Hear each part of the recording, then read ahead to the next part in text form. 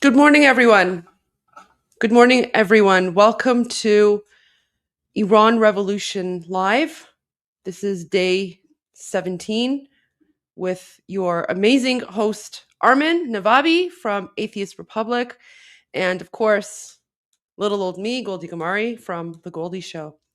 Thank you, everyone, for being here. Yes, there is some breaking news. I know 2CTV is going live as well. Let's go straight. Let's go straight to the news. Let me pull it up. My internet's being slow. All right, let me share my screen here, guys. It's coming. It's coming. We know exactly what you're gonna say.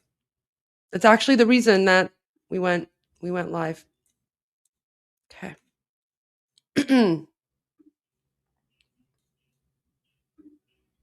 I gotta remove ad.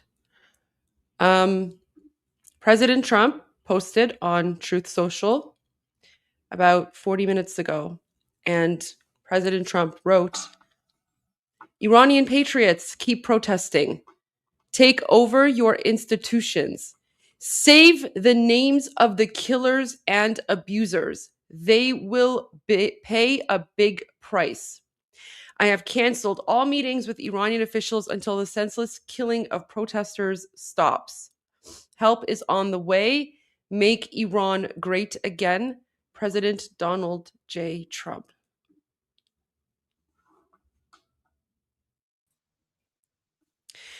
There's something weird with do you see like how the screen keeps on going, Armin? Do you see that? Like things keep on going off Yep. the stage? I wonder why Yes, I that do. is. Yeah, I Maybe my browser is glitching. I'm gonna leave the stream and I'm gonna come back. Maybe that'll fix it. I'll be right back. okay. So let me just put the message on the screen then. While Yeah, you go Goldie ahead, do comes it. back.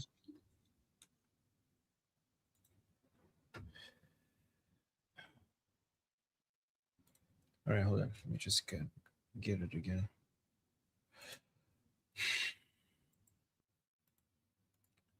Save image. Save. Guys, are you guys optimistic? When I saw this message, I gave me a lot of hope, a lot of anxiety, a lot of stress, but also a lot of hope. What do you guys make of this message? Again, let's read it again. Iranian patriots keep protesting. Take over your institutions. Save the names of the killers and abusers. This by itself, guys, this even by that, this suggests that there's almost a certainty that we are going to be capturing all the people who are doing the killings right now. And I know you all heard of this number, but the new number is 12,000. As Goldie predicted, the number is astronomically higher than other media were reporting. Iran International did a really detailed analysis to come up with that number, and that's right now the conservative estimate. That's what they have managed to confirm.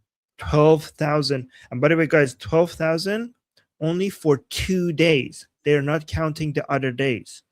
They're only counting the most of it has been on Friday and Thursday and Friday. I think that was January 8th and 9th. In 2 days. This is the greatest mass killing, the greatest massacre of Iranian people in the Islamic Republic's history. Even when we had the 60s, the killings in the 60s, and well, in the Gregorian calendar, it would be the 80s. In the 80s, we didn't have 12,000 in 2 days. Like as criminal as the Islamic Republic is, this is on a different level. This is on a level even unheard of, even with the Islamic Republic. 12,000 in 2 days. So when Trump, guys, this is our October 7th. This is our 9/11. Okay, and just let me tell you, the Iranian people on 9/11, they were in the streets of Iran crying for America, unlike other countries in the other countries in our neighborhood. Okay, it was just Iranians and Israelis. On October 7th and every day after, the Iranian people stood up for Israel. For Israel. Every single day, the Iranian people became more and more pro-Israeli after October 7th, when the whole world was turning against Israel. Iranian people were standing in defense of Israel, for Israel, with Israel. So Americans, this is now our 9/11. Israelis, this is now our October 7th. Iranian people stood by you. The Iranian people love America. The Iranian people love Israel. And the only reason why we didn't do more to support America and Israeli is because we're occupied. Okay, we couldn't support you more. But trust me, if the Iranian people were free, we would have supported you so much more. And now we need you more than ever. So I hope this message is real. And I know you guys believe in Trump. A lot of you believe in Trump in the chat, and I hope you're all correct, because this is the most amount of support we have ever seen from any American president, and I hope it translates to something real, because he's telling us to save their names as if something is going to happen to them soon. He's just telling the Iranian people to just keep fighting. The help is on the way. So they will pay a big price. I have canceled all my meetings with the Iranian officials. Guys, this is because of your pressure. I think this is because of you guys. You guys who came on social media and posted like no meetings. It doesn't make any sense. I think Trump listened to all of you. I think you had a major influence, and I want to thank everybody that did this. So no meetings with Iranian officials until the senseless killing of protesters stops. Help is on the way. Make Iran great again. President Donald J. Trump. Help is on the way. Help is on the way. This is also confirms that when the prince told us that help is on the way and that he's in communication with the Trump administration, this is what he was talking about. This is what the prince was talking about. This is why I know that I could trust the prince, because when he doesn't say anything, he doesn't say anything unless he means it. Also, I want to also thank Rubio and Lindsey Graham. And I want to say a big FU, clean version, Goldie, to JD Vance, who's trying to save. No, let's not do that. I don't want to get political. I actually do believe that that's being said for a reason. I think it's all misdirection for the Islamic Republic. So take that back, please. Take that back. I trust and respect the process, so we're not going to do that. But I get it. I get it. And also Laura Loomer. Also want to thank Laura Loomer. Elon Musk. Yeah. Well, Laura played a really big role in exposing Elon. Sorry, this is how tired I am. She played a really big role in exposing the MEK. Elon Musk played a big role. I actually have to go on Piers Morgan in 20 minutes. I tried to. And also thank you, Goldie. Thank you, Goldie, for all her media presence everywhere, being our voice, sending out the message. You have been amplifying the voice of Iranian people, Goldie. So thank you to Goldie as well. Well, thank you to you as well, Armin, for being our voice just as equally, and being here and doing everything. Guys, we have a long day. Yeah, I'm actually supposed to go on Piers Morgan in about 20 minutes. I tried to cancel it, not because I don't like Piers Morgan, but because he's bringing on Cenk. I don't know, whatever. Shank. Shank, is that how you pronounce his name? I don't even know. He's bringing on that Shank guy, And honestly, like I do not have the patience or the tolerance right now to deal with like any sort of, Jewish Zionist, propaganda nonsense about the Iranian Revolution. So I tried to cancel Anti-Jewish. it. Yeah. Yeah, like the Iranian National Revolution. Like I tried to cancel it, right? But then they're like, oh, like this is like his first big show. So I was like, fine, okay, fine, I'm coming. But I made it very clear. I'm like, if Cenk starts talking about like conspiracy theories while we just heard news that 12,000 Iranians have been slaughtered, I'm out. I'm just gonna leave the Zoom meeting. So because I don't have the patience right now for these like Islamist jihadi propagandists and their leftist narrative, right? Um, People are being slaughtered for freedom, and something. Um, some people call it a genocide, and it could very well be that, but we're calling it revolution. We're calling it revolution because this is a price that we knew we would pay. And so we are not going to cry. We are not going to mourn.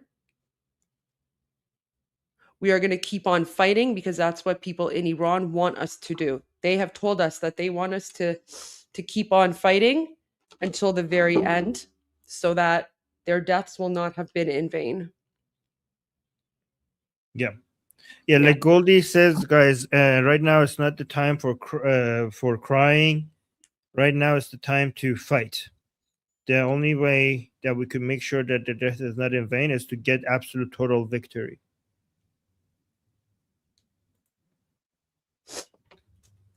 Yeah. People are telling us to play the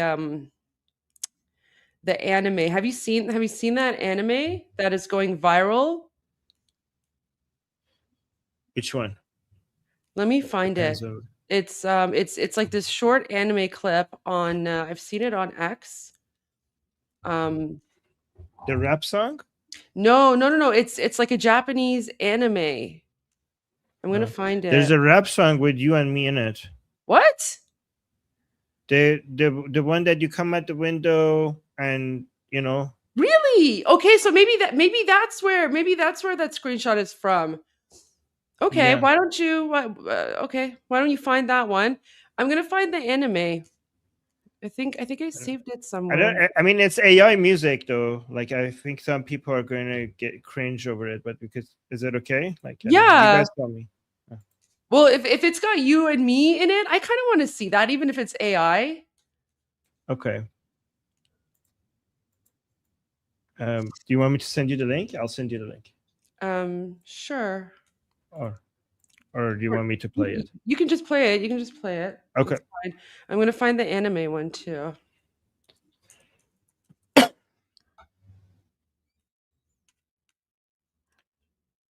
Oh, Tal is here. Oh, hey, Tal Tal. just gave us a super chat. Hi, Tal. Thank you for being here. Hold on, let me just read this one first. Oh, Tal so nice. saying, "I would love to see Goldie take on Jenk. Love the two of you. Thanks for everything you keep doing. I'm seeing the unalive count in Iran, and I'm absolutely horrified. Iran Azadi, we should be calling this a genocide, in my opinion." Yeah, I mean, it is. It is definitely a genocide. But like I said, we're not even thinking about that right now because we went into this knowing that there's going to be bloodshed. So right now we are in a revolution. We are in a revolution, and there will be time for tears after the revolution. But right now we're going to move forward until victory. This is the song. Okay. Again, guys, it's AI music. By the way, Tal, let me know if you want to, come here and talk to us. Well, I mean, while Goldie is awake, I could send you a link to join us. Yeah. Although don't forget, Tusi goes live at 11:15. So when he goes So you're live, gonna set Well, You're gonna set that up. no, Yeah. because I'm going to be on Pierce Morgan. So Oh, so you want me to show 2CTV when he starts, yeah. that start? Okay. So guys, make sure you remind me in the chat when 2C is live so I could share that. Okay. All right. Do you want to see this song? Yeah, let's see this. Okay. And guys, I apologize. AI music, AI videos. I know some of you might not like it, but yeah, let's just watch. Let me tell you a story about a lion that came from the mountains. These mountains right behind you. Our lion, the lion of freedom, can only roam free and strong.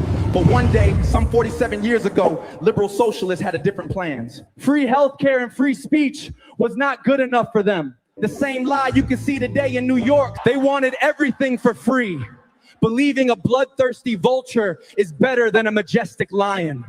The vulture placed his claws on the Quran, swearing he was God sent. Both liberal socialists and religion fanatics joined forces, believed he's the Messiah. The vulture promised them prosperity, but instead took their dignity, stole all their resources to sponsor terror, and disconnected them from the world, living our nation poor, isolated, and thirsty for water. But now our lion is back, and he's bringing help with him. While history repeats itself in New York and Minnesota, we gathered here today to turn the page on history and claim our lion back. Yeah, Azadi Square, let me see you make some noise. We came here to make history tonight. Azadi standing tall, we breaking down the walls. Everybody jumping now, answering the call. Look where we are right now, making history in my hometown. Screaming loud, let me hear the sound. Put your hands up and watch the world go round. Tehran, stand up, make some noise right now. We came here to rock the spot. This is Azadi, yeah, we made it to the stage. Put your hands up, let them feel the... That's Tal. That's Tal. Oh, that's so cool. Put your hands up, let them feel the rage. Tehran, show me what you got. Inflation, inflation just we sent an excuse, we came to uproot it. Breaking the chains, say it with me louder, till the oppression ends today. Azadi's underground sound, breaking through the silence. We ignite the streets, turn the stage into a riot. This is our moment now, feel the power rising. We end oppression now. Santa brought a New Year's gift from Jerusalem, wrapped up with a cherry gift from Washington. Shout out to Lion Elon Musk for the internet saving the people. Shout out to the Zionizer turning lionizer today. We love you, man. Where's Tal? Shout out to Tommy, he's in the house. Shout out to Armin Navabi, the fighter of truth. Shout out to Nas Daily for upgrading our skills. Shout out to Erica LeBon, the brave lioness, standing brave and beautiful. We love you, Erica. Shout out to Goldie Gamari, the lioness golden heart of our nation. Welcome home. Also, Amjad Taha is in the house, the man who fears nothing but God and the truth. Shout out to Emily Schrader, never giving up on us. Now internet is back in the house.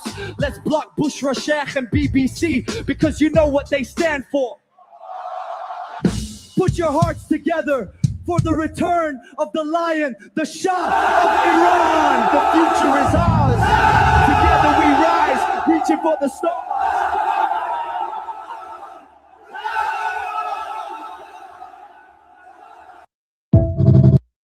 Okay, Mahir Tusi was missing.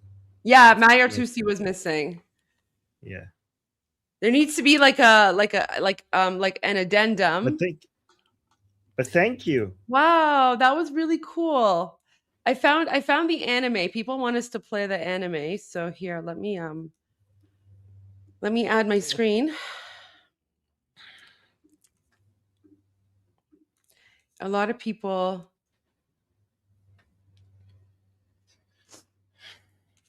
Okay. A lot of people wanted me to share this one, so here. Let me make this big. All right. Let me change my screen here to make it smaller.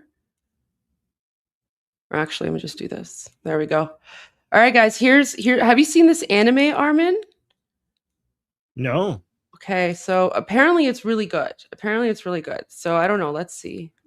通信を遮断しろ。こんな姿を世界に見せるわけにはいかん。しましいモサドめ。奴らが裏で糸を引いている。フィレラ私がマドロのようにただ横たわると思っているのか。全員撃て。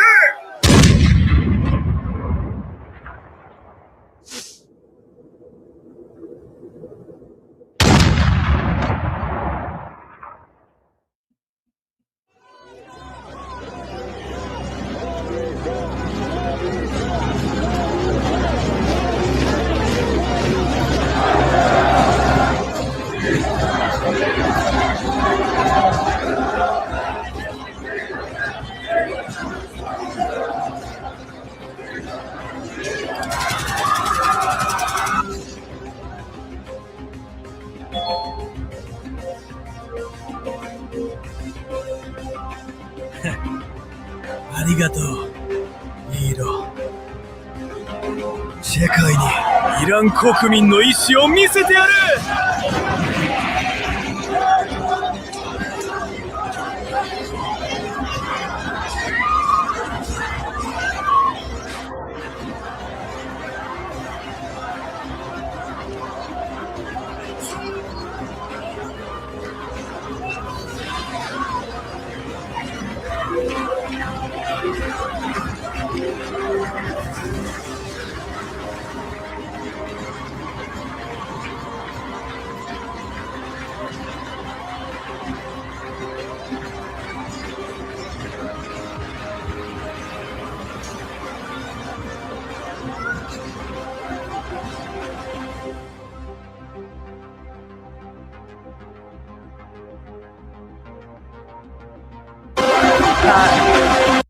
Look at that. Oh my gosh, someone made like a short anime about the Iranian Revolution.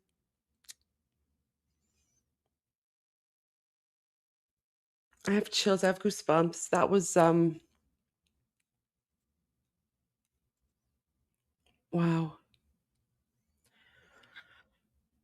I wish the Iranian people knew, the ones that are in Iran right now, and I think they knew. I hope they know. They that know. the whole world is watching them.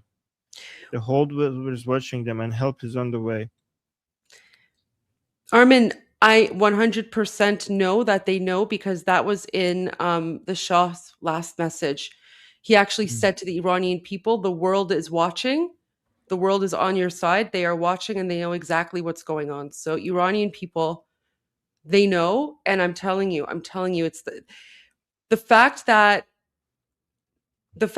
they know that the world is watching, that's what's motivating them. That is what is keeping them out in the streets fighting. Because in previous times, when the Islamic Republic shut down the internet, the world would forget and they looked away, but not this time. And that's because Elon Musk made sure to smuggle in and then activate Starlink. Right? So the reason that we're able to free our country, Elon Musk and Starlink are playing a big role in that. Oh my God, we got a very beautiful super chat that is actually look at this, saying a nation that invented human rights 2,500 years ago now has to fight for the same rights their ancestors invented. What a beautiful message. It's so true. So, guys, if you don't know what he's referring to, the first Declaration of Human Rights is on Cyrus's cylinder, a cylinder invented by King Cyrus the Great.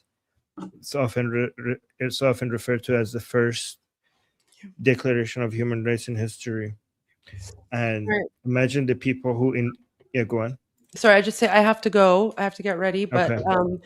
I'll be back. I'll be back when my interview with Piers Morgan is done, I guess. So let's see how long I'm able to tolerate Cenk and anyone else, because I don't have the energy. Like, not that I don't have the energy. Mercy.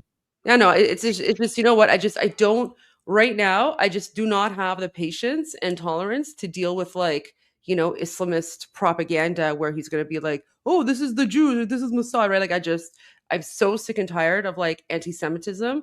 I'm so sick and tired of, like, Islamists trying to take away the self-determination of Iranian people and claim that this is coming from the outside.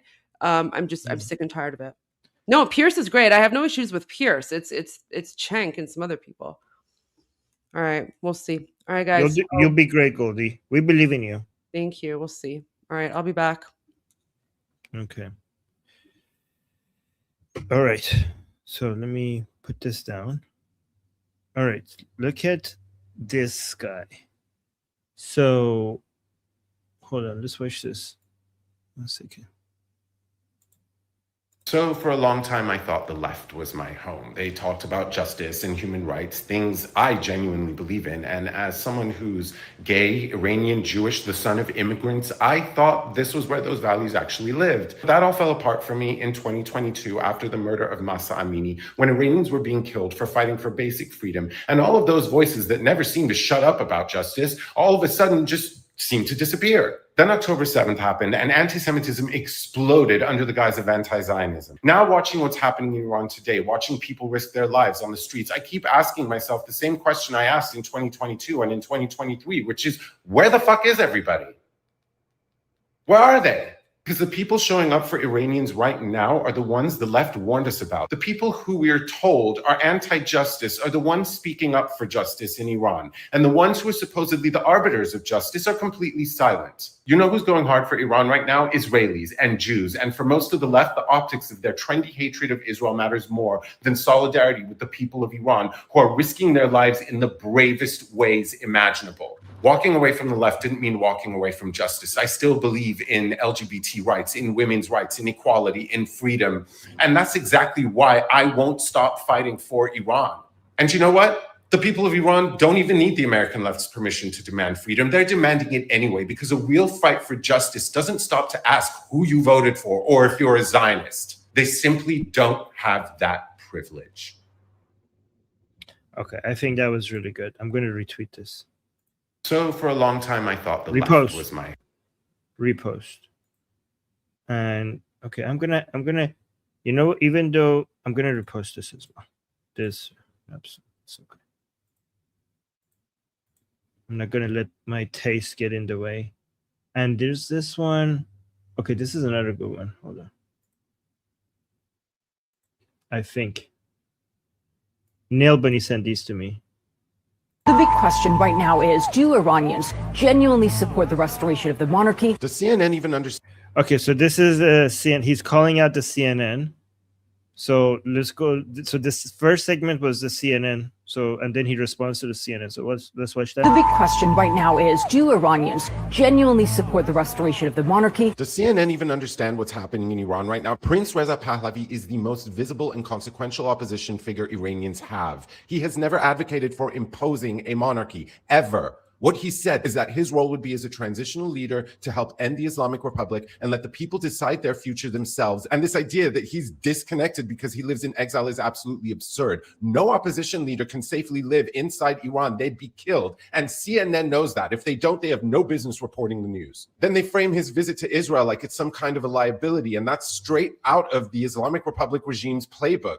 Iranians are done. They want peace, including with Israel. Meanwhile, the Islamic Republic has imposed a nationwide communications blackout. It's been on for days now, during which they have slaughtered thousands of protesters. And while all that is happening, people are chanting one name, and that is Reza Pahlavi. They're responding to his calls for protest at enormous personal risk. When you choose this moment to undermine the opposition figure protesters are rallying around, it's disinformation, which weakens any real chance the Iranians have to overthrow this regime. So I can't help but wonder, CNN, whose narrative are you pushing and whose side are you actually on?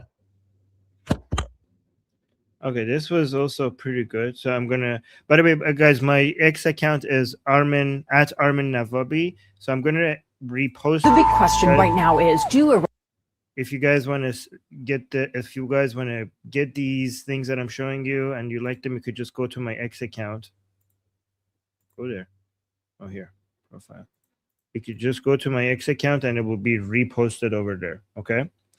I just want to tell you guys something about this message that Trump just posted on Truth Social, because you know, for me, I really, let me see how I could phrase this. I am so scared of thinking that this is it, that is happening, and then it doesn't happen, right? I'm just going to be open. I know that I want to be. I'm going to be very positive, as Goldie said. Okay, I'm going to be very positive. This is the fight. This is what's going to. This is the final push. This is what's going to get our country back. Okay, Iran is going to be free soon. I really want to believe that, but I'm also really scared. I'm really scared of believing that, and then if it doesn't happen, I don't know how to deal with that. I really don't know how to deal with it. So I really do hope that this is it, and I really want all of you to keep supporting the Iranian people. I really and guys, don't think your post on social media doesn't have an impact. It has a huge impact, even if you have a small audience. Right now, your posts on social media or your participation in protests, that's what sets the narrative. And when you set the narrative, then the media, you're forcing the media to pay attention. And when the media pays attention, then the politicians have to pay attention. And when the politicians are forced to pay attention, then they have to take action. And when I saw this message, I'm really hoping that this is real. Let me know in the chat if you think that this is actually going to turn into something real. And if it is, it's because of you, okay? It's because of you guys, because you guys continued to pay attention to this, and you continue to post about this, and you continue to be the media, okay? It's not you guys are the media, and you guys help with this, and you're part of this revolution, okay? And I want to say I thank all of you, but also you have to understand that this is beneficial not just for the Iranian people. You're not just saving Iran, you're saving the world. The Islamic Republic is the greatest evil that exists in the whole world, not just against the Iranian people. They have total world domination in their plan, and they want to come for all of you, and you guys are helping eliminating this evil. So I really appreciate all of you guys, and I just want you guys to just continue. I need you guys to continue making sure that the Iranian people are dying as we're speaking right now. As we're speaking, they're dying in the thousands. The regime has created a total darkness situation so that they could just kill Iranian people in the dark. They're just shooting directly into the crowds, and the Iranian people are still marching on. And the least we could do is to pay attention and bring more attention to what they're doing. We're almost there. It seems like we're almost there. And let me know in the chat if you also believe that this is it. I really need you guys to help us get to the finish line, okay? And I promise you that the whole world is going to be a better place. This is worth your time. This is worth all of your time. Not just for the sake of the Iranian people, okay? This is for the sake of everybody. Everybody is going to be better off when the Islamic Republic is gone. You will see it. We Iranian people are going to be such a good ally to all of you. We're going to become. You're not just eliminating a threat to your way of life. You're also gaining a very powerful, a very passionate ally among Iranians, okay? The Iranian people love the West, they love Israel. So you're not just losing an enemy, you're also gaining a very significant ally, that Iran is going to stop being part of the problem, and it's also going to become part of the solution. It's going to be fighting by your side against all the threats to your way of life. It's going to cooperate with the West, cooperate with Israel. It's going to fight your enemies with you. So just help us get there, okay? And I hope this message is real, and I hope something is going to happen. We have been waiting for this for so long, and it's finally there. I really can't And I really can't believe that we're getting there, but it's happening. It's really happening. Like, we have been dreaming of these days for so long. And we're now getting there. Okay, so just the cost is so high. Sorry, I know Goldie told me. Okay. Strength. Okay. The cost is so high, but it's worth it.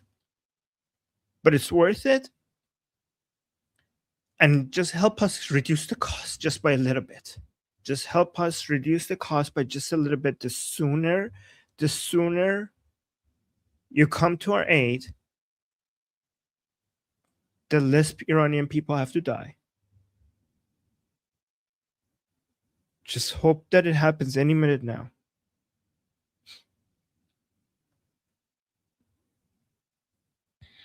So let me read this message again. And guys, I know a lot of you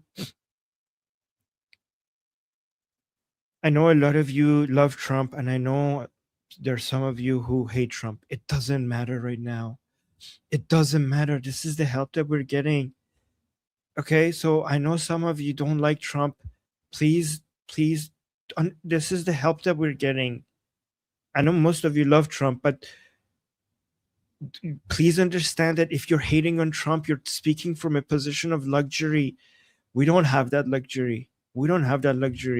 Trump is helping, is offering his help, and we're going to take whatever help he's going to, whatever he is to you.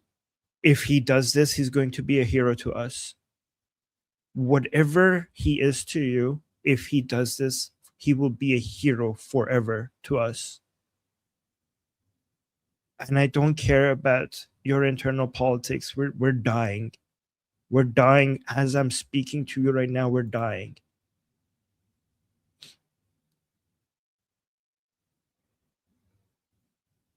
My people are dying.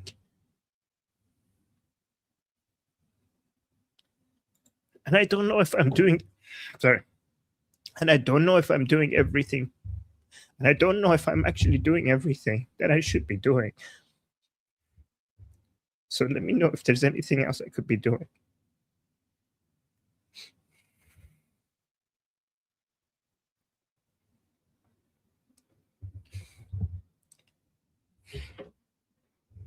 Wait, let's see.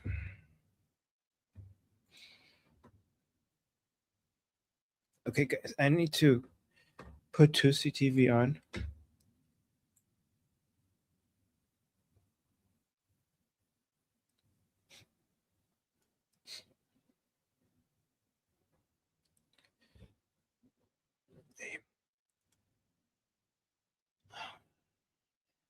Okay. It says, Iranian patriots keep protesting, take over your institutions, save the names of the killers and abusers. They will pay a big price. I have canceled all meetings with Iranian officials until the senseless killing of protesters stop. Help is on the way. Make Iran great again. President Donald J. Trump. Okay. I hope 2CTV starts right now because I really need to go for just a little bit. Thank you. Someone saying, Armin, we love you and we're with you from Iron Dome and from Germany. Aligned with okay, I don't know what that message means, but thank you so much. All right, so thank you guys. Guys, we're almost there. Okay, sorry to I know Goldie told me not to do this. I shouldn't be doing this. I'm not gonna do this. Okay, it's okay, guys. We're in the middle of war. There's no time for this. There's no time for this stuff right now. Okay, this is it. We're doing the final push. We're gonna win this. Win this. Let me know, everybody. Let me know in the chat. Do you think this is it?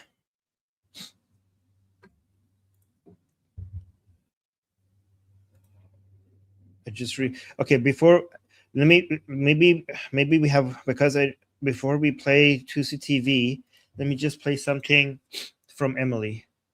Emily, by the way, thank you so much, Emily.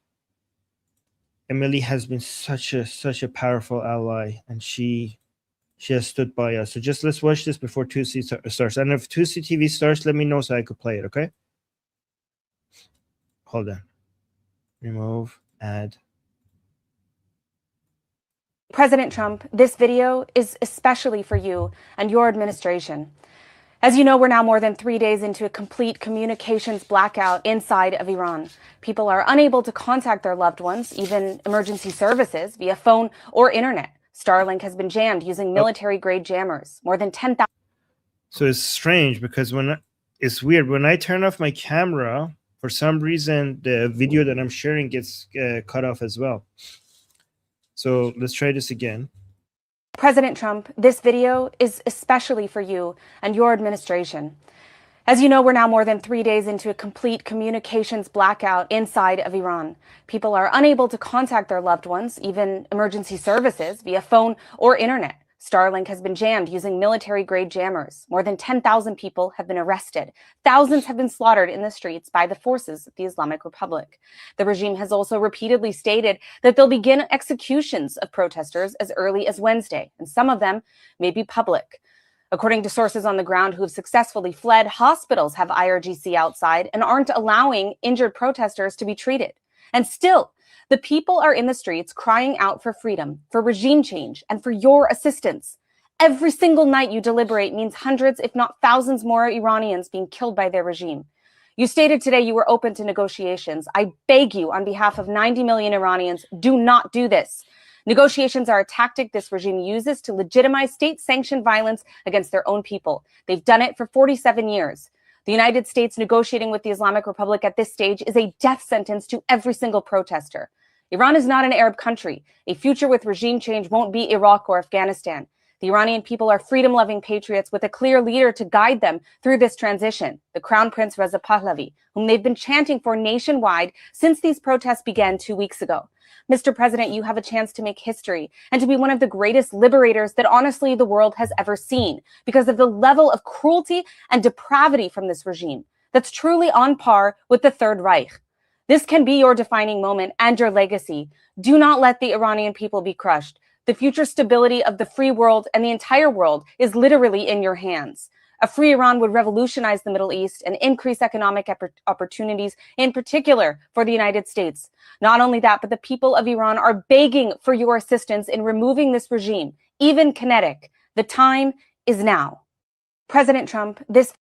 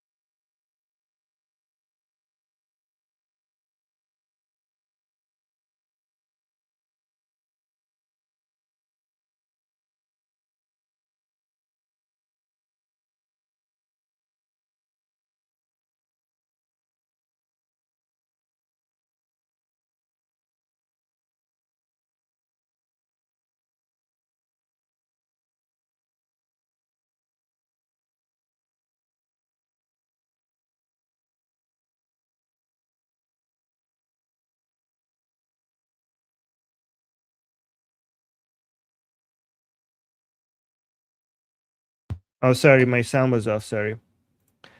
StreamYard is messed up today. So I'm putting a link to this post, guys. Sorry about that. I'm putting a link to this post in the chat. What I did in this post, I explained. Let me actually read this, okay? This is how I came up with that. Maybe I could help more people. And let me know if this is effective, like help bring attention to the situation, right? Let me know if this is effective, okay? I wrote this. Okay, I said the situation in Iran is a humanitarian catastrophe demanding immediate global attention. We are in a critical window where people are being shot at directly by the regime, and a staggering number of casualties confirmed by Iran International to be 12,000 killed in just 2 days, in a desperate tactic by a scared regime to discourage further protests. This is our October 7th moment, and every minute truly counts. I was in the...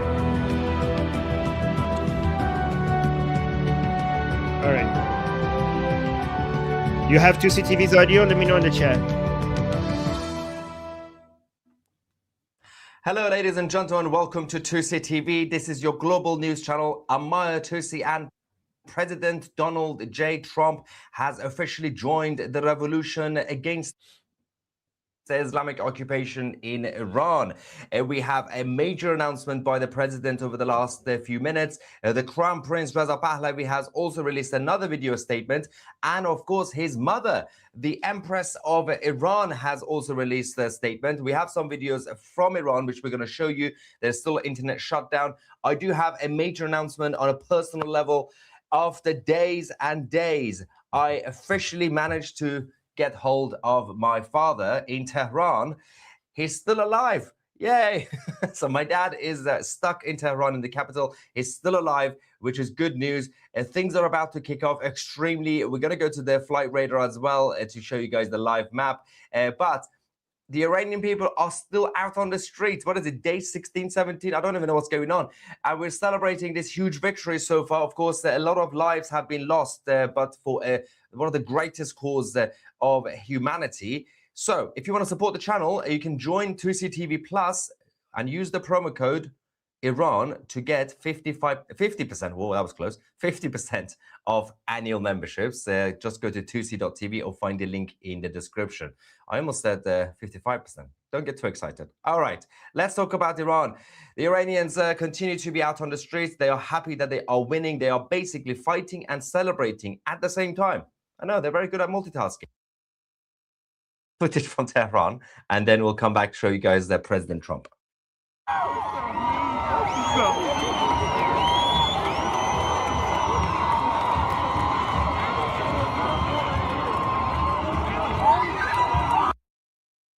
Anyway, so while that's going on, President Trump has released a major statement, even more direct than I expected. First things first, it's probably best at this time to trust 2CTV. Every single time we have to go through the same cycle. I say something, I report something before the mainstream media, people say that's fake news, and then something happens and I'm like, ignore this, trust me, ignore it, just wait.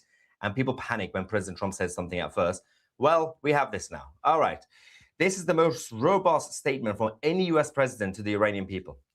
Iranian patriots, keep protesting. Take over your institutions, so state buildings, government buildings. Save the names of the killers and abusers. They will pay a big price. I have cancelled all meetings with Iranian officials, as in the Islamic Republic, until the senseless killing of protesters stop. Help is on its way. MIGA, or Make Iran Great Again, President Donald J. Trump. So this goes back to what I literally said yesterday. So that sentence, we've canceled all meetings, that's nonsense, obviously. But that goes to, in a good way, it goes back to what I said last night. The Iranian regime begged for negotiations over nuclear. Now, there are no discussions over nuclear. It's just nonsense anyway. That was just an excuse to save some time, to stall and basically buy time for themselves. The White House basically said, yeah, sure, we'll talk to them. And everybody panicked and said, calm down, just wait for it. Then last night, the White House said, yeah, we'll talk. We got a few conditions, red line conditions. Number one, basically surrender to the Iranian revolution, saying stop the killings and release all the political prisoners and basically allow the Iranians to win. That's not going to happen. And of course, give up your nuclear enriched uranium, give up your ballistic missile. They put such hardline conditions that there were never going to be any meetings anyway. So I love how President Trump is saying, I canceled the meetings. The meetings were never going to take place regardless. And now, of course, the Islamic Republic still have one card to play, which is complete desperation. They could come and say, it's a lie, but they can say, sure, we'll give up ballistic missiles, we'll give up enriched uranium. Yes, we'll promise to stop killing people. But then they don't know what to do because the Iranians will just continue to take over the government buildings anyway. The Iranian regime can't stop the killings. They can't. It's impossible for them because they'll lose. Well, they are losing regardless. So that's the initial statement. But then we also have now confirmation, Pentagon, and also the intel from State Department. There are a number of options on the table in terms of what sort of military action we are talking about here. The one thing we know is off the table, which is the biggest thing that's off the table. Good. A low impact symbolic airstrike. That is off the table because the United States will look weak.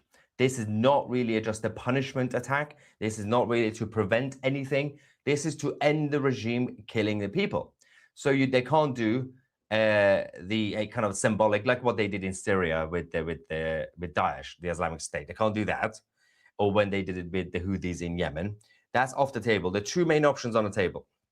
One of them is high impact. One of them is kind of more medium, but they can help the Iranians on the ground. They could paralyze the IRGC top generals and leadership and the bases, all go, and also basically try to destroy the internal communication amongst the regime themselves. Now, the second one is more of a massive round of strikes on ballistic missile sites, on IRGC sites, on the government defense buildings, and eliminate the threat entirely, basically. Take out the whole leadership and go and find Ali Khamenei. So we know that the objective right now is to either eliminate Khamenei or capture Khamenei. So that is the official situation from the outside. But what will happen is still up in the air because we don't know what sort of action. The president has already decided, but we don't know. We haven't seen it because it's going to take some time. It might be in the next 2 hours, in the next 6 hours. It might be tomorrow morning. So we'll just have to wait. But I believe this is going to be something more imminent. But again, we can't really predict what the Americans are going to be doing. On the ground, the situation is escalating very quickly. And while the Iranians have taken control again of the cities and towns around the country in an absolutely crazy way, despite the fact that thousands and thousands have been killed. And we're going to talk about that because the top of the leadership team of Khamenei has now fallen apart. They are leaking information from the bunker and they are defecting, and we have the evidence. So next video shows the absolute desperation from the regime. 262 gunfire in a few minutes. I think this was within 5 minutes. Crazy.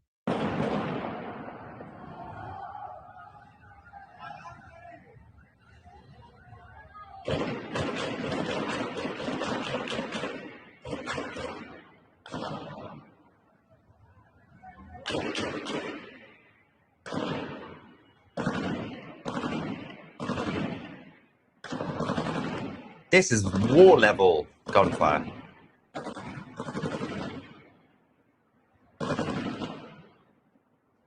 That's why we now had over 12,000 getting killed in the last few days, which is a huge number that you won't even get in regular wars and conflicts between nations. Civilians, obviously.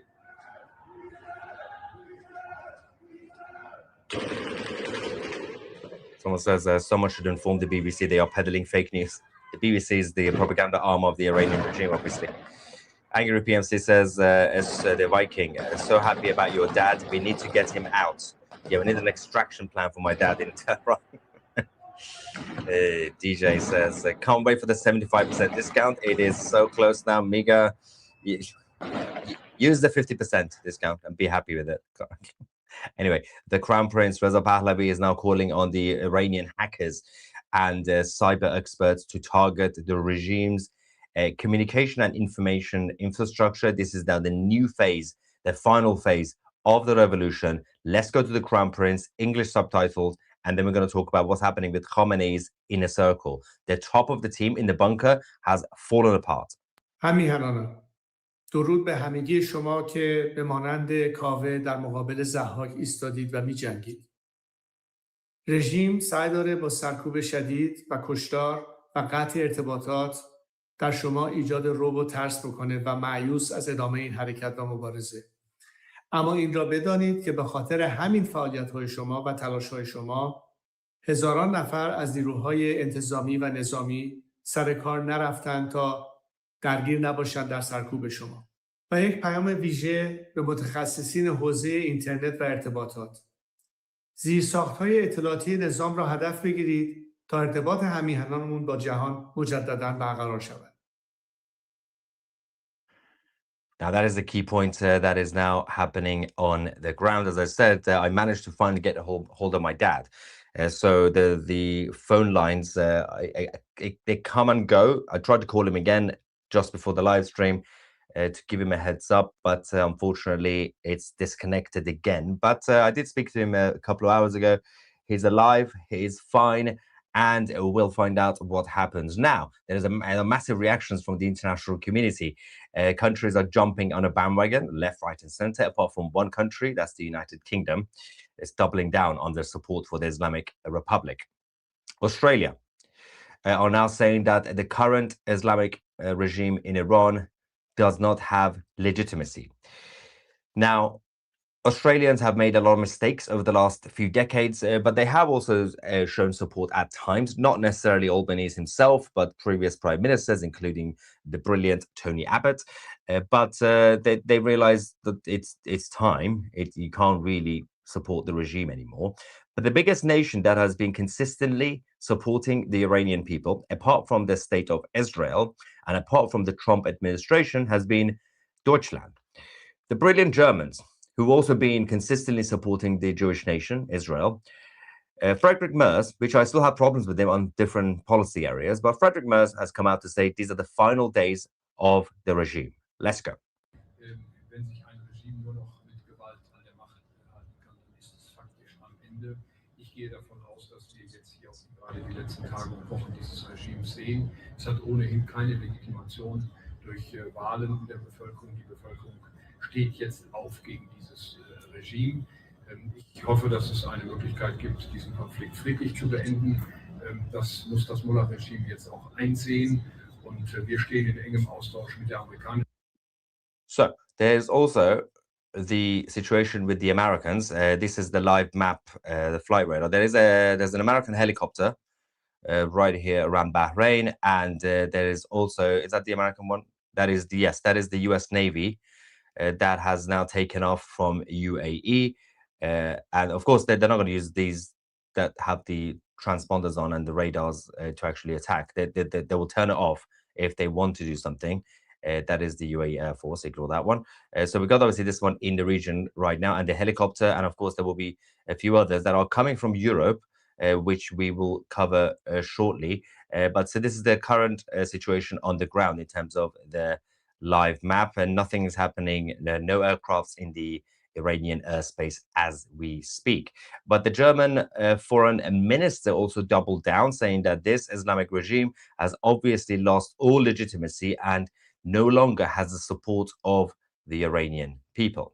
Wie in der Vergangenheit nicht nur gefangen genommen werden und schrecklicherweise gefoltert werden, sondern dass auch Schüsse fallen, dass es eine große Zahl von Toten gibt. Und es zeigt einmal mehr, dieses Regime hat offensichtlich keine Legitimität mehr, keine Unterstützung mehr im iranischen Volk. Wir fordern das Regime auf, diese Maßnahmen sofort zu unterlassen. Und ich kann für die Bundesregierung noch mal unterstreichen, dass wir alle Maßnahmen anwenden werden, um dieses Regime auch mit Sanktionen zu belegen. Dazu gehört auch eine Listung unter dem Terrorsanktionenregime der Europäischen Union, welches wir zum jetzigen Zeitpunkt noch nicht haben durchsetzen können, weil es Einstimmigkeit in der Europäischen Union voraussetzt. Aber Wir setzen uns weiterhin dafür ein und ich fordere alle europäischen Mitgliedstaaten auf, diese Frage noch einmal erneut zu betrachten und insbesondere vor dem Hintergrund der jetzigen Ereignisse zu prüfen, ob wir hier nicht doch zu einem gemeinsamen Ergebnis kommen können. That's the German foreign minister. Meanwhile, the British state, the United Kingdom, is currently the only major country that continues to support the Islamic Republic of Iran. The only criticism coming right now from the foreign minister and also the Home Secretary is about the Islamic Republic government, not the regime, saying that it's a shame that they are violent against the protesters, they call it, the protesters against the government. But these are not protests against the Iranian government. This is an uprising revolution against the Islamic Republic regime and entity. But while the Germans and the Australians and the Americans and many others are coming out against the Islamic Republic, the British state is the only one left, and the French obviously as well. The French are quiet, they're just not saying anything because they were also behind the creation of the Islamic Republic, and they're not, and as well as the US Democrats. Of course, the US Democrats as a political party, as establishment, they were also behind the creation of the Islamic Republic with Jimmy Carter, so they are also extremely quiet. And now let's go to Tehran. The Great Area Park, people out chanting Pahlavi is returning.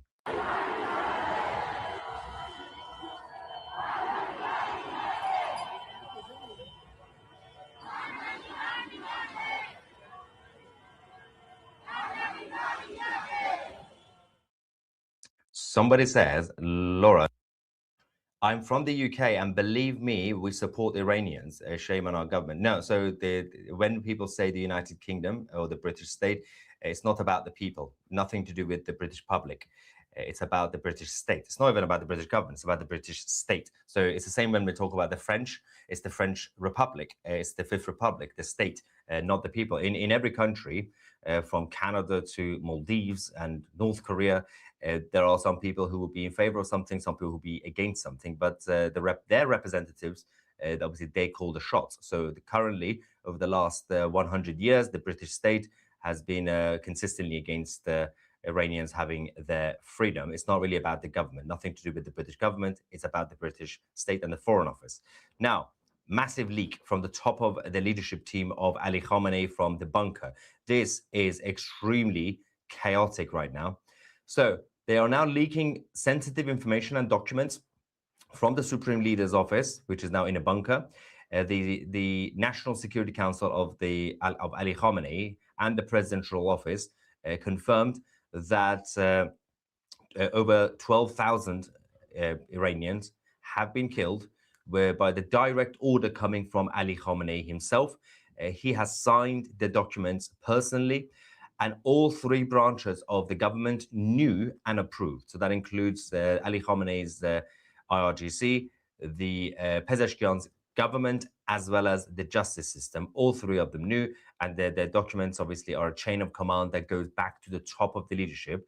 They are clearly, there's been a huge number of defections and those who are refusing to follow orders. They realize that Ali Khamenei is on his way out, and they are trying their best to present themselves as the alternative, to try their best to keep an element of the Islamic Republic or the Republic, even if they have to remove the word Islamic, to pretend that Iran has changed, Iran has been reformed, but keep the same people in charge. Of course, that's not going to happen because the Iranian people know the names of every single person in charge, obviously, of the regime. 12,000 people is huge over the last few days, and these are war-level numbers that came from Ali Khamenei himself. Now, we have a voice note from Iran, from the streets, saying, "We are fighting every night. Never give up, never surrender." Sky, we have English subtitles.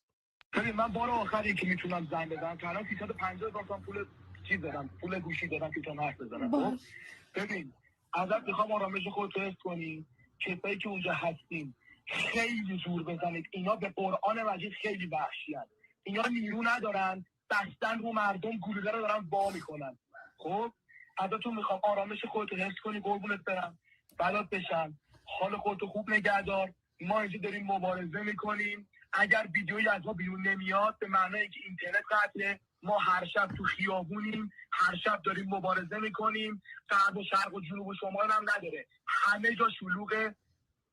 تو زرادهات مسجد آتیش زدن، تو حفظ پایگاه آتیش زدن، خیلی کارا داریم میکنیم ولی نیاز به حمایت نظامی داریم. خب ازتون میخوام که با هر توانی که دارید، با هر زوری که دارید برید یه جوری به این ترامپ بی‌ناموس بفرمایید اینا اگر حمله نکنن اینا Yeah, if they don't attack, the regime will attack.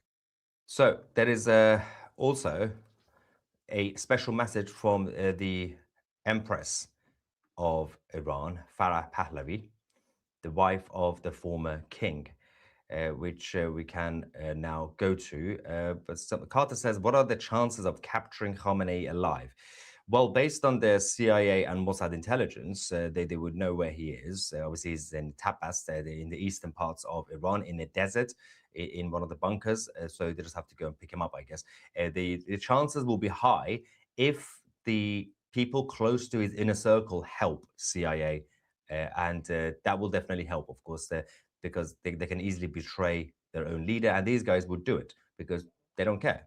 They don't want to be martyrs. They want to stay alive.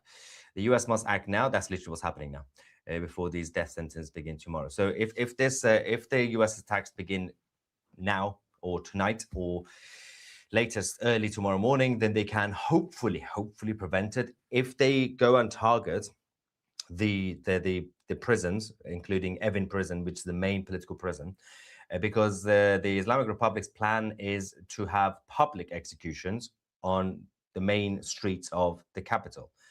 Obviously, if the Americans are attacking, they can't do the public executions, so there could be disruptions if the attack is carried out before the Wednesday, which of course we will find out. Ivan says, whatever the US plans, it will already be on the way. They already know what they're going to be doing. We'll just wait.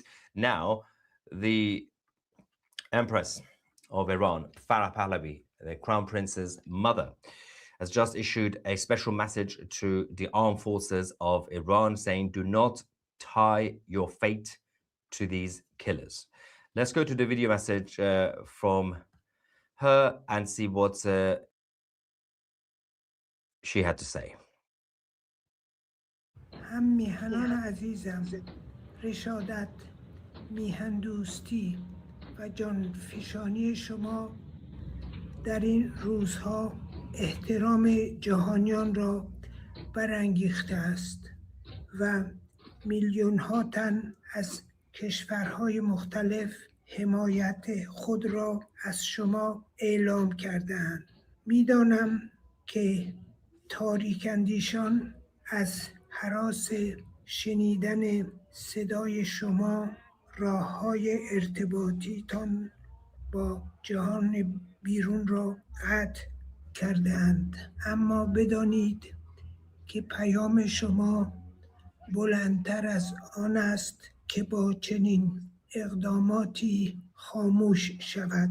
ایمان دارم که صحنه‌های حماسی اعتراضهای شما دیر یا زود از دیوار سانسور عبور خواهد کرد و ابعاد واقعی آنچه شما در این روزها انجام دادید بیش از پیش موجب حیرت و تحسین جهانیان خواهد شد. در این میان تصاویری که در ساعات پیش و در خاموشی ابزارهای ارتباطی از کشتار معترضان بیگناه در ایران به بیرون میرسد، دل من را به عنوان یک مادر به درد آورده است.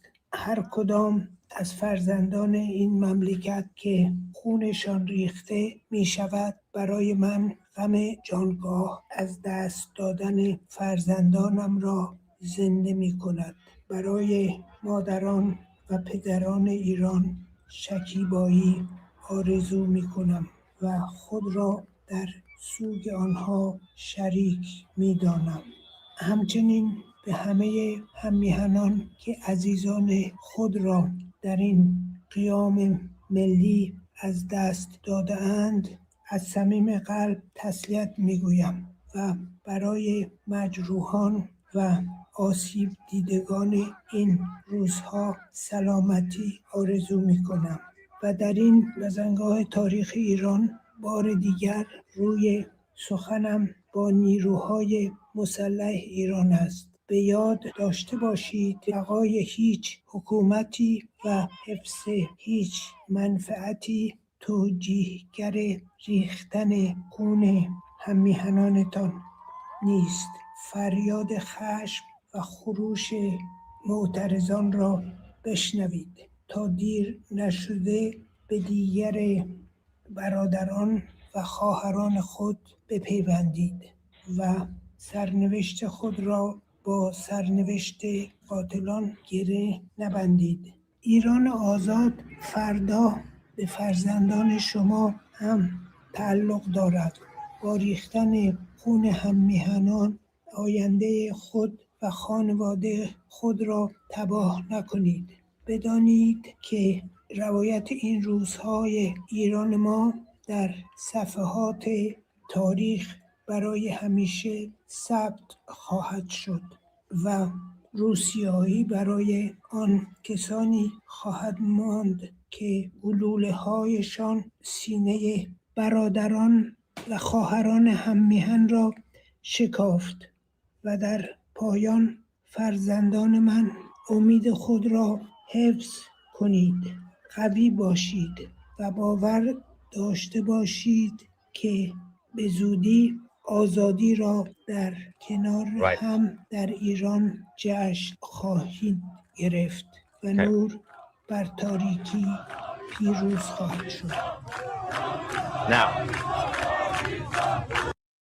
absolutely brilliant woman, the Empress Farah Pahlavi. God bless her. She's 87 years old, and she's about to have her dream come to reality, going back to her country, going back to her city, potentially, of course. And she's been waiting for a long time. She's still obviously a lot younger than Ali Khamenei, so that's great news. And of course, she's seeing her country being liberated again. We have a number of spammers. I'm just going to give you a heads up. We don't have moderators on this channel. Free speech, you can say whatever you want. But if you copy and paste things like crazy people, you'll get banned. This person, Banav share something, keeps copy and pasting hashtag Javid Shah. If you do it again, you will get banned. I don't care what you say. Don't copy and paste. You send your message, people have seen it. Everyone else is also saying the same thing. So doesn't matter what you say. Even if you say nice things about me, but copy and paste, you will get banned. But we also have this weird message saying she's our queen. Perhaps you are not impressed by her either, Tusi. Please try not to speak on behalf of others, because Empress Farah is a brilliant woman who's been waiting for this moment for a long time. You don't know what you're talking about. Go away. Now, let's go back to the things that are happening. First things first, the Islamic Republic are already stealing the wealth of the nation.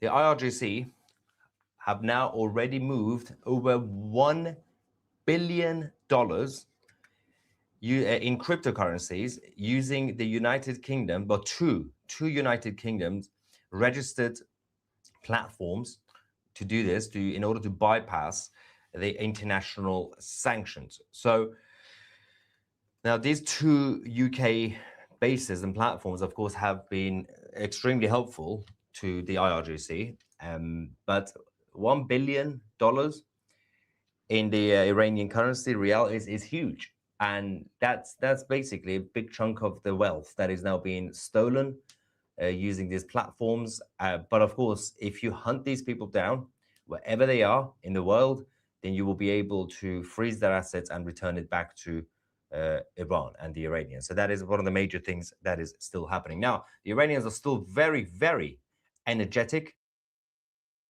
However, they're still out. They're not giving up. Watch this.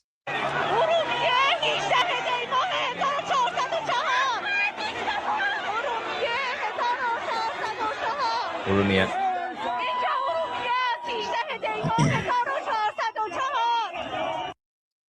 Crazy stuff. Absolutely crazy stuff. So let's have a look at flight radar. Is that Air Force one? Is still there? The Navy one. That's the Hercules. Yeah. That. Why is it stuck in the middle of like? Oh, it's turning. Why is it turning? We don't know where it's going. We'll keep an eye on him. See what they're doing. They're still maneuvering around the Middle East, checking things, monitoring things. But while that is happening, let's also just get the overview of the map in general. There's still more information coming out. Alex says, I'm glad to hear your dad is okay. Liberate Iran. Love from Israel. Much love to you. Love to CTV. And F. Keir Starmer. It's not even about Keir Starmer at this point, because it's not really about the British government. It's about the Foreign Office. But yes, generally speaking, F. Keir Starmer. Khomeini, well, he's dead. And Soleimani's tomb still... Oh, Khomeini and Soleimani's tomb is still intact. Yeah, I think so. Yeah. Well, Khomeini's tomb is a huge shrine. Is a massive gold palace, and that's the final thing. The Americans need to hit that immediately. The US military is a big building. Hit it. Boom. Go boom, boom. People... Also, I wouldn't be surprised if they are storing certain things underneath. You never know. Happy Guy, thank you for your big super chat, saying thank you to CTV. Well, 2C, not 2CTV. How do I connect to protests in LA? US Democrats have the Trump... well, actually, wait, no. So the protests, you talk about the Iranian protests, right? I have absolutely no idea. That's a very good question, because I was actually trying to get hold of someone in California about that. But, yeah, I don't know. But, yeah, you're right that the US Democrats are suffering from Trump derangement syndrome. I don't know what's going on. If anybody is watching from California, help us out. Margareta says, Dear Maya, greetings from Malta. Today, 2CTV Plus was the talk of the day at my office. I was 2CTV Plus's, what brings not just the news, but the truth. Amazing. And Ron as well, thank you. Sweden, the mother of all Ayatollah bomb. That's not bad. Ayatollah. Drill, baby, drill. Saudi Arabia on a visit, take over oil in Venezuela. I would say Trump is going bombing some oil rigs. Trump is just literally at this point playing the game of, you know, the board game Risk, for those who know, or like some sort of video game, just going around stealing oil from Russia and China. They are literally losing all of their resources from Venezuela to Iran, everywhere else. But it's sad times for the Russians and the Chinese. I worry that the UK buying mass casualty tents could be preemptive move, knowing if allies help and the IRGC sleepers and Islamic organizations might react in UK mass casualty events. God bless the Iranians. So not the Sunnis. The majority of the Islamists in the UK are Sunnis, and Sunnis are very happy that the Islamic Republic is going to fall apart. They don't like them, obviously. So a lot of these guys, but you still have some useful idiots who are still Muslim, but they're not Shia, but they still support the IRGC. We can only hope that they don't blow up left, right, and center. But that's the same problem everywhere, including Australia, including Germany and the United States. But you don't really see this level of cowardice from the German government or the Australians, even Australians, and the Americans. Lion and Sun flying from the embassy in DC. Yes, that embassy is going to reopen very soon. Of course, since 1979, the embassy in DC was closed. And of course, the embassy in Tehran was closed as well. Discussed it with the UK government, Viva la Revolution. Yeah, it's not really the UK government, it's the UK state. It's the British state, but yep. Thank you so much for this. And Jackie says, loving the pic of Khomeini crying. Yeah, for the record, it's Khomeini. Khomeini died in 1989. 89? Yeah, that was the first one. They have similar names for some reason. They're the only people literally in the whole country that have those two names, because they have their ancestors, they're not from Iran. They are Arabs, and the other one's from, what is it, Afghanistan, something like that. I don't know, can't remember. Praying for a free Iran and happy to see the relief on your face after telling us your father is safe. Soon you can reunite, God willing. Yes, can only hope. Kevin says Trump should liberate Kharj Island, Iran's primary oil export terminal in the Persian Gulf, handing over 90% of the crude exports, that would defund the IRGC and fund the new Shah transition. So you don't need to do that, because all you have to do is just take out the leadership in mainland Iran, and then they'll lose control of all the oil sites. So if you go and take an oil site, Khomeini's family is from India. that doesn't do anything really. You need to take out the leadership, because they are the ones connected to it. The people who are working on the oil rigs, they're all on strike anyway, because they don't want to do anything. So not much is happening right now. DJ says, those of you who are saying F Trump, you can shut the F up, because he and perhaps Israel are the only hope to stop this massacre. Javid Shah, hope the prisoners are saved. Yeah, let's hope. Thank you to see, you're amazing. All eyes on Iran. No one leave it until they will be fully free. Javid Shah, thank you so much, Amir. And Iranians aren't going to forget this genocide. No way in hell they will let any members of the old guard stay in power. Absolutely spot on. They're not going to even let them stay alive. If you let the Iranians, they will just tear them apart. The only way that the Iranian regime leadership could stay safe and alive is, in fact, if the Americans come in, because at least they could just be arrested and face justice. If you just leave them to the Iranians on the streets, that they're not going to let any of them survive.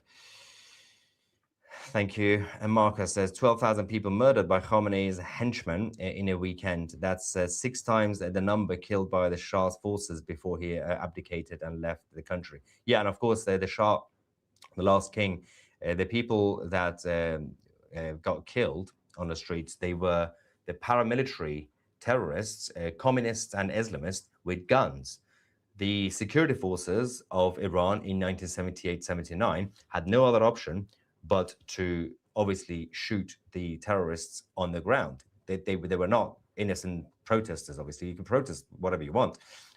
Iran was free. But when you have communists linked to the Soviet Union, and of course the Islamists linked to France and the UK and Jimmy Carter, then yeah, if they're shooting at the police will have to shoot them back. Here's Apache helicopters in the air in Germany right now. Let's have a look at Germany. Let's fly to Germany. There's a few things over here. Oh my God. Okay, there's too many. Which one? I can't. These are all Germans. If there was a way, actually, I might be able to check with the acronyms, right? Perhaps. What's that one? That's Swiss. Ignore the Swiss. U.S. Air Force. Well, that's not a helicopter, but yeah, that's the Hercules one. That's U.S. in Germany, and that's U.S. Air Force. That's the same one. I'm crazy. Yeah, that is a Black Hawk. There's a few tiny ones over Deutschland. That is the UK Air Force. Ignore that. That's going back to the United Kingdom. But the main ones down here, obviously, is still operating. Is this US Navy Hercules aircraft, and the other one. What's that one? That's nothing. Ignore that one.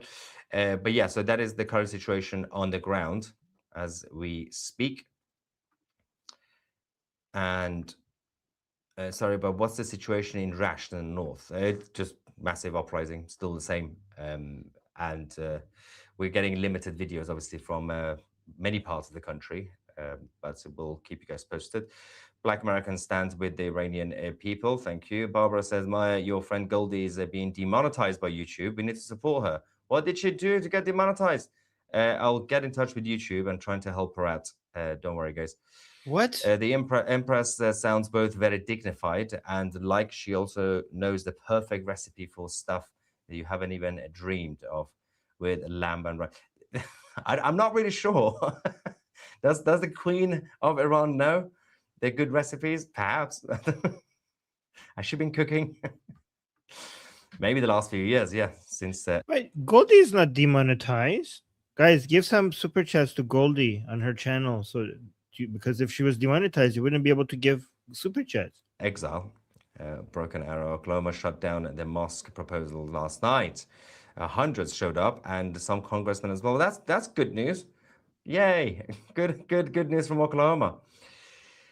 Khamenei will end Like Haman, he also wanted to terminate the Jews. In the end, was hanged by the Persian king. Was that Cyrus? Click on name and click on block. Problem solved. That's what I'm. See, guys, this is this is a super chat on Goldie's channel. So there you go. So it's not demonetized. Maybe one of her videos was demonetized, but not her channel. It's weird way. Let me see. Hold on. Why is it that when I highlight the super chat? Okay, never mind. Doing on the map. Yeah, literally clicking on individually. If it was an easier way to search by country, that would be much easier, but it's not. You got this. Hold it together and breathe. That's a good advice. I am seeing a tweet from Israel Army Views announcing war and saying the fighter jets are on fly. It will be the last night. I did hear something about the Israeli jets taking off. I'm not really sure. Is that it? That's the UK Air Force. Ignore the UK ones. I haven't seen the... What are these? These are the... Why the UK ones are coming down? We have a lot of UK Air Force aircrafts all coming at the same time. Perhaps President Trump told them, you got to move. There's a... Oh, ignore these guys. That's the ground vehicle. I don't see any Israeli. What's that one? That's Slovakia. They're probably lost. That's Germans going back. I don't see the Israeli unless they've turned off their transponders now. I'm not really sure. I don't think there's going to be an attack now. That would be crazy if they do it now. That would mean that they've literally listened to my request. Because I did say last night, please don't attack in the middle of the night. I need my nap. Do it like in the afternoon. That would be lovely. That would be great. So if they do it, I would send a massive thank you card to President Trump. UK government in SC Living media snob buds are like, don't look at Iran, we are banning X. Yeah, that's the priority for the British government, banning social media. Free Iran, glad your dad's okay, shame on the UK government. Yeah, as I said, it's not the UK government, it's the British state, but yep. X is banned, Trump will sanction Starmer. That's going to be the next war. The diplomatic wars between the UK and the US. That's going to be the next series on 2C TV that we will be covering after this revolution. Trump is 47, and this is also the 47th year of the IRGC. If that doesn't spell liberation, and nothing does. Another coincidence. I think that's just a coincidence, but it's a good coincidence. 2C, I joined last week to show support for you and your hair.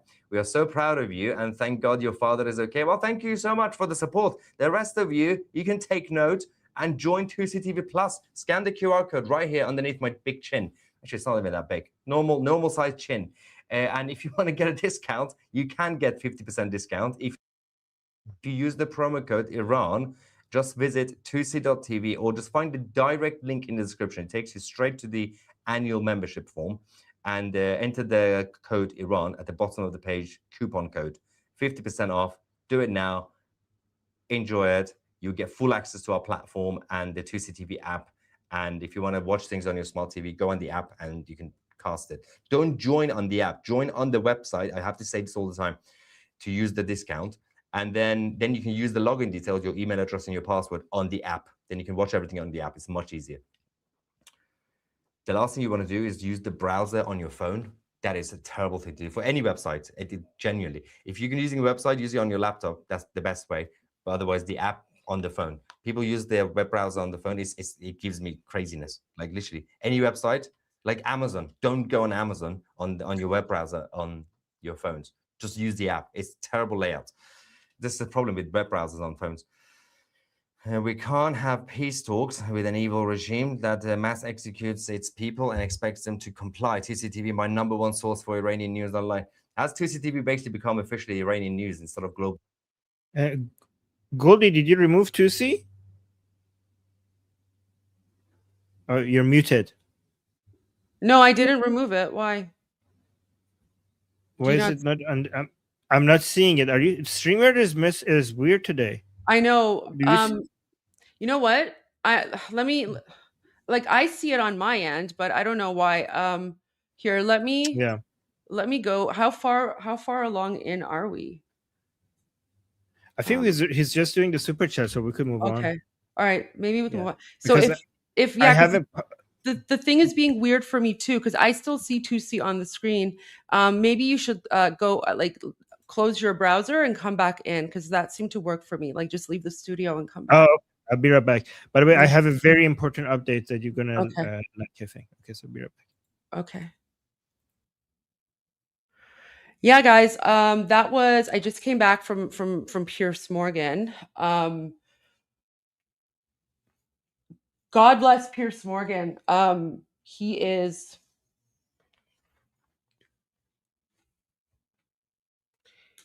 yeah. Is there something wrong with the stream? No, it's something wrong. Like it's a glitch on StreamYard. Sometimes it goes glitchy. Okay. So I was just saying, I just came back from Pierce Morgan, and God bless Pierce Morgan. He was fantastic. He was fantastic. You will not believe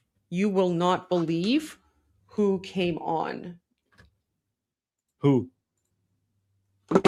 Let me Can we watch it? No, well, it's his show, right? But I took a few like video. Here, I'll send it to you, and then you can just load it. That might be easier. ببین چه بیشرفی اومد.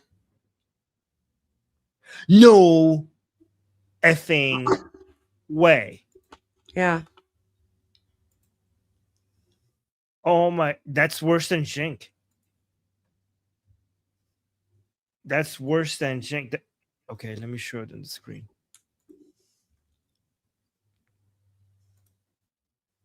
Oh my God. This is the Islamic Republic's main propagandist for English-speaking media. Mohammed Barindi, is that how you pronounce his name? I don't even know. So, guys, this is like, if you think Jink is bad, this guy is evil. This guy is the person that tries to justify the greatest acts of evil by the Islamic Republic. He was on the show.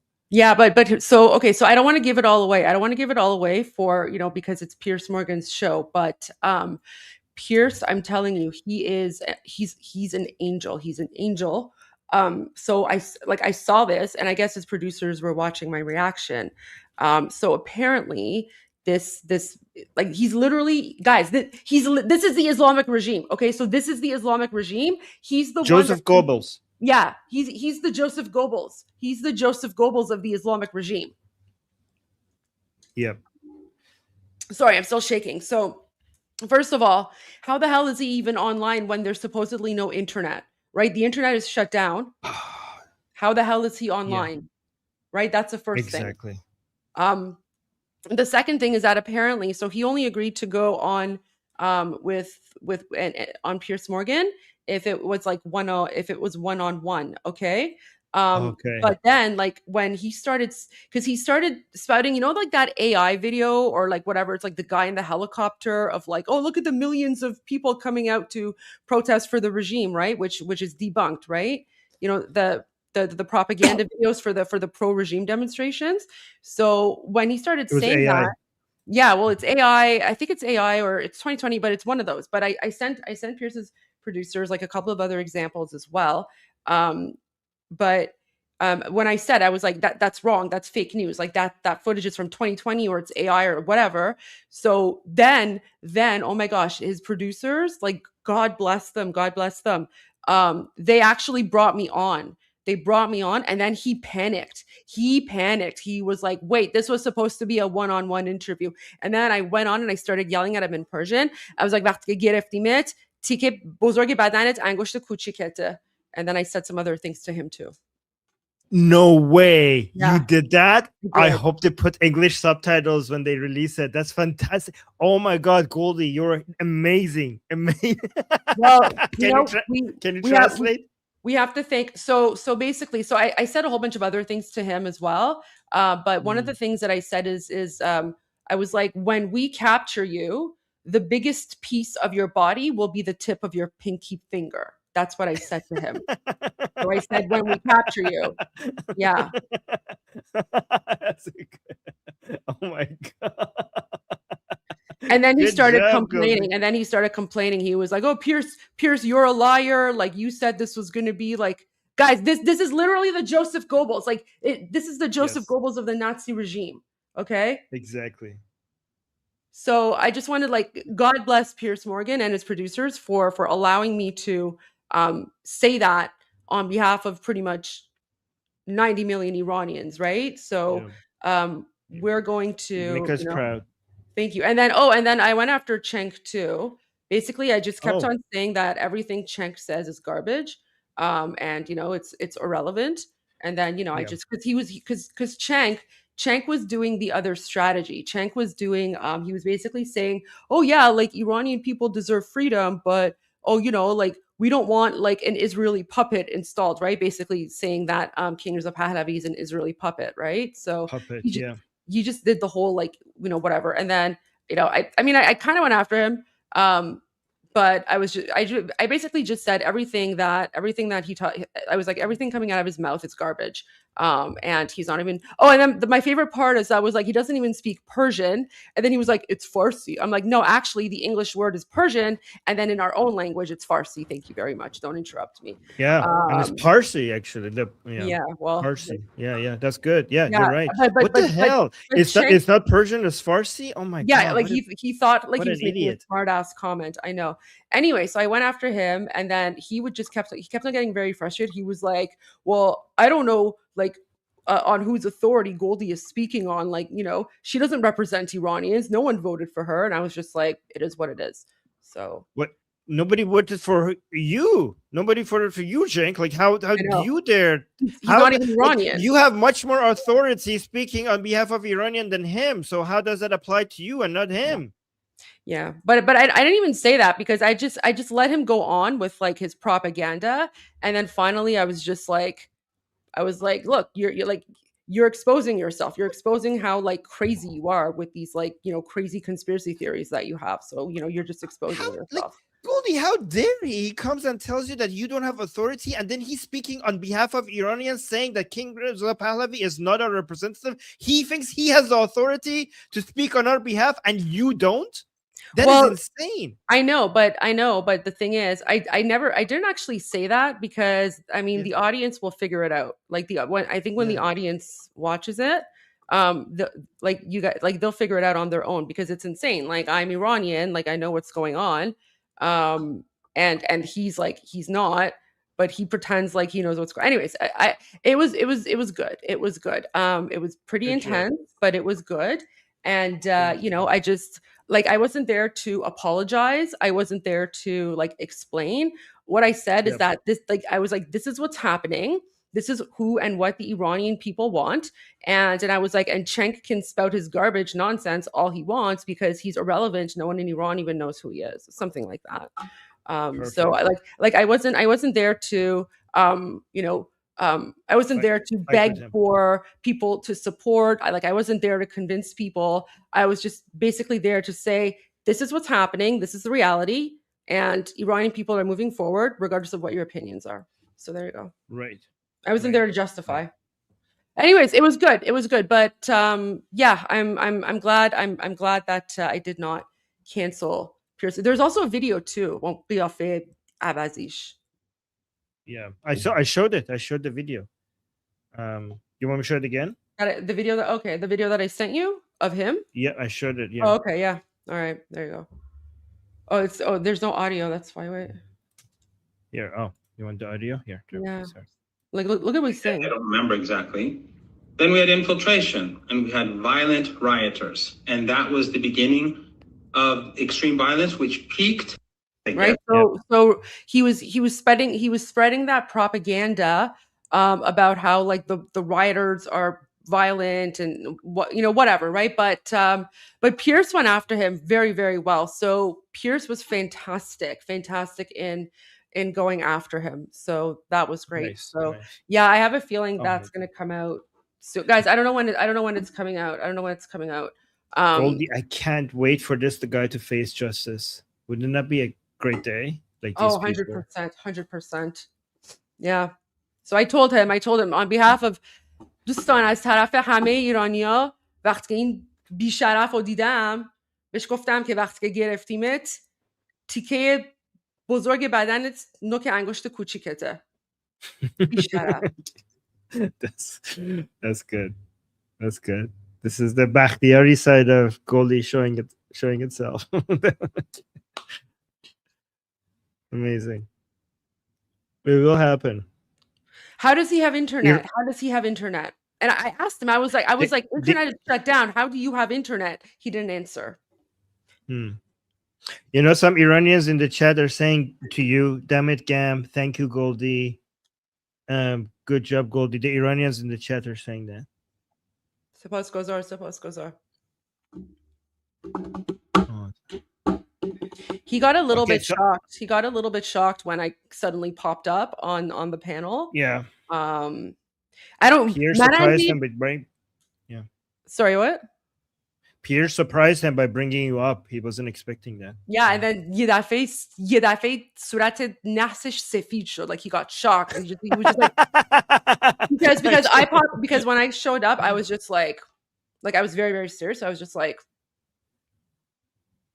it's like surprise, mofo. Surprise. Oh, wish I could swear right now, but okay. All right. Good job. The stream keeps lagging. I don't know. Should we? Wait, I have an update regarding what types of attacks we might be looking for. We're looking towards. Yeah. So I think that's what this is. So Lindsey Graham just posted this. This is big deal because he talks about the types of attacks, specific the specific type of U.S. intervention, right? So he's saying Lindsey Graham saying so he's quote posting what we showed at the beginning of the stream. So let me actually, for people who might be new here, let me just read that. So President Trump just posted this saying, Iranian patriots, keep protesting, take over your institutions, save the names of the killers and abusers. They will pay a big price. I have canceled all meetings with the Iranian officials until the senseless killing of protesters stops. Help is on the way. Make Iran great again. President Donald J. Trump. So that was that. And now Lindsey Graham quote posted that. And he's saying President Trump is certainly not Obama. In my view, he is Reagan plus when it comes to protecting America's vital national security interests. There's no bigger threat to world order than the Iranian Ayatollah's religious Nazi regime that wantonly kills its people, supports international terrorism, and has American blood on its hands. The death blow to the Ayatollah is going to be a combination of the incredible patriotic bravery of the protesters and decisive action by President Trump. The protesters go to the streets unarmed, risking their lives because they believe President Trump has their backs. The tipping point of this long journey will be President Trump's resolves. No boots on the ground, but unleashing holy hell as he promised on the regime that has trampled every red line. A massive wave of look at this, Goldie. A massive wave of military, cyber, and psychological attacks is the meat and bones of help is on the way. This is the key part that I wanted to highlight. Apparently now we know the nature of the attacks. Guys, let me read this one more time. A massive wave of military, cyber, and psychological attack is the meat and bones of help is on the way. Okay, quote unquote, help is on the way. What am I looking for? So this is Lindsay speaking. What am I looking for? Destroy the infrastructure that allows the massacre and slaughter of the Iranian people and take down the leaders responsible for the killing. The Iranian people's long nightmare will soon be over. I am so proud of President Trump. Make Iran great again. Let's repost this. Sorry. Guys, I reposted this if you guys want to go support this. Also, So Hale sent me a poll. I want. Okay, share the get poll, one and then I second. want to show something. Right. So this is a poll of 67,000 Americans voted. The question was, should President Trump take military action against Iran's leadership? 85% said yes. So we have their support. Go on. Amazing. Okay. Let me just get this set up here. So one thing that I wanted to stress, right, is that when the Joseph Goebbels of the Islamic dictatorship, okay, when the Joseph Goebbels was claiming that, and then you know what's really messed up? He was just like, well, 4 days ago the internet was shut down, and now everything has died down, nothing is going on. Everything is peaceful in the country. Like he actually said that on Piers Morgan. Thankfully, Piers Morgan put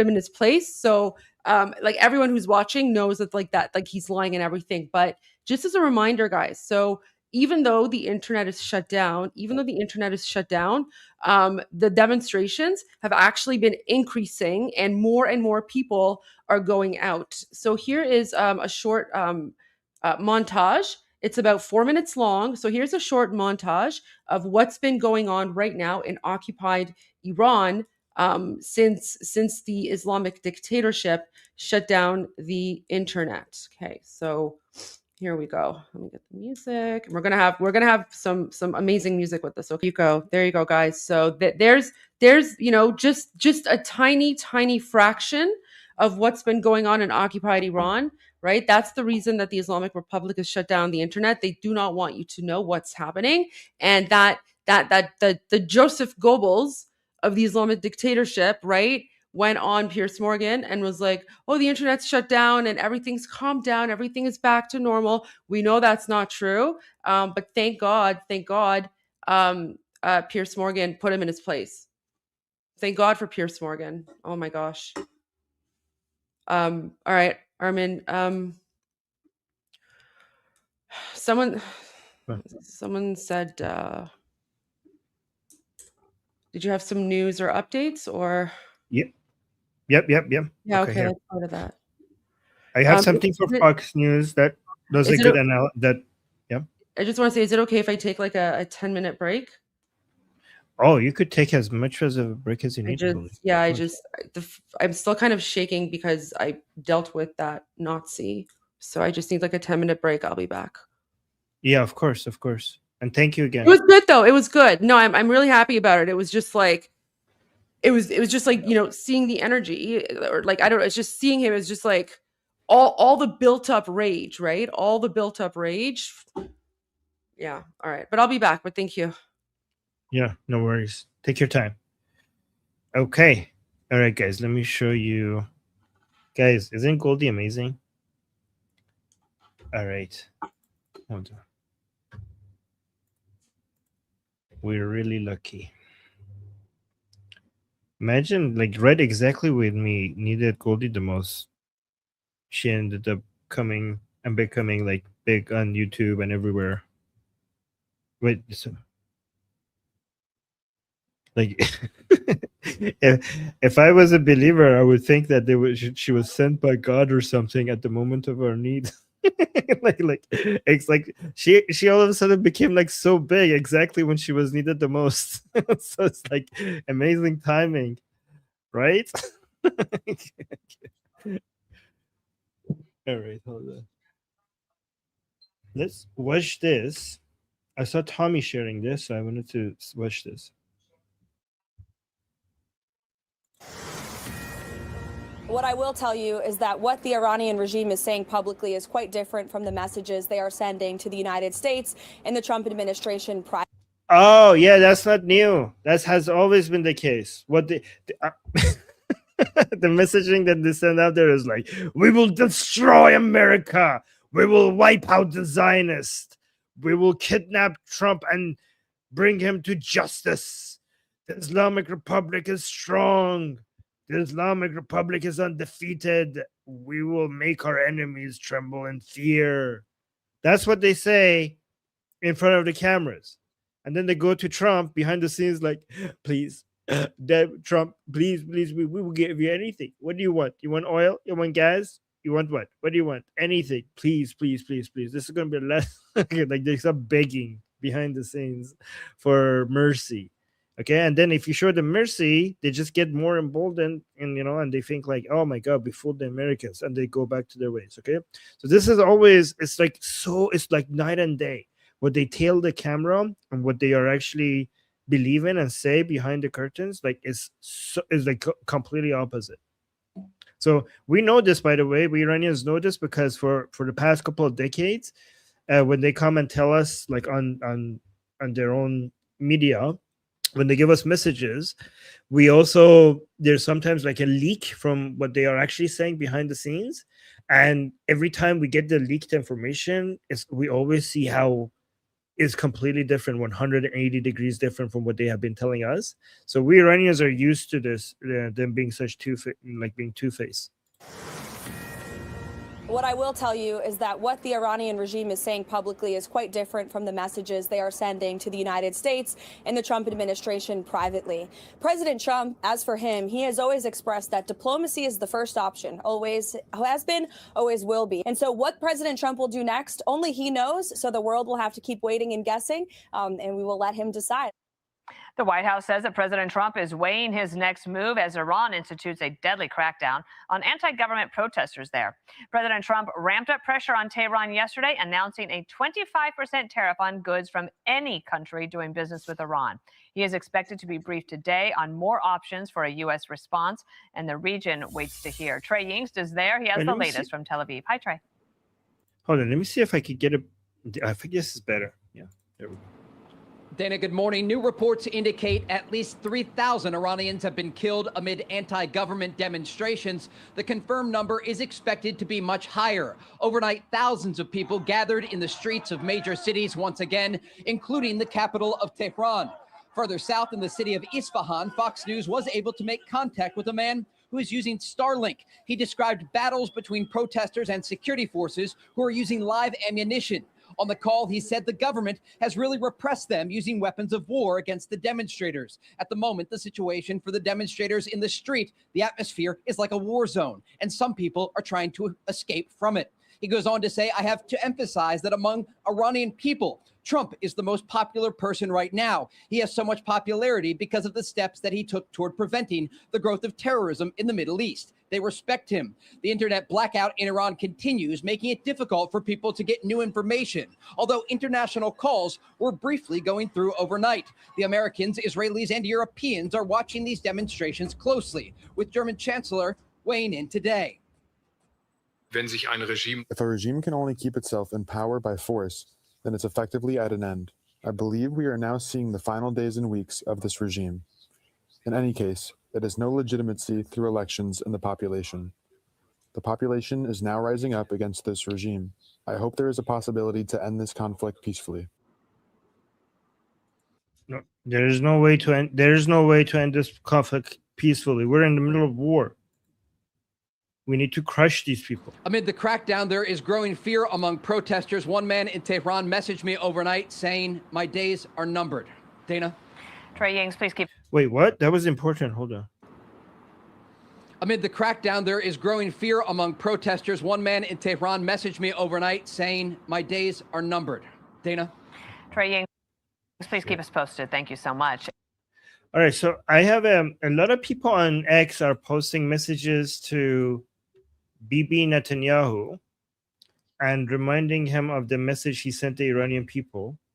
Let me see, is this English? Is this English? Take risk for freedom. All right, so what do you guys think of this? So I see a lot of messages like this on X.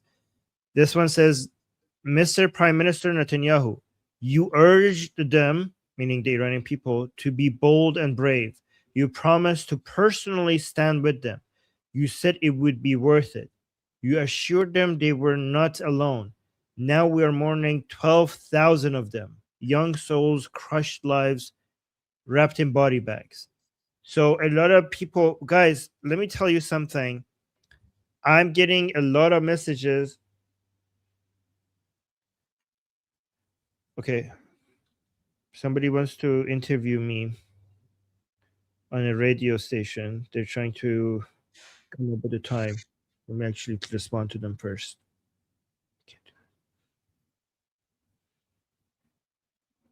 They want to talk to me 11 a.m. Pacific time. Pacific time is good. So I don't know what radio station is this. This is Israel. There's an Israeli radio station that wants to talk to me at 11 a.m. Pacific time. So hopefully Goldie would be here then, so I could go and talk to them. So, okay. So guys, I'm getting a lot of messages, and help me come up with a proper response to this. Okay, I get a lot of messages from Iranians, from both inside and outside. From inside, when the connection was not yet cut, and now from Iranians outside of Iran, and they're telling me, where is Israel? The reason why they ask me that is because I have been a major supporter of Israel on my Iranian YouTube channel in Persian for the past couple of years.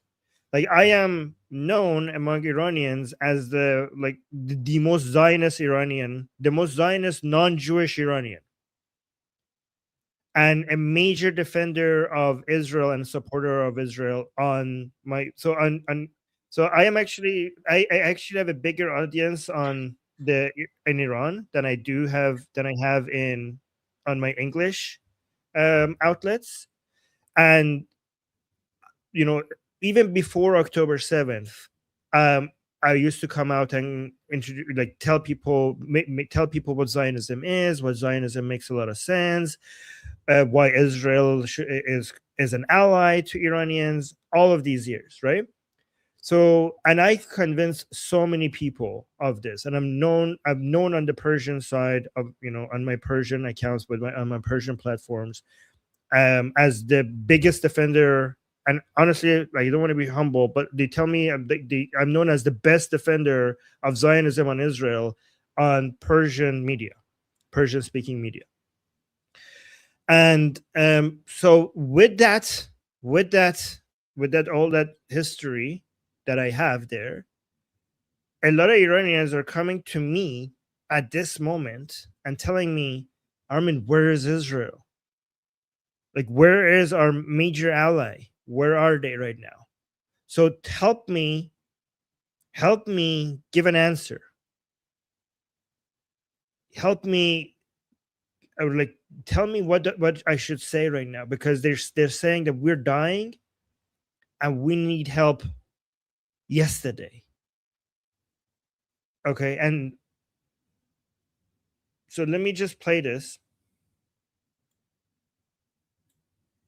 This is what Netanyahu promised us.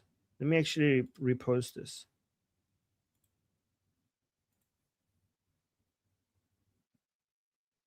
Oh, thank you. You are not alone. I stand with you. Israel stands with you. The entire free world stands with you. It doesn't have to be this way. I urge you to be bold and brave, to dare to dream. Take risks for freedom, for your future, for your families. It's worth it. Take to the streets. Demand justice. Demand accountability. Protest tyranny. Build a better future for your families and for all Iranians. Do not let these fanatic mullahs ruin your lives for a minute longer. And know this, you are not alone. I stand with you.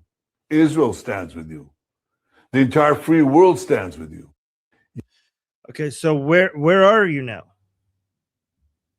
Okay, when we first got this message, this was from a while back. Immediately, immediately we were celebrating this on Persian social media immediately, and I showed this to everybody. People were celebrating this so much when this came out. Okay, and if you tell me like, oh, Armin, this has, well, Israel, you shouldn't expect Israel to help. Israel is going to be after their own interest. This is Israeli interest, and also we were told that they're going to help us. We were told this. We were given a promise. Look at this, so you can't like back out now. You are not alone. Yeah, I know people are saying patience is key. It's easy for us to say that when we're not dying right now. So yeah, I understand that you are saying patience is key. But guys, 12,000 people were shot dead in 2 days. The way that the Iranian people are dying right now as we speak is that the armed forces of IRGC and Basijis, they're not like, they're emptying all their bullets into large crowds. They're not targeting people individually. Like, imagine giant crowds of people, and then they're just shooting directly into all of the crowd, all of them. And as I'm speaking right now, that is happening as I'm speaking right now. So this is why I understand it when you tell me that we need to be patient, but it's really hard right now to be patient. I know that, okay, you guys tell me like, oh, Armin, a country's military will not show their cards. I know that, guys. You don't need to tell me that. I have been involved in this for many, many years, but that I understand how military operation works, and it's not like a video game, and it's not that simple, and it requires this and that. But that's them. Us as content creators and activists, our job is to keep pushing. If you understand how the military works and how politics works, and then please understand how content creation and activism works also. So don't ask us to be patient. I understand that you're like, Armin, well, it's complicated, this and that. Okay, if their job is complicated, please understand that our job is also to keep pushing. Our job is not to sit back and like, okay, let's just trust that everything is happening, and we should our job is to keep demanding and keep asking. So both of these two are not a contradiction. Both of these could be true at the same time. Even if something is happening behind the scenes that we cannot see, and things are happening, and we cannot just okay, then like as an activist, I just sit back and be like, okay, then I'm not going to keep demanding. I'm not going to keep asking because probably something is happening. No, I'm not going to do that. I'm going to continue reminding you what your politicians promised, and because of that promise, there's now a responsibility. Because Iranian people came out into the streets partly because of these messages, partly because they believed that there will be support. Listen to this last part. And know this, you are not alone. I stand with you. Israel stands with you. The entire free world stands with you. You are not alone. I stand with you. Israel stands with you. The entire free world. Well, honestly, we don't expect much from the rest of the free world. We're only looking at Israel and America.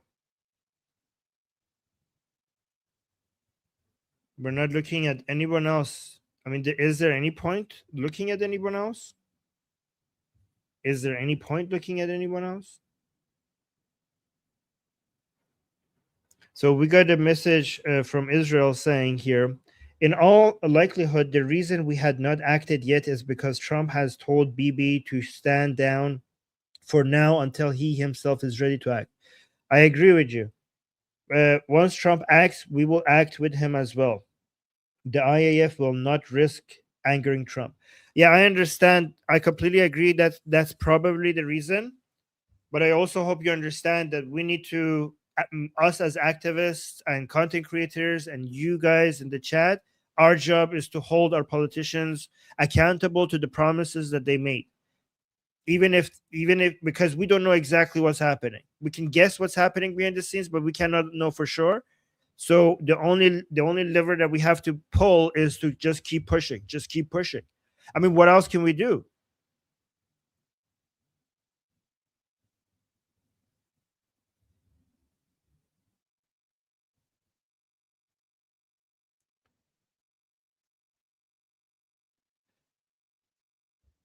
So just also, guys, I hope Israelis in the chat don't think that I'm being ungrateful. You guys have already done so much. You guys have already done so much. So please, like, just understand that I'm experiencing. I know that my people are dying every moment, every single second that we're speaking here. I'm just trying to figure out what is it that I'm not doing that I should be doing.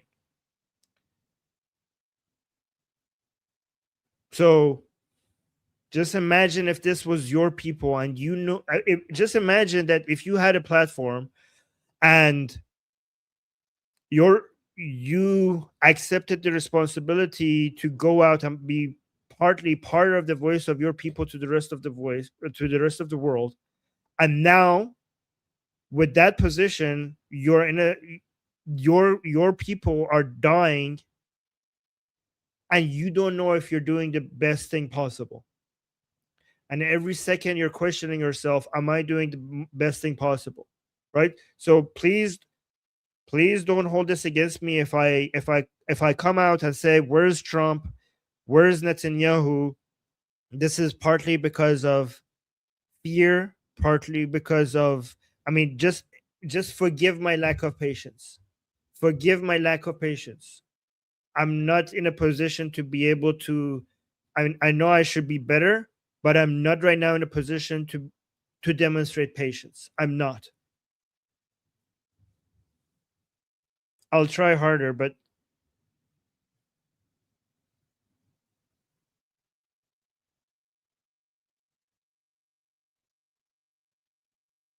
if you're Israeli, I mean, I think for Americans, Goldie has already shown you some, you know.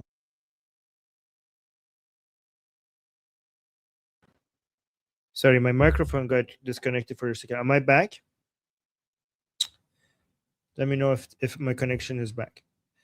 But if you're Israeli, please do everything you can to bring attention to this issue. I saw, like, let's look at this. I just want to show how grateful we are because I saw this.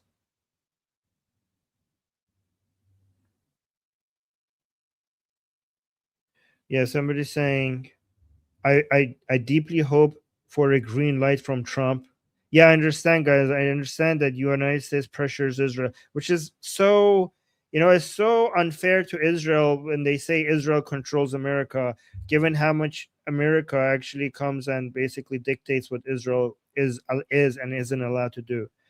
It's the other way around. All the conspiracy theories are wrong. It's completely the other way around.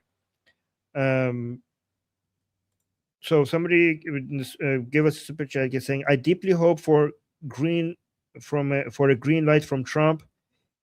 If that given, we will call to arms. If that is given, then we will call to arms, gear up. The public in Israel is outraged and awed by what we see in Iran. Well, thank you. I appreciate you guys. And I also saw this. I think this is for tomorrow. Oh, wait, what time is it in Israel right now?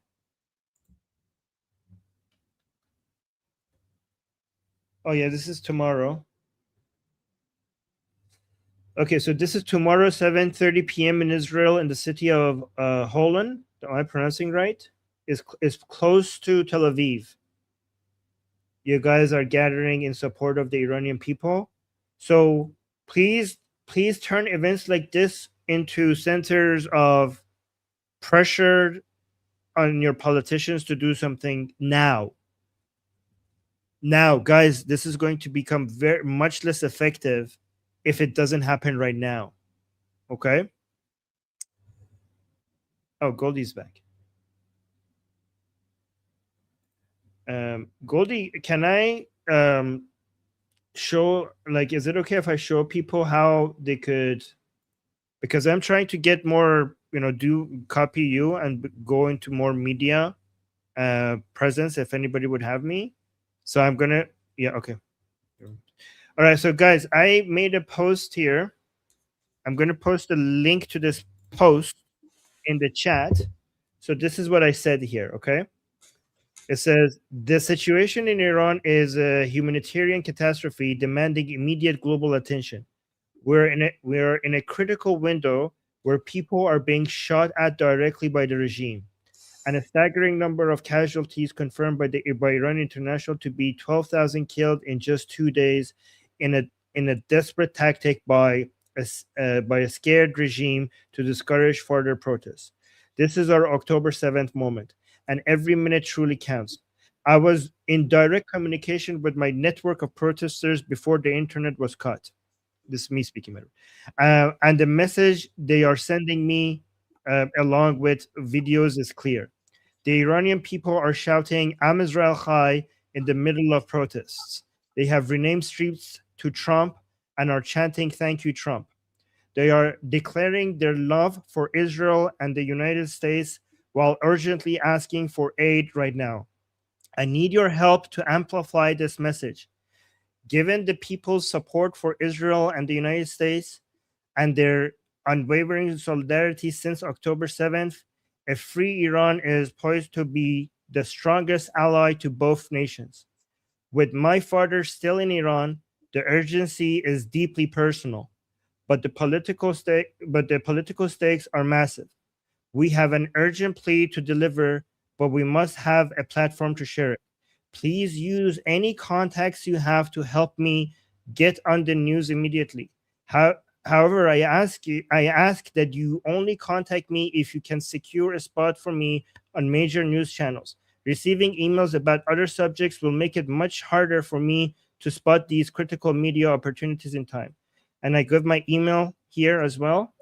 And then I say, here's my bio, and I give you a bio in case they need a bio to invite me. Okay, so I'll put the link to this post that includes my email in it in the chat as well. If anybody wants to help me, this is the only additional way that I could think of that I could put more pressure on this. Let me know if you think there's anything else I could do.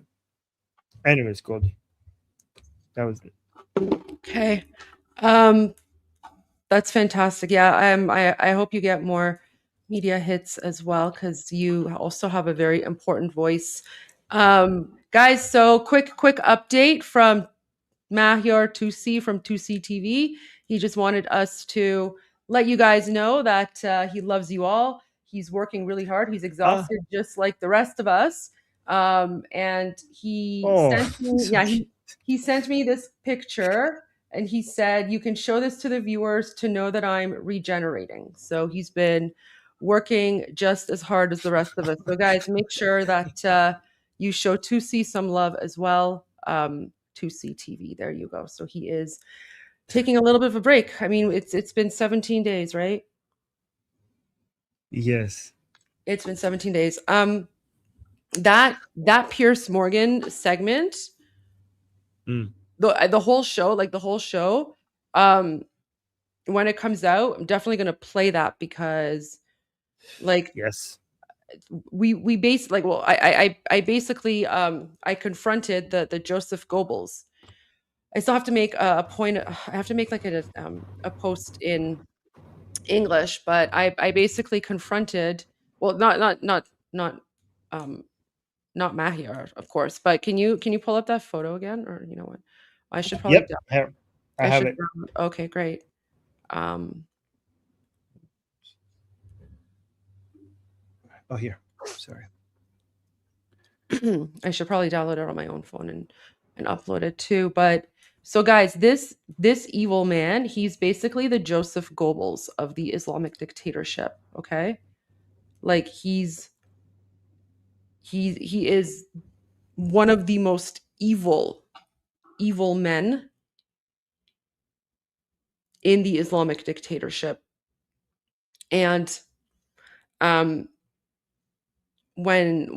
Piers Morgan introduced him, basically said, University of Tehran. So he's in occupied Iran right now, and he had full access to internet.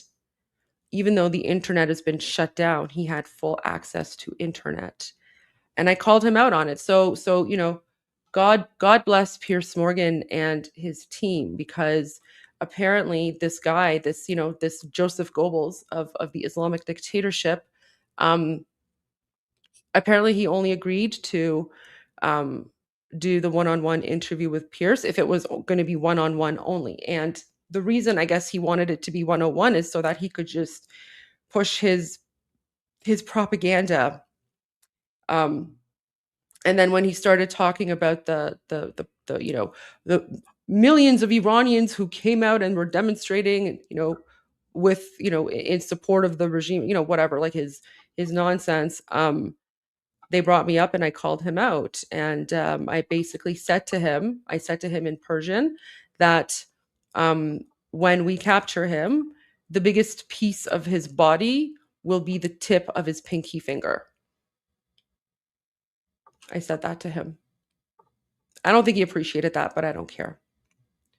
No, Piers Morgan is fantastic. Piers Morgan is 100% on the side of the Iranian people. And the fact that he actually, he gave me that opportunity to say that to the Joseph Goebbels of the Islamic dictatorship on behalf of Iranian people, that means a lot. So Piers Morgan is definitely another hero. This is him. He's the Joseph Goebbels. Yeah. Oh no, he's not keeping his pinky. I said when we capture him, the biggest piece of his body will be the tip of his pinky finger, the tip. So not even the entire pinky finger. No. It's just like, yeah. So let's see. Yeah, he is a monster. He's a monster. He's a Joseph Goebbels. So there you go. So the Piers Morgan show is going to be good. We're going to have to watch it when it comes out. All right. Yeah. For people who are wondering, that's a famous Persian saying that Goldie is using. The biggest piece is going to be your pinky finger. Yeah. Pinky finger.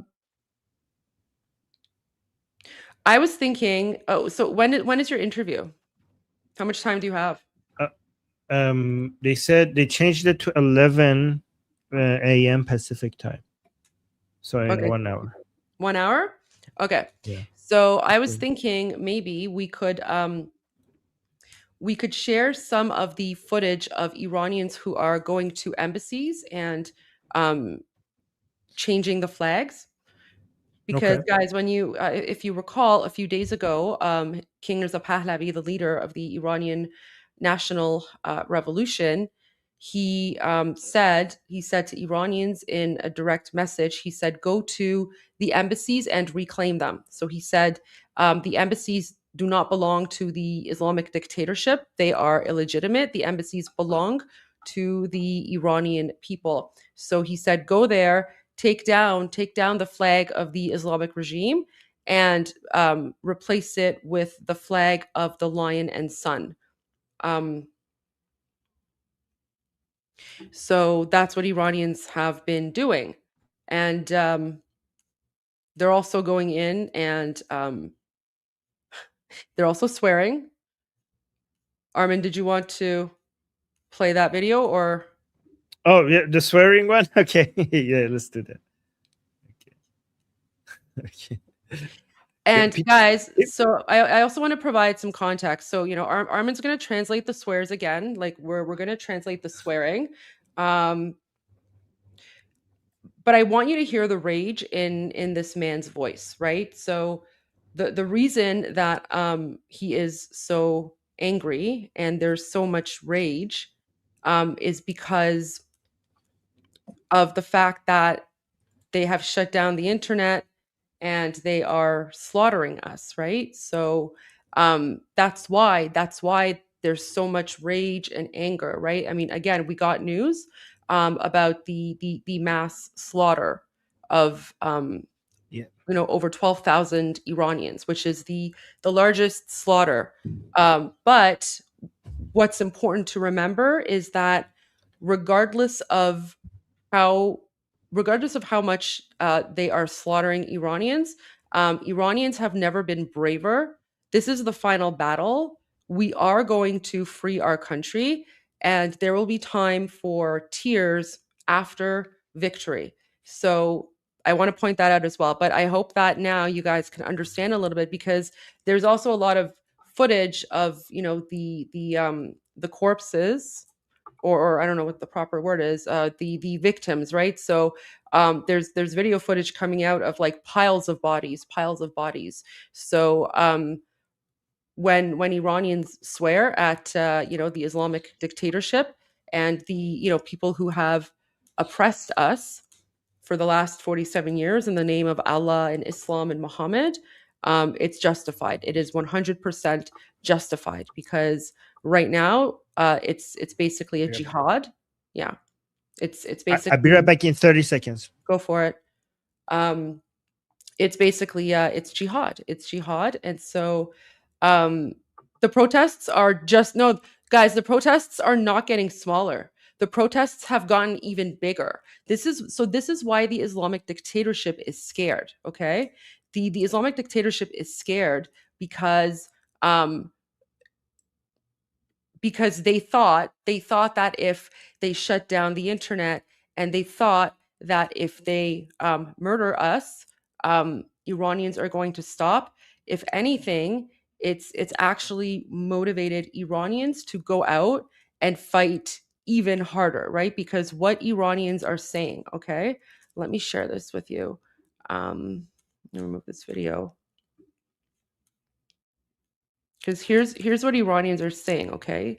So let me just share this really quickly, and then we'll go to the video. So this is a really important message here. Here, right? So this message, okay? What they're saying is, don't lose hope. Get our voice out to the world. We've given our lives, but they've lost many more. For everyone they kill, the people kill 2 of theirs. The situation hasn't calmed down anywhere. Don't let them lie to you. The people are waiting for Israel and Trump. They won't go home until the prince returns. So no, the protests have not died down. That is Islamic regime propaganda, right? That's the reason why they shut down the internet, because they don't want you to know what's actually happening in occupied Iran. So they are putting out the propaganda that the protests have died down. No. As you can see, the protests are actually increasing. They're getting more and more and more. So it's not dying down. And we're also going to have some new footage for you in a little bit. But here you go. This is why Iranians are, swearing. And quite frankly, I don't blame them. Even though I'm not a fan of swearing, I don't blame them. So Armin's gonna play the video, if you guys, if anyone is offended by swear words, I suggest you maybe mute the TV, or I don't know, go to another channel, and then come back in 5 or 10 minutes when Armin is done translating the swear words. But there you go. This is why Iranians are so full of rage, right? All right, Armin, go ahead. Okay, let's do this. But also, thank you so much. I just got a giant super chat from wow. Sweden. So thank you so much. Thank you. I appreciate you guys supporting the channel. All right, so guys, I am ruder than Goldie, but honestly, I'm not this rude. So please don't judge. Like, even though I am like, I swear a lot, but this video is on a different level. Okay, so for people who are just getting introduced to me now, okay, like this, and also this is completely justified. Okay, like Goldie said, I don't if. I'm not going to judge this person for a second. I completely understand where he's coming from, and you should now too. As Goldie said exactly, you see what we have been going through because of Islam, right? So let's listen to this. Sorry, stop. You want to explain what's happening though? So where is he? Yeah. Yep. So he just walked toward the front desk, and this is the front desk of the embassy of the Islamic Republic, not the embassy of Iran, the embassy of the Islamic Republic by now, and in Denmark. And he's telling the front desk very calmly, and it's really interesting that it's calm because things are about to escalate, go from 0 to 100 real fast. And he just says, "Sir, we are here to reclaim the embassy from you to the Iranian people on behalf of the Iranian." So let me actually listen to it again.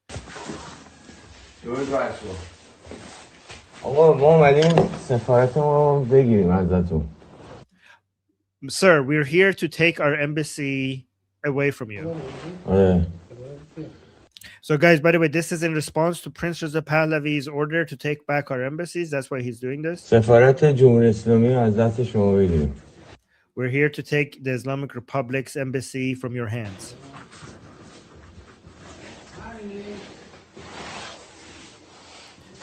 So he put his speaker on the desk, and now his speaker is connected to his phone on Bluetooth, and he wants to do this while playing music.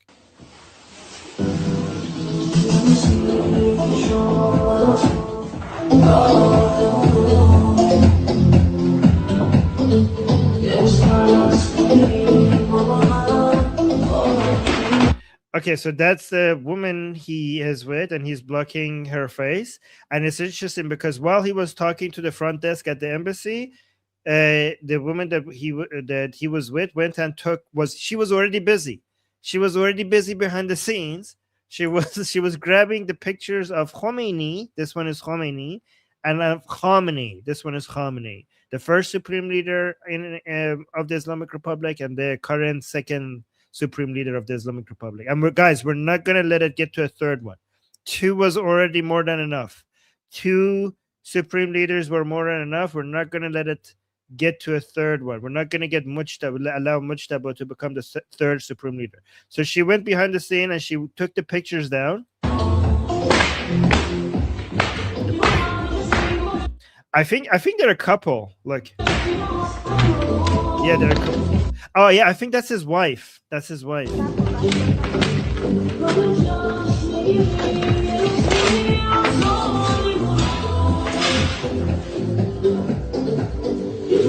I like that the music that they're playing is like a very chill, like a beach song.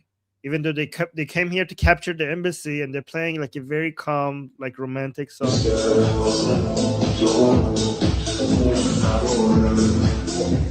سفارت جمهوری اسلامی به دستور رضا شاه پهلوی تسخیر شده. So he's shouting now. He's not calm anymore. He's saying that the embassy of the Islamic Republic has been captured by the order of King Reza Pahlavi. خودتون سفارت رو خالی کنید. تحویل بدید به مردم ایران. Like he's saying, empty the embassy by yourself and deliver it to the Iranian people. Hand it over to the Iranian people. سفارت جمهوری اسلامی توسط مردم ایران تسخیر شده. The embassy of the Islamic Republic has been captured by the Iranian people. خودتون برین با زبون خوش بیرون از اینجا. Leave by yourself. Leave by your own will. Leave this area. Leave the embassy. باز کن درو. Open this door. درو باز کن مادر جنده. Open the door, mother. Okay. Okay. So now we're getting into the swear words. Okay. Bear with me. So he's saying, open the door, mother jende. Mother jende means somebody whose mother is a whore.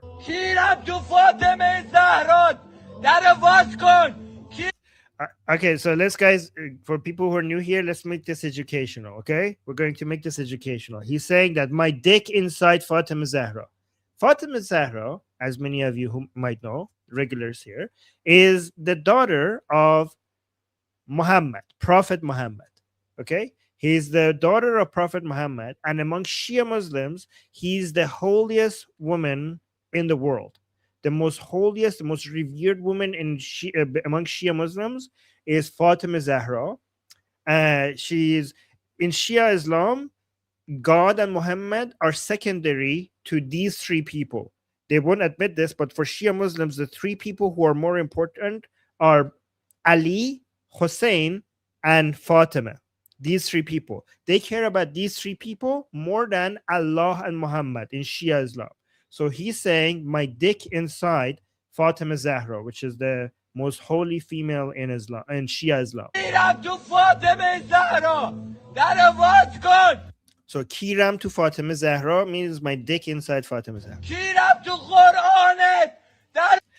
He's saying my dick inside your Quran. By the way, guys, the part where he said my dick inside Fatima Zahra, if I heard this a couple of years ago, I would die from shock. I would die from shock. Like these have been normalized now among Iranians, but these used to be such taboo things to say. And now he's saying my dick inside Quran. And previously, again, apparently a lot of people appreciated that my warning in the chat last time.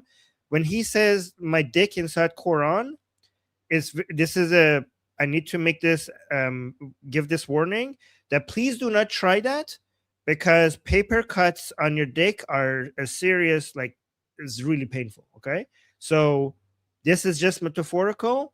Please do not try to put your dick inside Quran. Paper cut on your dick is not something to take lightly. Okay, so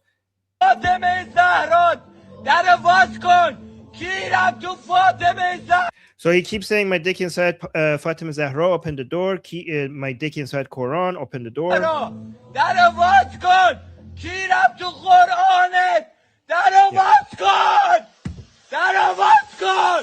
You could hear the rage, right? And you guys, you can see how Iranians associate the rage that they have with the Islamic Republic and their lives being ruined for the past 47 years.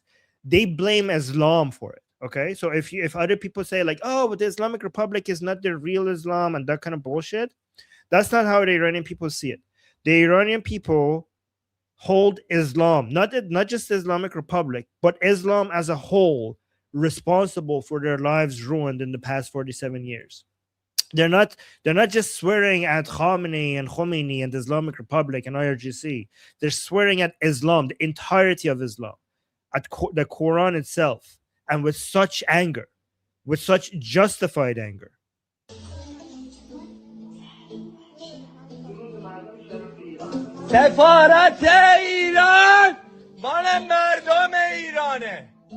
He's saying the embassy of Iran belongs to the Iranian people. Come open the door. So I don't know. This guy is trying to. This guy is like a retarded. Like he's trying to hide his face with his hand, but you were already captured.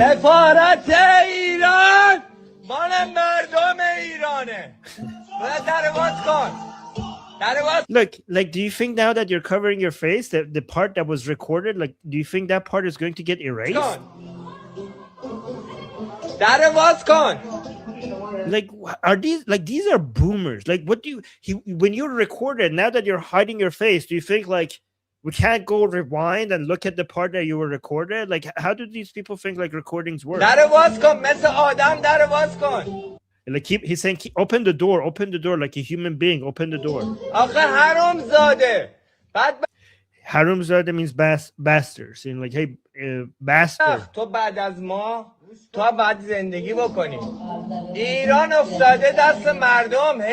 He's saying like, you retard, once you have to, after all of this happens, you have to continue living.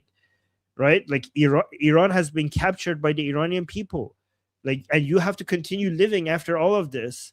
Like, why are you resisting? Basically, he's saying, don't stop resisting, giving in. Don't you understand that after this you need to be able to live? ایوون داری از من فیلم میگیری احمق بیشور نفهم. Like, he's saying, you're recording me, you retard. ببین من Wait. داری از من فیلم میگیری احمق بیشور نفهم. ببین I think his wife is saying that you not see what's happening in Iran and you're just sitting here. Somebody saying, what embassy is this? This is the embassy of the Islamic Republic in Denmark. Okay, so now the husband got concerned because he's telling his wife, like, what happened? Why did the music stop? Okay, so he was like swearing, like, you bastards, you motherfuckers. And all of a sudden he told his wife, like, hey, what happened? Why did the music stop? Let's turn it back on. So his tone changed to calm to make sure that they turn on the music again. Like, baby, what's happening? Where's the music? Okay, so now that the wife is working on the music, and now he's saying, like, listen, bastard. Listen, you bastard. Open the door, mother jende. Mother jende is somebody whose mother is a whore. مادر جنده کیرم تو فاطمه زهرا. Mother jende, my dick inside Fatima Zahra. در واکن کیرم تو فاطمه زهرا. در واکن. Open the door, my dick inside Fatima. He has a very busy day. He's very busy with his thing. He's saying, my dick inside Fatima Zahra. Open the door. کیرم تو ناموست. کیرم تو کس مادرت. Okay, so now he's saying, my dick inside the woman in your life, my dick inside the vagina of your mother. کیرم تو قرآنت. My dick inside Quran. کیرم تو برگ قرآنت. Oh, my dick inside every page of the Quran. Everything to barg, every page of my dick inside every single page of the Quran. ببین قیافت دارم نشون میدم تو Like, listen, I'm showing your face live on air. مادرت گایده از کس. Like, your mother is going to be fucked. ننه جنده. Like, nane jende. Again, nane jende means your mother whore, and saying nane jende, now everybody now knows. کیرم تو ناموست. کیرم تو قرآنت. My dick inside the woman in your life. My dick inside your کیرم تو Quran. فاطمه زهرا. My dick inside Fatima Zahra. در باز کن. Open the door. Oh, music is back on. The music, his wife managed to get the music back on. برو پیش بچه‌ها. Okay, now he's telling his wife to go to the kids. Apparently they're here with their kids. So his wife is saying, go to our kids. No, he means بچه‌ها, like بچه‌هایی که بیرون منتظرشونن. Like No, I مثلا think- با بچه‌ها که اومدن، نه با بچه‌های خودش که نیومده، با بچه‌های دیگه که مثلا اومدن تظاهرات. Well, he says something later that makes me think, we'll see. Okay, maybe you're right. Well, let's continue. She's saying, don't wait here. Go out. واکن کیرم تو کس ننت. در واکن. Like, it's like, open the door, my dick inside the vagina of your mother. Open the door.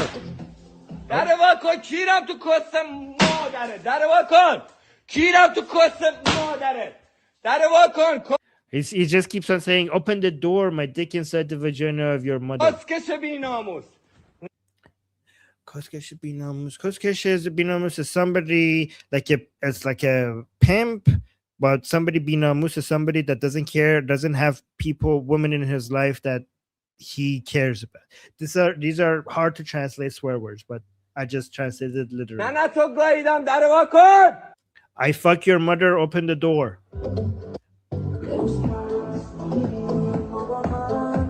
در واکن. The music does not match the mood of the room, but we appreciate the music, okay? The music is very... در واکن بی‌ناموس. Open the door, بی‌ناموس. کیر تو کس مادرت. Open the door, dick inside the vagina of your mother. کیرم تو زن خامنه‌ای. Oh, my dick inside the wife of Khamenei. در واکن. در واکن کیر تو کس زن خامنه‌ای. Open the door, my dick inside the mother of Khamenei, the vagina of mother of Khamenei.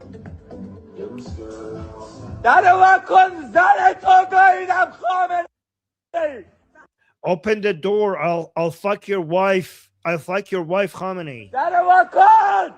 Open the door. Open the door. Dick inside the vagina of your mother. These are weird. These translations are weird in English.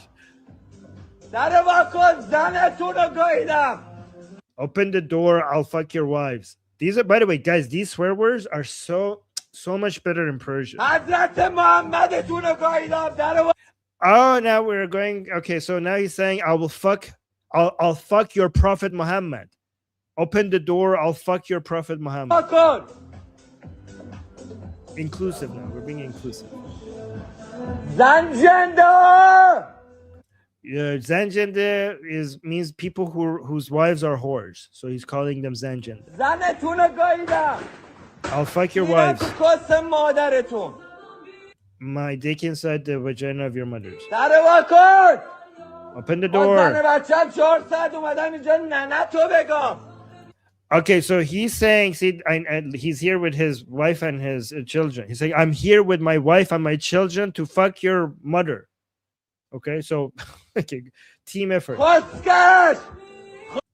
Family bonding. Family bonding.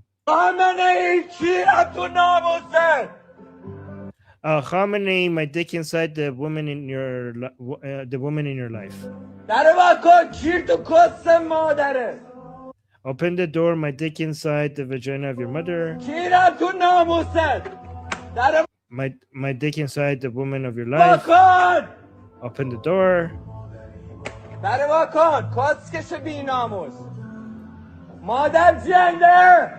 So again, same say mother gender. Mother gender just means somebody whose mother is a whore. Mother gender, huh? Plural. Mother gender, huh, means is a plural for mother gender.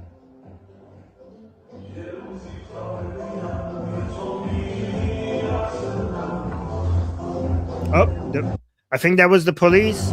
Yeah, I think that's probably good? Yeah, that was good. Thank you, Armin. I think that's okay.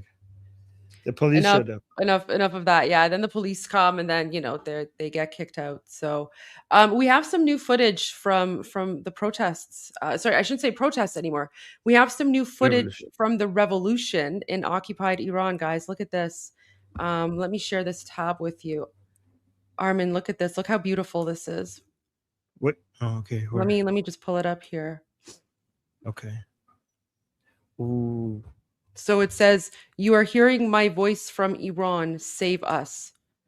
See that? It's still going. It's still going. So guys, don't let anyone fool you into thinking that the protests and demonstrations are not going on. This was just came out, okay? This is brand new. So this is what I mean, right? Even though the Islamic dictatorship is slaughtering Iranians, right? And the casualties are in the the casualties are over 12,000 at least. You can see that Iranians, we're not giving up. We're not giving up, right? This is the end.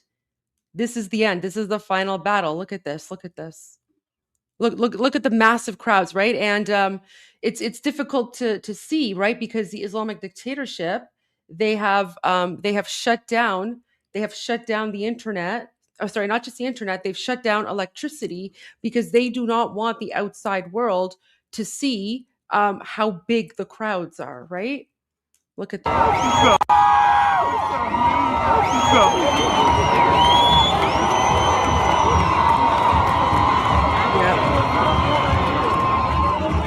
Yep, I am seeing the messages that President Trump is going to be doing a press conference at 2. So I am monitoring that. I am monitoring the White House channel. So as soon as President Trump starts his press announcement, we will tune in immediately. Armin, isn't that amazing?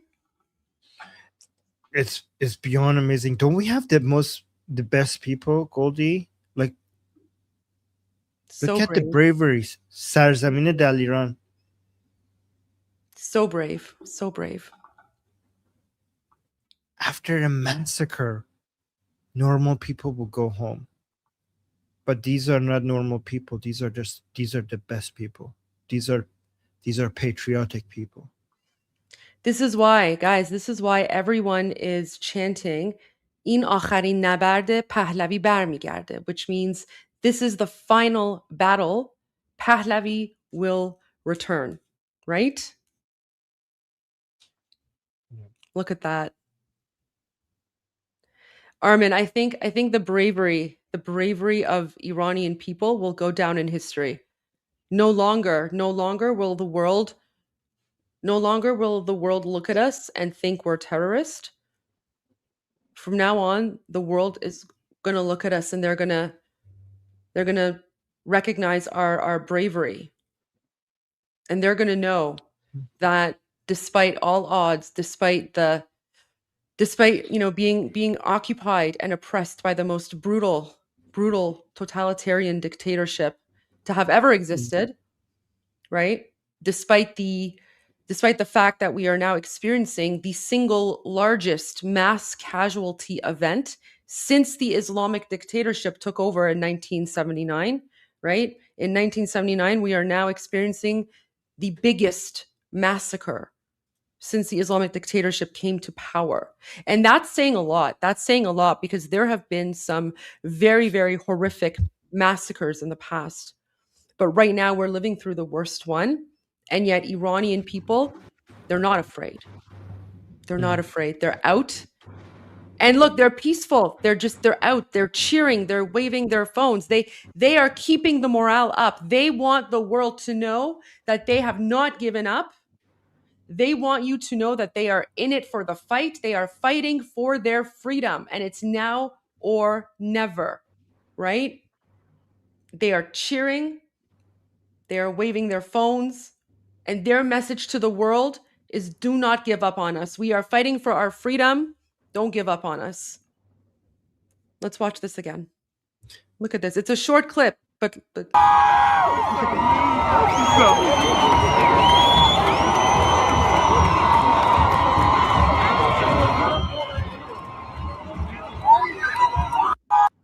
see that?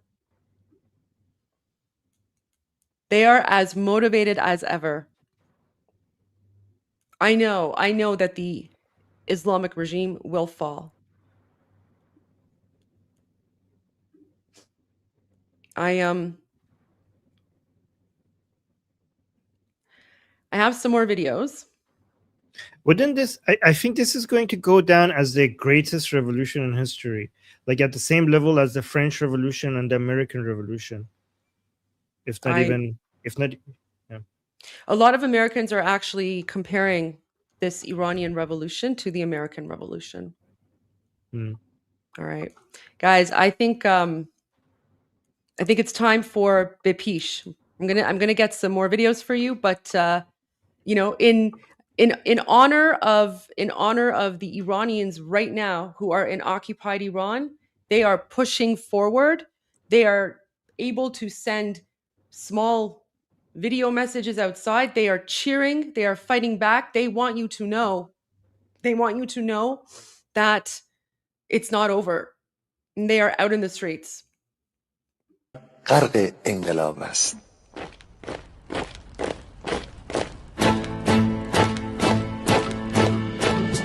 کشور ما، تاریخ ما، تفسیر گر فرا گرفته، گویی اهورا مستا دوباره در نور خود مرا گرفته.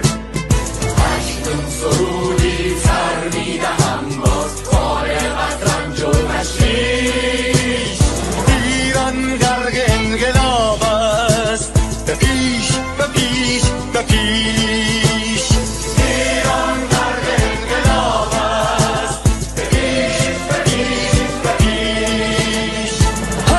پدر هن ای پسر برخیز و با ما شو هنگام تا درد آن تجربه تلخ ما را نکشیده در خواب بگذار هر دم بغرند گرگ‌ها دم لباس میش ایران غرق انقلاب است به پیش به پیش به پیش ایران غرق انقلاب است به پیش به پیش به پیش ای کارگر ای برزگر راحت کنون ادامه دارد در این زمان که پرتو یزدان از هر سو بر تو میبارد پس پیش به سوی آزادی از بحر خزر تا کیش ایران غرق انقلاب است به پیش به پیش به پیش ایران غرق انقلاب است به پیش به پیش به پیش خلقا به پا بحر Urgent news, Armin? Yep. Manitou just released this.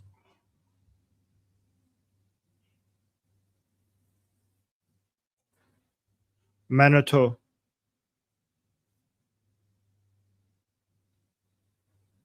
It says آمریکا حمله به مراکز سپاه و بسیجی را طی 96 ساعت آینده در دستور کار دارد.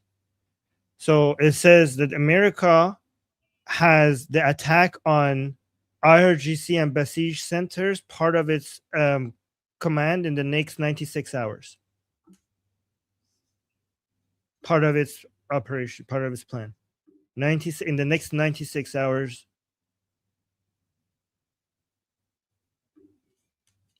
Armin? Yes? I have a feeling... Wait, where's Monotone News? Where's that from? Ooh, Witkoff has met with Prince Reza Pahlavi secretly. Here we go. Here we go. I found. So let me share my screen, because this one has the English. The English here, guys. So Monotone News. Okay, Monotone News. Monotone News is one of the few media outlets that we trust. Okay, they're based out of London, UK.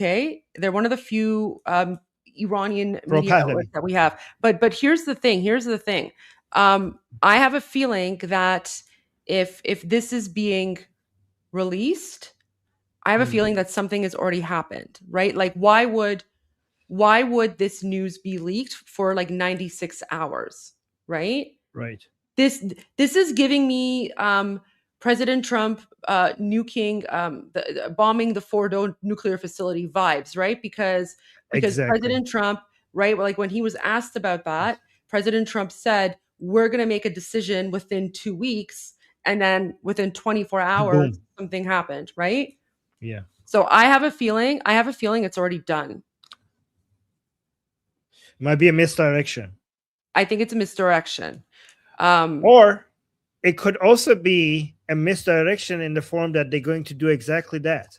Okay, because maybe the Islamic Republic expects a misdirection, and then if they do exactly what they say, that would effectively be a misdirection. So guys, when we say misdirection, like we're not saying fake news, right? Like this is not fake news. What this is someone in the White House is purposely leaking this information in order to confuse the Islamic regime, right? Because they don't want the Islamic regime to know what's going on. Because that's how these things work in politics, right? That's how these things work. They will, they'll say something in order to so it's not fake news. This is actually really important. So let me just read this. So this is in Persian, but of course translated into English. Based on information obtained by Manoto TV, the United States has planned an operation to strike military and security targets inside Iran within the next 96 hours. This information provided to Manoto by a knowledgeable Middle East source indicates that the planned targets include the command headquarters of the Islamic Revolutionary Guard Corps and the Basij in various locations across Iran. So guys, the Islamic Revolutionary Guard Corps and the Basij, those are the people who are going out and they're murdering the Iranians, right? According to Manoto's sources, these attacks will be carried out using guided cruise missiles. According to this informed source, the final decision to execute this operation has not yet been made, and its scope, intensity, and duration remain unspecified. This report comes just hours after Donald Trump urged Iranian protesters to continue their demonstrations, stating that help is on the way. He also announced that he has canceled all meetings with Iranian officials until the killing of protesters stops. Meanwhile, the Israeli military has announced that due to the possibility of U.S. intervention in Iran, it has raised its alert level. My gosh. I have to retweet this. See, this is the problem. Like we get such great information. No. So I was having some issues with demonetization, but it's fine now. It's fine now. Yeah, it was your video, not your channel. Yeah, it was a few of my videos were being demonetized. It wasn't my channel. So my channel, I think my channel is fine now, so it's all good. Guys, if my channel, no, this was earlier on. This was like before, like when I was I had a video about the Bangladeshi Muslims massacring the Bangladeshi Hindu, and like that video itself was demonetized, which was frustrating. But guys, if my channel was demonetized, you wouldn't be able to send me super chats. So I like you can send me super chats. So like everything. You could try, guys. You could try it. No. I know. I see the super chat option, so it's fine. I'm kidding. I'm just encouraging it's people. All good. No, it's all good. So I don't know how that rumor suddenly, like I don't know how that's, I don't know how or why that's blowing up now, but that was based on something that happened like a few months ago. But everything is okay now. Everything is okay. Believe me, if my channel was demonetized, I would be like working on it and speaking about it. So okay, let me retweet this. Oh, sorry, repost this because this is critical. Okay. I have something when you have time. I have something interesting to show you to see what you think about Trump's message and Reza Shah the First.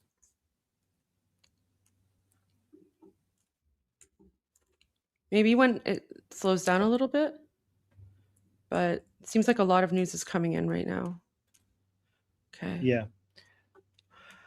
Okay, so there's Manoto news, right? And then I wanted to go back to some more of the videos, okay?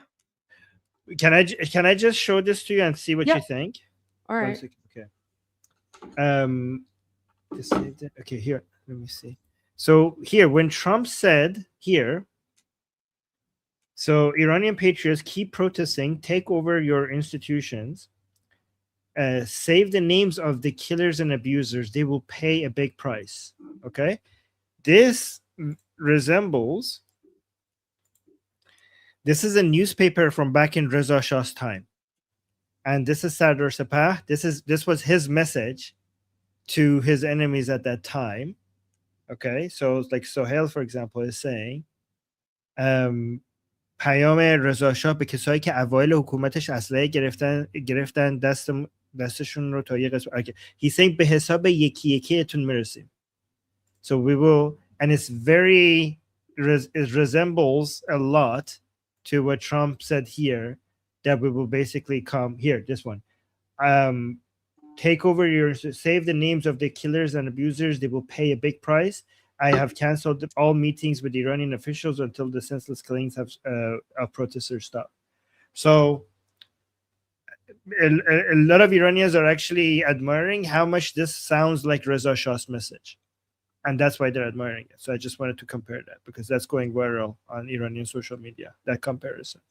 And it also shows how much Iranians like love their Pahlavi kings, that when somebody sounds like the Pahlavi king, they make that comparison. Oh, we got a new message. Iran is like, oh my God, the Islamic Republic is identifying Starlink users. Let me see if this is this video. Armin, look at what I put up. This is a new photo from Tehran. Oh my God, that's iconic. So what it says on the sign there, guys, that says Javid Shah, right? Javid Shah, which means long live the king. That's what it says on the sign there. So this is a new photo, just came out of Tehran. And look at all the peace signs, right? Do you see that? Do you see Iranians? They are being it's a massacre, and yet everyone is raising their fingers in the air. It's the victory sign, it's the peace sign, right? They're saying long live the king. Can I say something about the color of the pink color? Because I know why that person is wearing pink. Because we are told to stay safe and not to stand out, to wear dark colors in the protests, right? But this person on purpose, like holding that sign on purpose, decided to wear a bright color, even though it's unsafe, because he wanted this to stand out. That's why he or she is wearing a bright color. Right? So Iranians right now, in the midst of the revolution, peace sign, right? Peace sign up in the air. And they're saying, long live the king. This is the message that they're sending to you, to the world. This is what they want you to see. I have a video from Iran, from the Islamic Republic TV, showing that they're going after Starlink videos. So this is in Yasuj. This is the Islamic Republic broadcasted this on their own TV, on their own state TV. Watch this. They're going after Starlink. What a bunch of savages. They're doing this to scare people, Armin.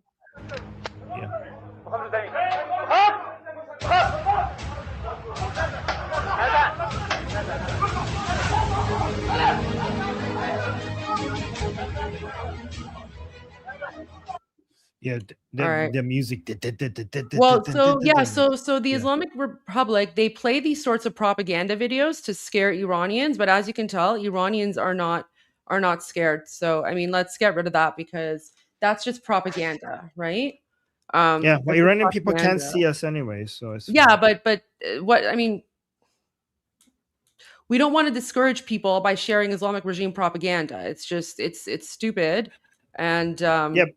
Well, we're not their audience anyway, so for us it has the opposite effect. For us, Yeah, it I guess. increases the support. I guess. All right, so this is happening in Barcelona, Spain right now. Okay, so guys, here's some footage from Barcelona. Goldie, I have Trump making new statements. President Trump made a Just statement. 17 minutes ago, he made a statement on about questions. On Fox News. This was 17 minutes ago. They at the 12-minute mark, they asked him about Iran. Okay. Do you have the video? Do you have the link? Yep, it's right here. Thank you, Neil Bunny. Here. No. When do you expect to do that now? I don't know, sometime in the next few weeks. Of the big three, Ford makes most of its products right here in the United States. 80%. That's a big advantage for Ford. Is that the reason that you came here? No, I came here because we're friends, three of us, because I have helped the company a lot. I mean, as an example, trucks. I put a 25% tariff on trucks coming into the United States, and their truck business went through the roof. You said to Iran this morning that help is on the way for protesters. What did you mean by that? What kind of help? You're going to have to figure that one out. I'm sorry. How many people have been killed in Iran? Nobody's been able to give me an accurate number. I have heard numbers from everything's a lot. One is a lot. But I've heard numbers much lower, and I've heard numbers much higher. We'll be knowing. We're probably going to find out over the next 24 hours. I think it's a lot. It's too many, whatever. He just listen, stop.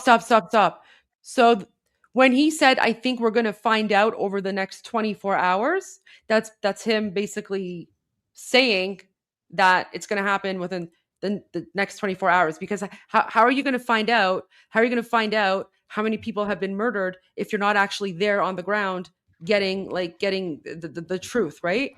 So for him, go back a little bit, because when he says, I think we're going to find out within the next 24 hours, that kind of goes into my theory that something has happened already or is happening right now. I feel like he gave it away. I feel like he gave it away. I have heard numbers from everything's a lot. One is a lot. But I've heard numbers much lower and I've heard numbers much higher. We'll be knowing. We're probably going to find out over the next 24 hours. I think it's a lot. It's too many, whatever. $53 a barrel. Is that the target for you for this term? I'd love to see that. Yeah. Okay, so I don't know. Does it? I think the Iran parts are. Do you want me to continue playing? I think the Iran part was over. I think that was just it. Yeah, I think that's the only part about it. Go back. Let's play that segment again. Okay. Nobody's been able to give me. Let me actually go from the beginning of where he talks about Iran. Yeah. 25% tariff on trucks coming into the United States, and their truck business went through the roof. You said to Iran this morning that help is on the way for protesters. What did you mean by that? What kind of help? You're going to have to figure that one out. I'm sorry. So many people have been killed in Iran. Nobody's been able to give me an accurate number. I have heard numbers from everything's a lot. One is a lot. But I've heard numbers much lower and I've heard numbers much higher. We'll be knowing. We're probably going to find out over the next 24 hours. I think it's a lot. It's too many, whatever. $53 a barrel. Can you explain? So they went to something else. Can you explain again what your analysis on the 24-hour thing? What explain it one more time? Well, so he says, because someone says, well, how many people have been, murdered? He says, I think it's a lot, but I think we're going to find out within the next 24 hours. The only way you can find out. Mm-hmm. So the only way you can find out within the next 24 hours is if you're there and you're getting, accurate information.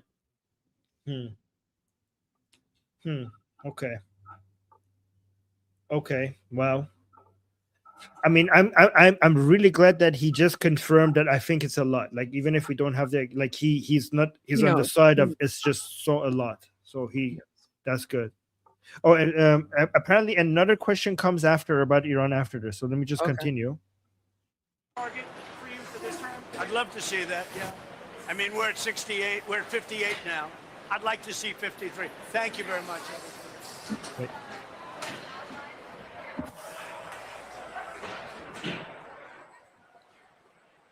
What? I would say they could. It's not a bad idea. I think they should get out. Mr. President, this is the basketball game.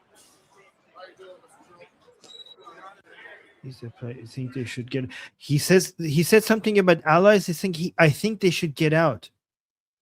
I think he was talking about Iran. Something about people getting out. The audio was not captured very well, so people think that part was also about Iran, but the audio was not captured properly. So hopefully somebody else was recording that part. People are saying in the chat, he said Americans should evacuate. He's basically by the way, I also got news that Canada just issued. Guys, is this true? Canada apparently just told Canadians to leave Iran. And I think Trump also said that Americans should just get out of Iran, which suggests that something is about to happen. Something is about to happen, and Americans and Canadians have been told to leave Iran. He said, I think they should get out. Israel was mentioned. Okay, which part? Let me see. Which part was Israel mentioned?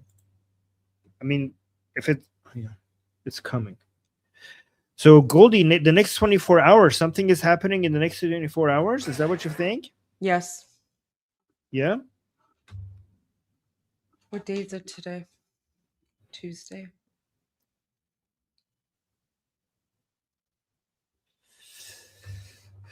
Yeah, I think something is happening within the next 24 hours for sure.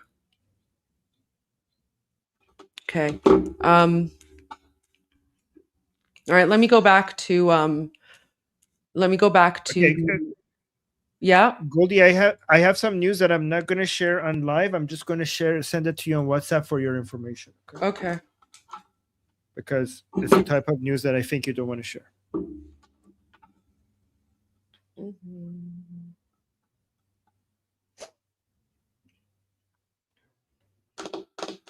Oh, I have to go in 17 minutes or so.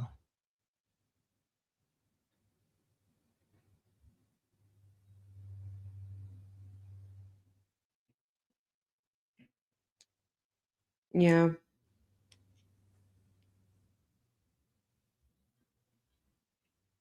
Thank you. Sohail sent that to me. Thank you, Sohail.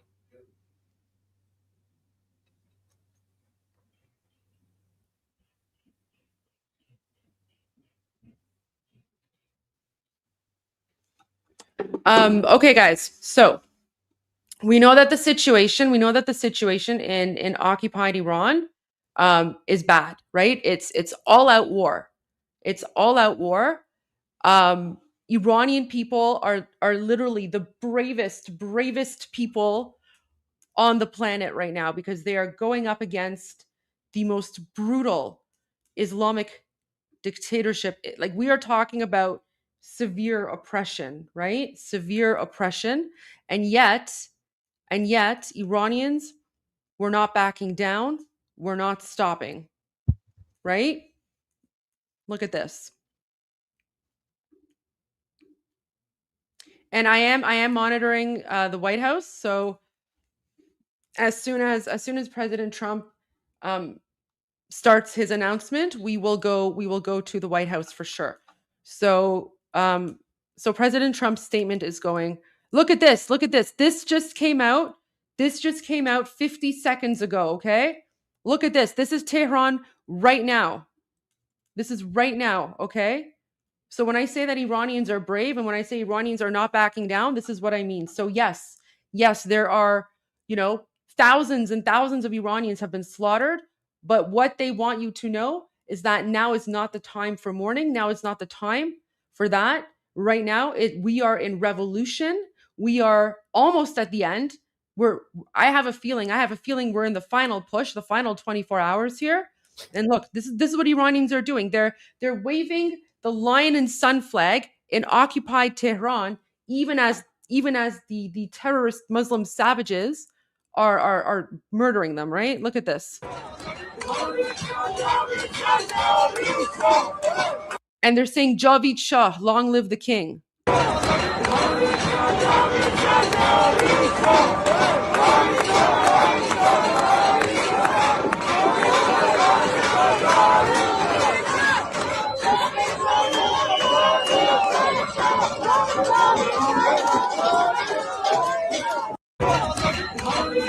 Look at that. Millions of Iranians out in the streets. They're chanting, they're cheering, right? You know why? Because this is what freedom looks like. This is what fighting for freedom looks like. This is what a true revolution looks like. This is resistance. Yes, you know what? This is a celebration. This is a celebration. Why? Because we are celebrating freeing ourselves after 47 years of Islamic oppression. Oh, Armin, people want to know about your father. Can you give us the update about your father? You're on mute. Yes, I thank you guys. I really appreciate that you guys care so much. I got update from my brother that my aunt told my brother that he's okay. I don't know anything else, but we were told that he's okay. That's all I know. Well, thank God for that. And thank God for that. Thank you, guys. Okay, but guys, let's go back to this. So all of these Iranians, right? You're right. This does look like a celebration, doesn't it? This is what I mean when I say that Iranians are some of the bravest people in the world, because in the face of horrific oppression, and I know many of you have seen, the images and videos that people are putting out there of, thousands and thousands of Iranians who have been murdered, who have been mass slaughtered, Laura Loomer just reported that there are not enough body bags for the dead bodies. Okay, so all of that horrific stuff, that is true, but this is what Iranians want you to see, and that is why on Iran Revolution Live we're going to focus on the positive. Why? Because this is what Iranians want the world to know about them. Because we Iranians, we're not victims. We are fighters, and we are fighting to reclaim our country. And we will not stop until Iran is free. Okay? Look at this. Look at this.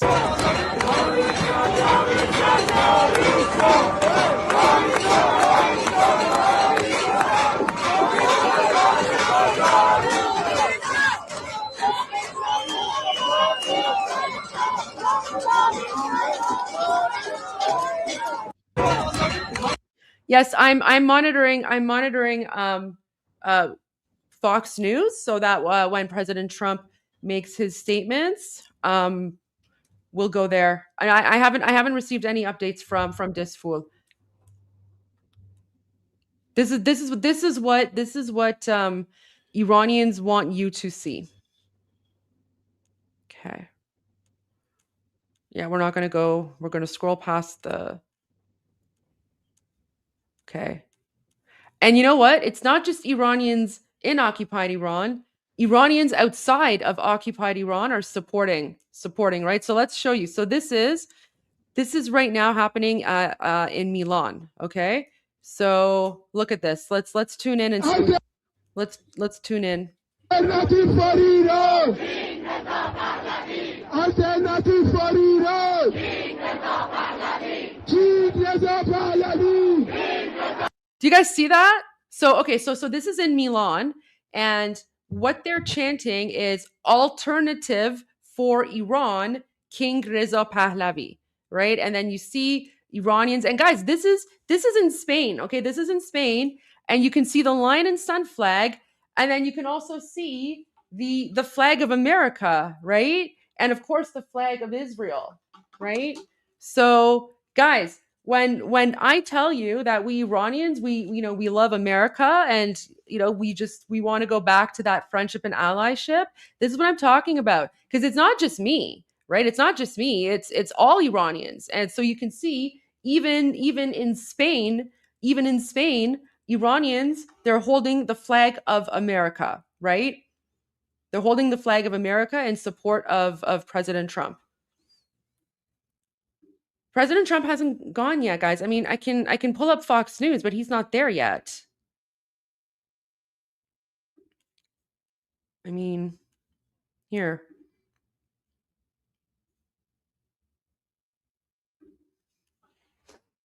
Let me go here. Like,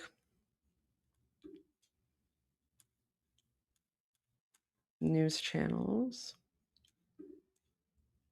NBC.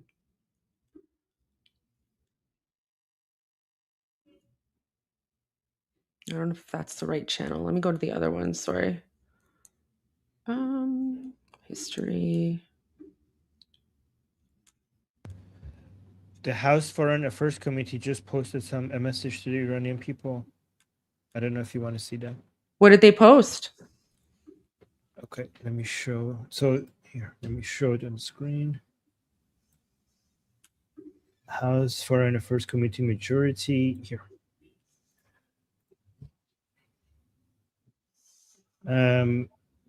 So they said to Iranian people, Ayatollah Khamenei has butchered your people, made rial the weakest currency in the world, and squandered your country's resources. Oh my God, make regime change inevitable. Oh, I like that a lot. That is pretty cool. That is pretty cool. There's a lot of political support right now in the House and the Senate for supporting the Iranian people.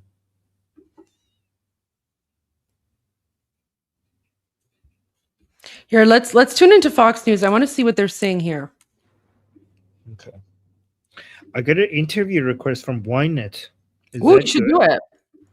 Okay. Wait. Let me add this here. Early.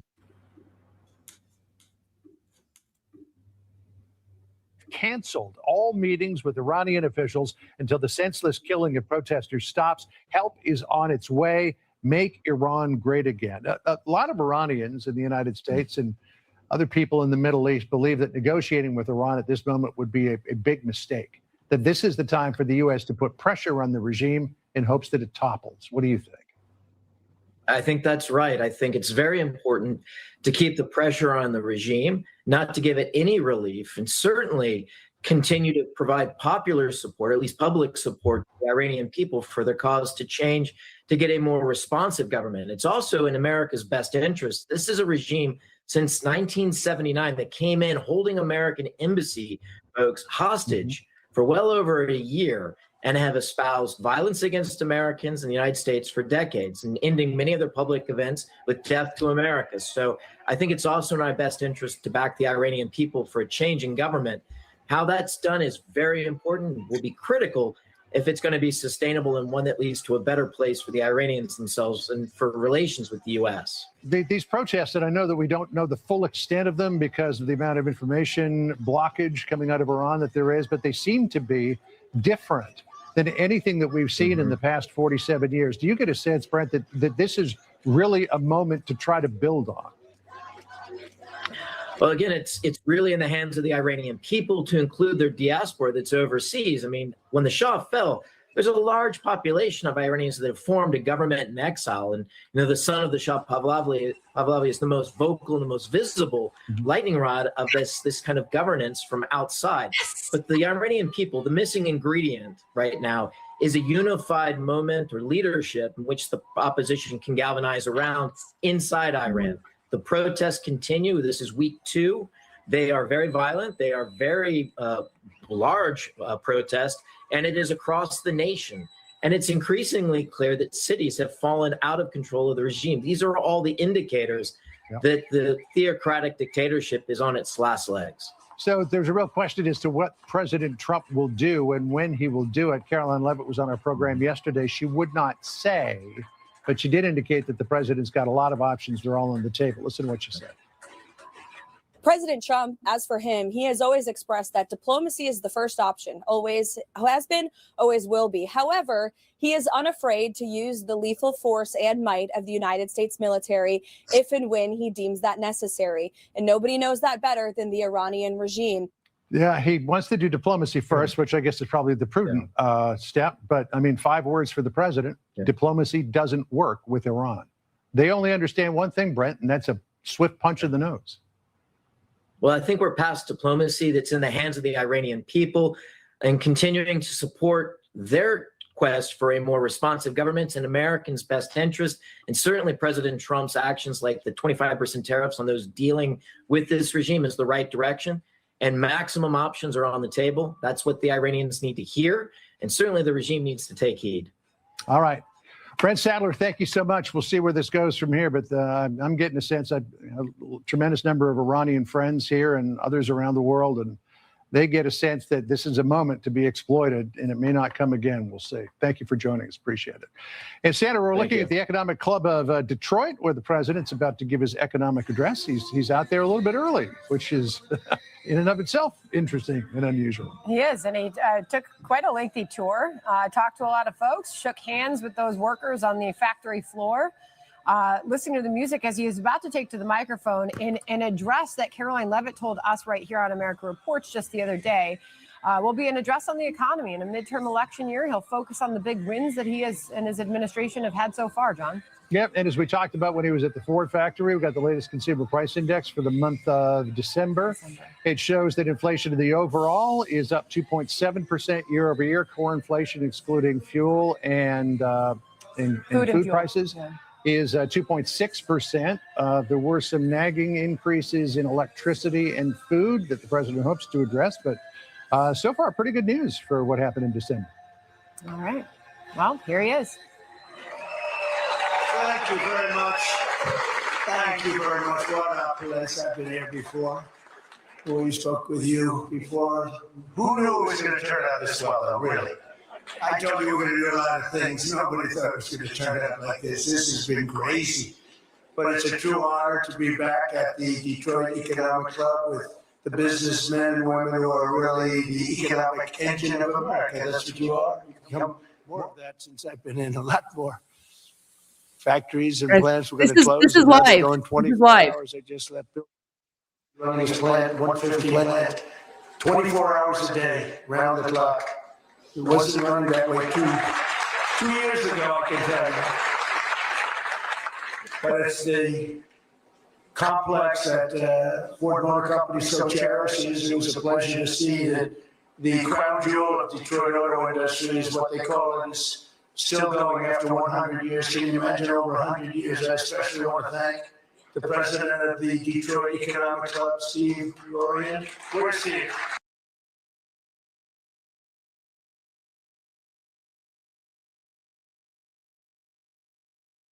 Made the last one, Matt, too big to rig, right?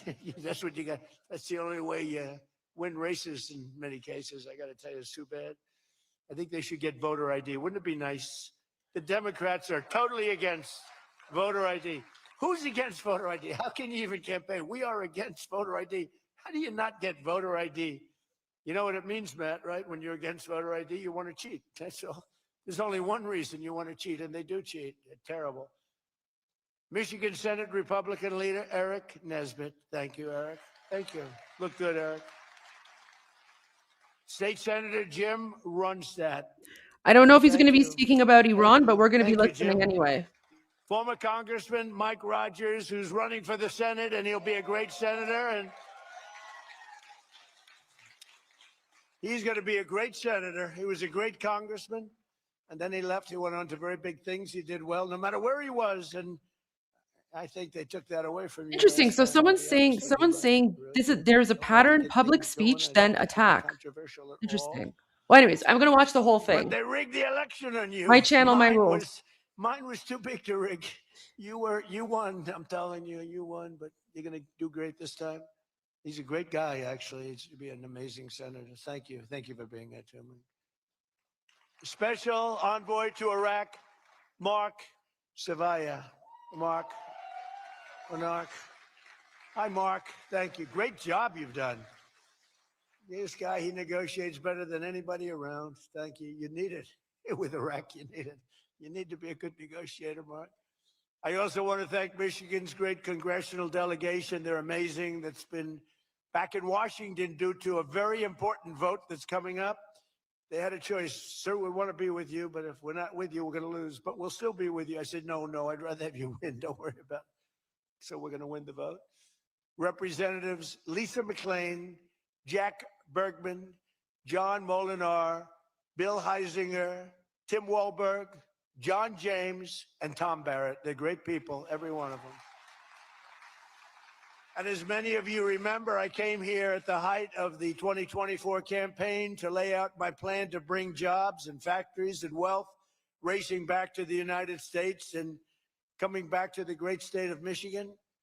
And just a few weeks later, the people of this state and the voters all across the country endorsed that vision in a landslide victory. We won everything. We won all 7 swing states. We won the Electoral College 312 to 226. We won the popular vote by millions and millions of. Oh, it's so nice to win the popular vote. I won the popular vote all 3 times too, but we're not going to get into that. But the first time they said I didn't win the popular vote, but I won the Electoral College. So they always said, while he didn't win, this is the way I got introduced every time. While he didn't win the popular vote, he won the Electoral College, you know. So this is the way I was introduced for 4 years. And guess what? We said, I'm going back and we're going to win and we won the popular vote by a lot. So they can't say that crap anymore. And the thing that was most impressive, we won 86% of all counties in America, 2,700 to 525. Think of that, 2,700 to 525. And that's why when you look at the maps on Republican, Democrat, with red being Republican, as most of you know by now, I think. Every once in a while you see one where they have it reversed. I said, why would you do that? Well, we think it looks better. I said, look, red is Republican. Let's not try and change the voters' minds on things. Just do it that way. And the map was virtually all right. That was about the counties. That was the 2,700 to 550, I think is the exact number. Most importantly, we won a historic mandate to make America great again. And this is what we're doing. We're making America great again like never before. And now, after less than 12 months in office, this is the easiest speech to make. I have great people, and all I'm doing is spewing off what the hell we've done. Even Venezuela wasn't too bad, was it, huh?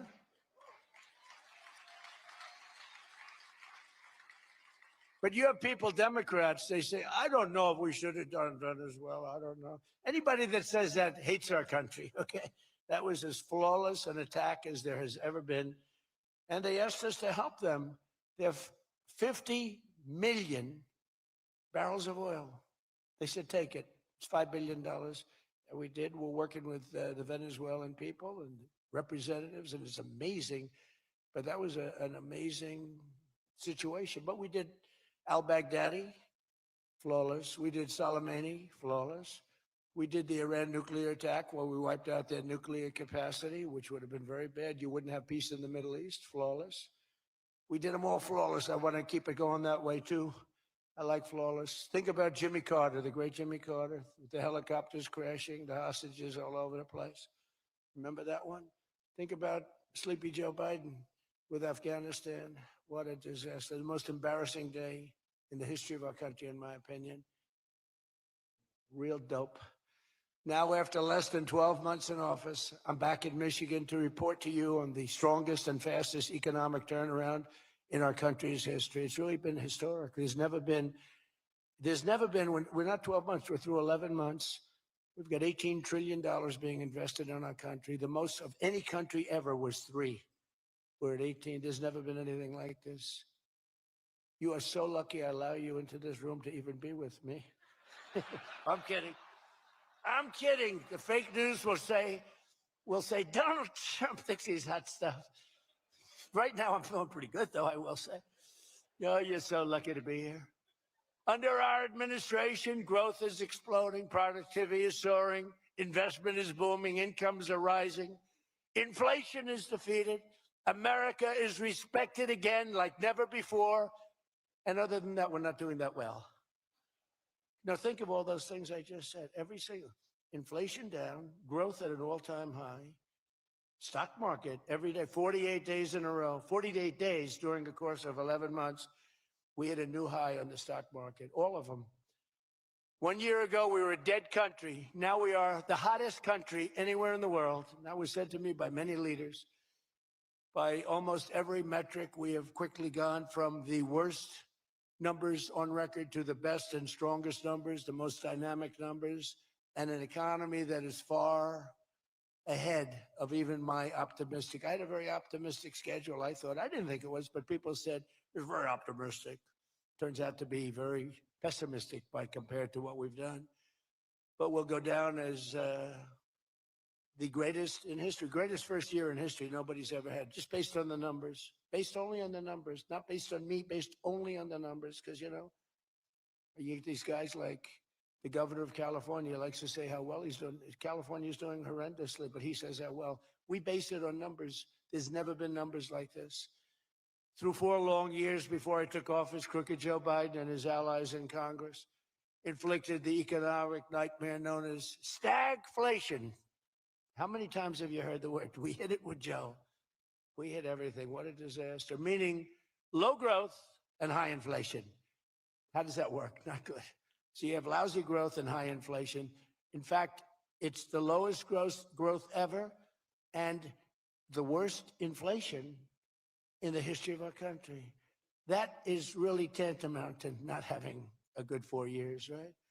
In other words, Sleepy Joe and the people that ran the auto pen were a complete and total disaster for our nation. They were a disaster for our nation. Had they won the election less than 1 year ago, we would have been, as I've often said, Venezuela on steroids. Now I'm Venezuela's biggest fan. We're working with them, but they came down from a very high number to a disaster, a disaster. And we would have been Venezuela on steroids, and we're bringing Venezuela back, and we're going to be great for Venezuela, great for our country. We're taking in, as I said, millions and millions of barrels of oil. And now they're coming in initially on a daily basis, 50 million, and values of over $5 billion. That's in one day. Just think of it. The biggest ships in the world can take 1 million barrels. The biggest ships in the world take 1 million. We have 50 million barrels. We need 50 of the biggest ships in the world just to get it out. We're bringing it in to be refined. It's an incredible feeling. It's great. Winning is a good thing.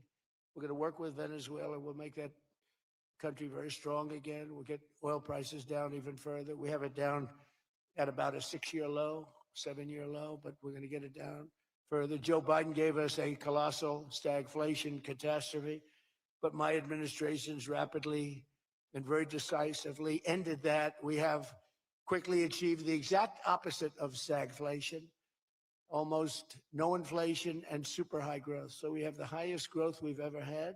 Think of that. The highest growth we've ever had, and we've only been there 11 months. Think of what we can do for the rest of it. But do we have wood around here? I want to knock on a little wood. They have one little, everything's plastic nowadays. It's very tough. Now we have the greatest growth, and we have, inflation way, way down. But we inherited terrible growth, and we inherited the worst inflation in the history of our country. The fake news would say 49 years.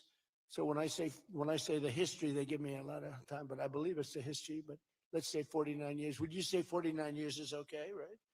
It's pretty bad. What do you think, Mr. Senator, Mr. Future Senator? I'd say 49. What sounds worse, 49 years or history? I think 49 years almost sounds worse. Maybe I'll just use it and I won't argue with these people. As of this morning, core inflation for the past 3 months has been just 1.6%. The numbers we just announced just before I came on stage. And GDP is smashing expectations with the fastest growth for this country in many years. The fourth quarter is projected at 5.4%, and that's despite the Democrat shutdown where we lost at least 1.5 points. The Democrat shutdown, we would have had close to 7. Think of that, close to 7. They were projecting to, the fakers were projecting to. And if we keep deregulating and adding more capacity, like I saw today at Ford, and if we don't raise interest rates every time good news is mentioned. In the old days, I'm probably old. I used to be up at these lecterns and I'd say, I'm younger than pretty much everybody in the room. Now I say I'm older than pretty much everybody in the room. I like it the other way better, actually. But you're too young. But in the old days, when you had good numbers, interest rates would go down. When you had good numbers, the market would go through the roof. That's the way we're going to make it again. That's the old-fashioned way. That's the right way. Today, if you announce great numbers, they raise interest rates to try and kill it. So you can never really have the kind of rally you should have. What happens and what we want, we're going to have a lot of great months, a lot of great quarters. I want the market to go up. You announce unbelievable numbers and the market goes down because they know you're going to do everything possible. In the Fed, we have a real stiff in the Fed, but that's for another day. But they raise rates. So everyone says, oh, they announced great numbers. It's great, great, great. And the market goes down because they immediately raise rates. No, when the market goes up, they should lower rates. You want to see 20% and 25%? You want to see what we can do? We've got to go back to an old standard. When there's good news, the market should go up, not go down. Does that make sense to everybody? And that's the way it used to be for most of the time. That's the way you make a country great. But our growth potential is unlimited and could be much higher if we went back to sanity. We're not doing it anymore. We're talking about the head of the Fed. And I want somebody that when the market is doing great, interest rates can go down because our country becomes stronger. See, you view it differently. Our country becomes stronger and therefore interest rates should go down, not up. They kill every rally. If it's, no matter who, if it's beyond me as president, it's no matter who's president, you have a good quarter and they want to kill it because you're so petrified of inflation. And growth and inflation don't necessarily go hand in hand. You can have growth and very low inflation. In fact, oftentimes growth is good for low inflation. So we're going to work on that, Scott, right? I think we're going to work on that very hard. I mean it so strongly, it's sickening. We announce good numbers and we see the stock market drops 300 points. I say, what the hell is going on? Do you agree with me? It should be just the opposite. All right, Scott agrees, so I'm very happy about this. That means if he didn't agree, I wouldn't do it. But we're already growing double, triple, and even quadruple the speed of almost every other major economy on Earth. We're the #1 economy on Earth, too. And the results are in, and the Trump economic boom is officially begun. It's really begun almost from the beginning. Almost begun, if you look at it, really from November 5th. You know, on another metric, just before the election, it was almost impossible to get people to join the military. We had the worst enlistment in the history of our country, the worst. You couldn't get people for the Army, the Navy, the Air Force, the Marines, Space Force, the Coast Guard. You couldn't get people. And since right after the election, but especially since after January 20th, when we took office, we have now the strongest enlistment we've ever had in the history of our country. We've never enlisted people so quickly, so easily. And we enlist by merit now. You know, we won a Supreme Court case that said you hire by merit. You go to college now by merit. Everything's by merit. Our country became great because of merit. And we have done some job. But think of it, a year and a half ago, we had the worst enlistment in history. And now we have the best enlistment. Things like that don't happen.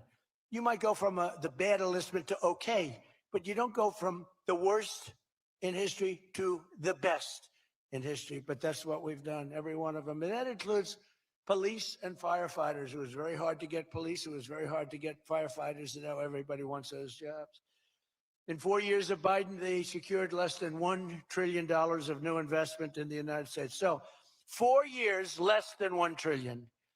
In less than 1 year, I've secured commitments for over $18 trillion from all over the world, the most ever for any country.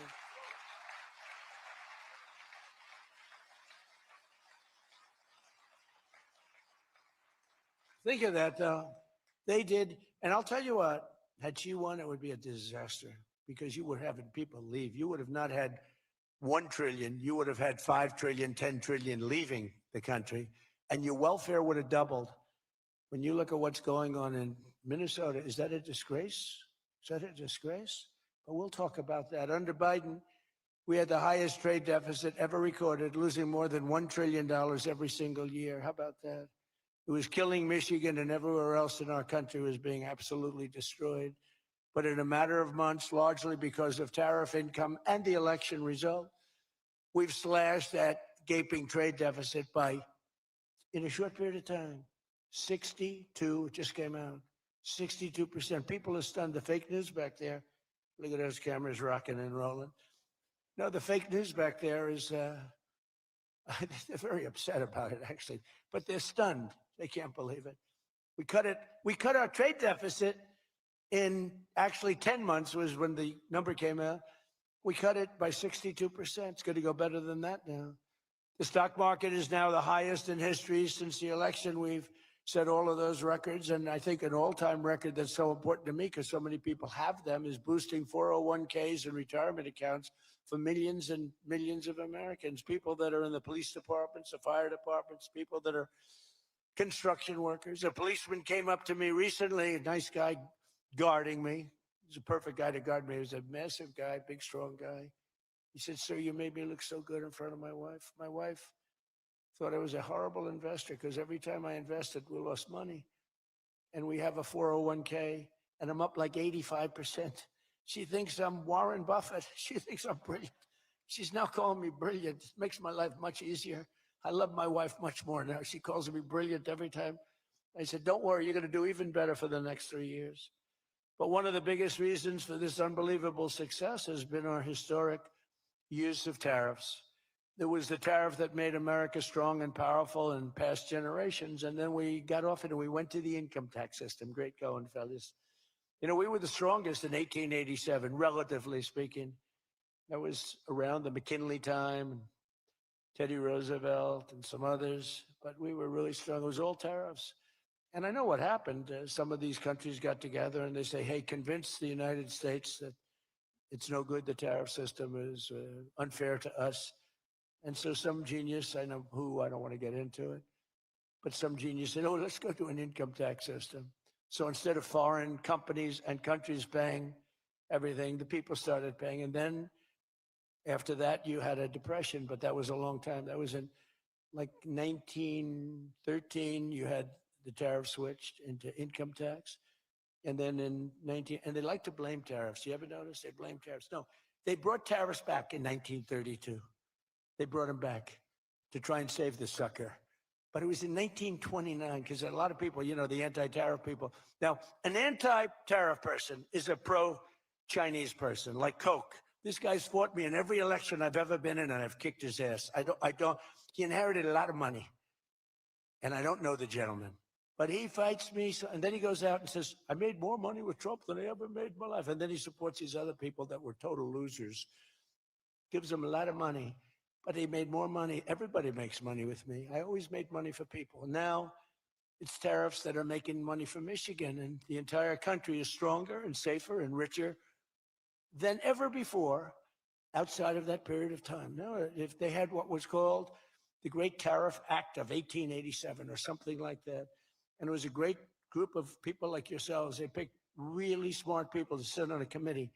They had so much money, they didn't know what to do with it. And they wanted to have the money given away. You know, we built the Panama Canal out of tariffs. We did a lot of things. Panama Canal was the single biggest investment, relatively speaking, that this country's ever made. Would be the equivalent of trillions of dollars today.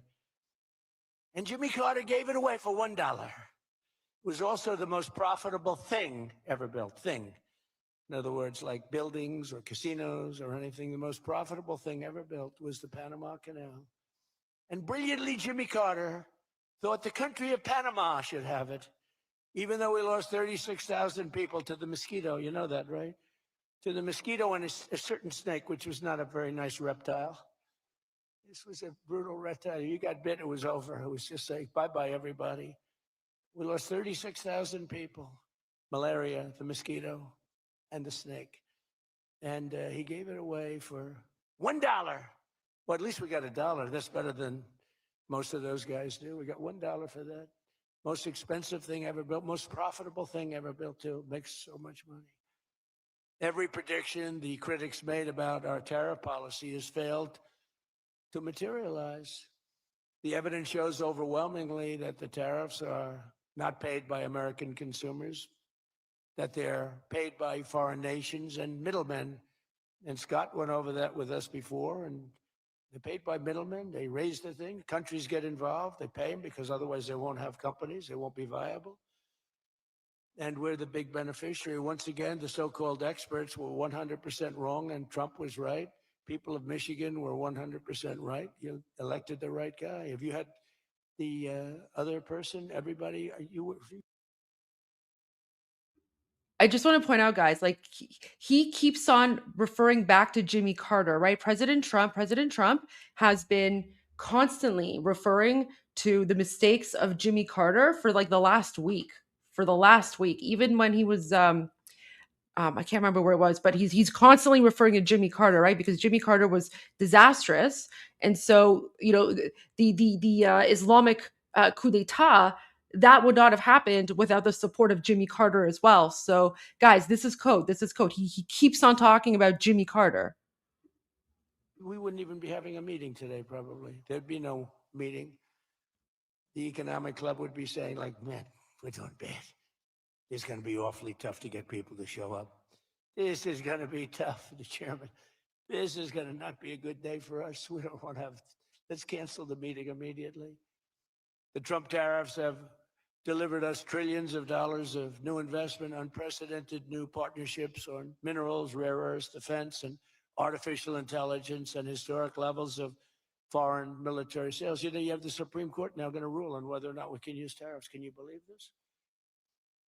A case brought about by people that are China-centric, foreign-centric, but China-centric. I wouldn't want it if I was China either. You know, China's one of our biggest taxpayers right now. China, would you ever believe you'd hear that? And they've been great. My relationship with President Xi has been great, but we have a group that's foreign-centric, China-centric, suing, and we'll figure something out if we don't win, but we should win. I mean, we should win. So great for national security. I ended 8 wars. Think of that, 8 wars. And without trade and tariffs, you wouldn't have been able to end any of them. But they brought hundreds of billions of dollars pouring into the United States Treasury, helped curb inflation, and helped cut the federal budget deficit by a staggering 27%. And that's only for a short period of time. The number's much bigger than that when you add in the full year. And I've told people I got into a lot of trouble because of the fake news back there. I told people, I said, tariff is my favorite word. I said, my favorite word of every word is tariff. I've loved it for 40 years. I came here many years ago. Remember, they said I didn't come here. Then they found out I did. I got an award in Detroit, in Michigan, many years ago, and still have it. They said it never happened. It did happen. Turned out I didn't notice any apology. But all I did was talk about you're losing your car industry. This was long before I ran for politics. They said you're losing. I said, why are you allowing these foreign nations to take your car? You know, you lost 57% of your car industry. The good news is you're getting it back. But I said, why aren't you using tariffs? I've been very consistent. I will tell you that for years and years, even as a private businessman, for years I used to, because I get, for whatever reason, a lot of publicity always. I don't know if that's good or bad, but it happens. And I talk about the importance. But I said recently, I said, tariff is my favorite word in the whole dictionary. There's no word. And I took a lot of heat. They said, what about your wife, your children? What about religion and God? What about Jesus? So I said, all right, it's my fifth favorite word. And since then, I've been fine. They hit me hard, these people, the fake news. They were killing me over tariff. He likes tariff more than his wife, more than religion. He likes tariff more than anything. What a disgrace. So I now call it number 5, and I'm in good shape. That was a rough day. It's my favorite word, and I got killed. Every word, you know, when you go up here, you take a big chance, especially me, because I go off teleprompter about 80% of the time. But isn't it nice to have a president that can go off teleprompter? When you think? Remember the speeches Joe would make? First of all, they'd last a matter of seconds, you know. Thank you very much. You ever notice Joe would always cough before a speech? State of the Union, he gets,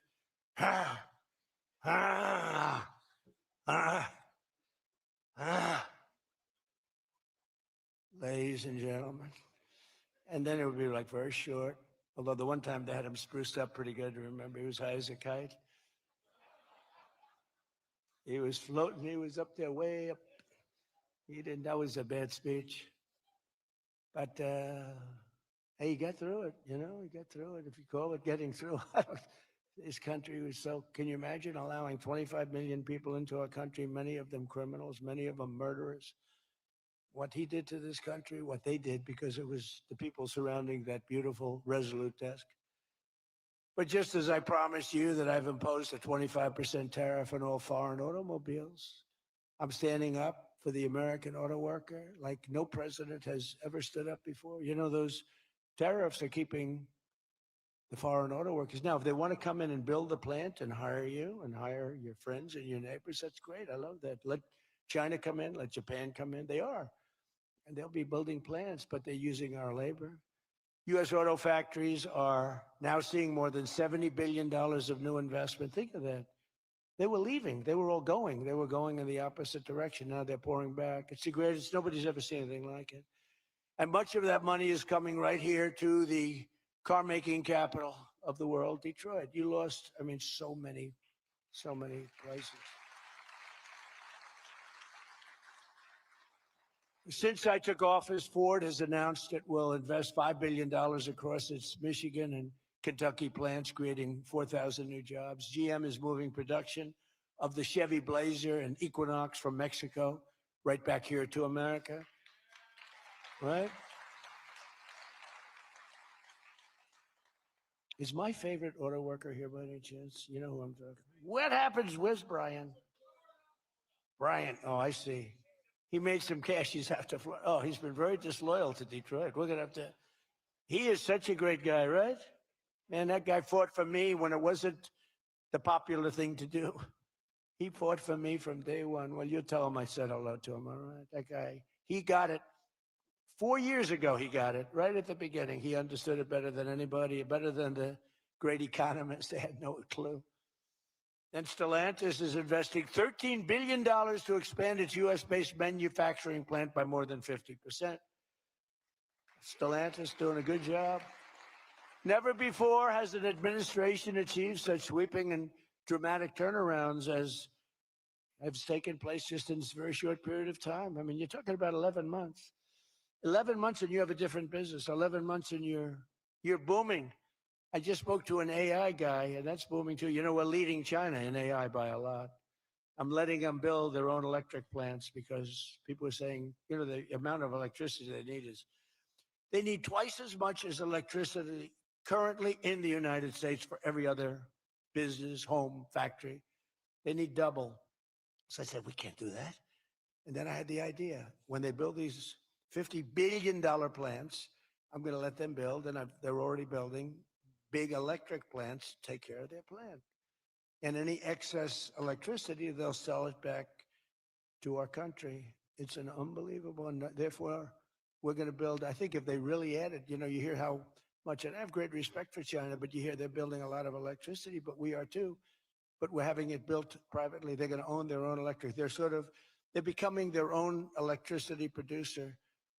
And when they heard this idea, they thought it was great, but they didn't take it seriously because they said it's too good to be true. But then they realized that I was serious. They were getting them 2 and 3 week approvals.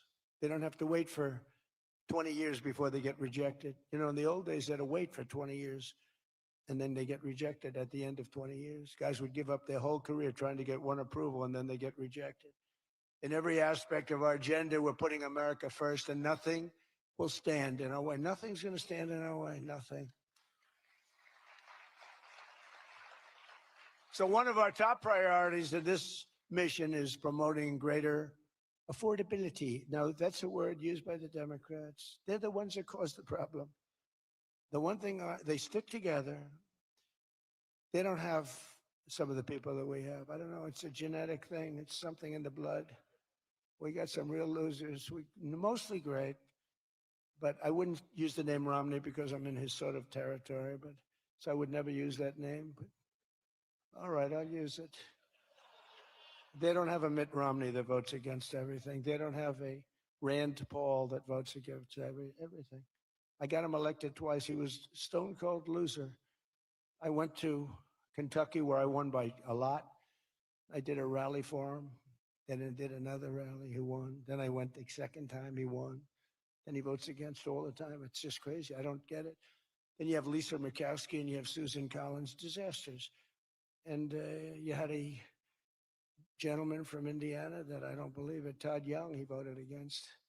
And you say, why are you voting against? They can't give you an answer. They're unable to give you an answer.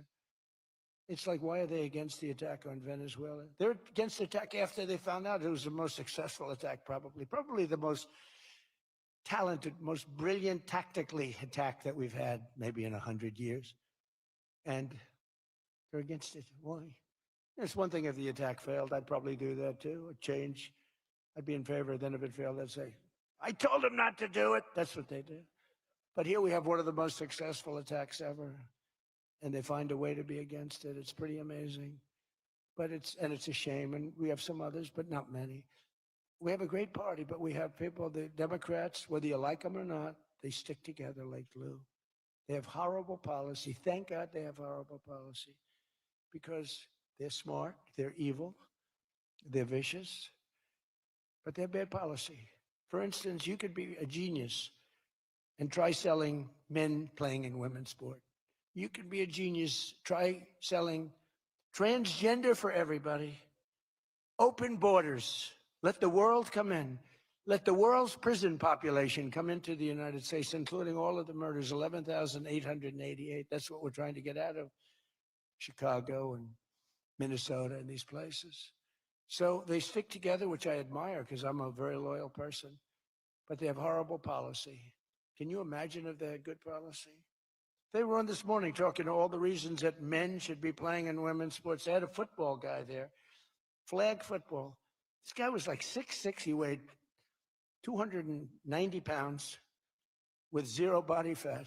And they had a few young women. They were the size of his leg. He wouldn't have had to run. He could have just walked. They couldn't have done a thing about it. 10 of them would have to jump on him that wouldn't have had any impact. I don't think he would have been like a fly. It's so ridiculous. It's so demeaning to women. It's so demeaning.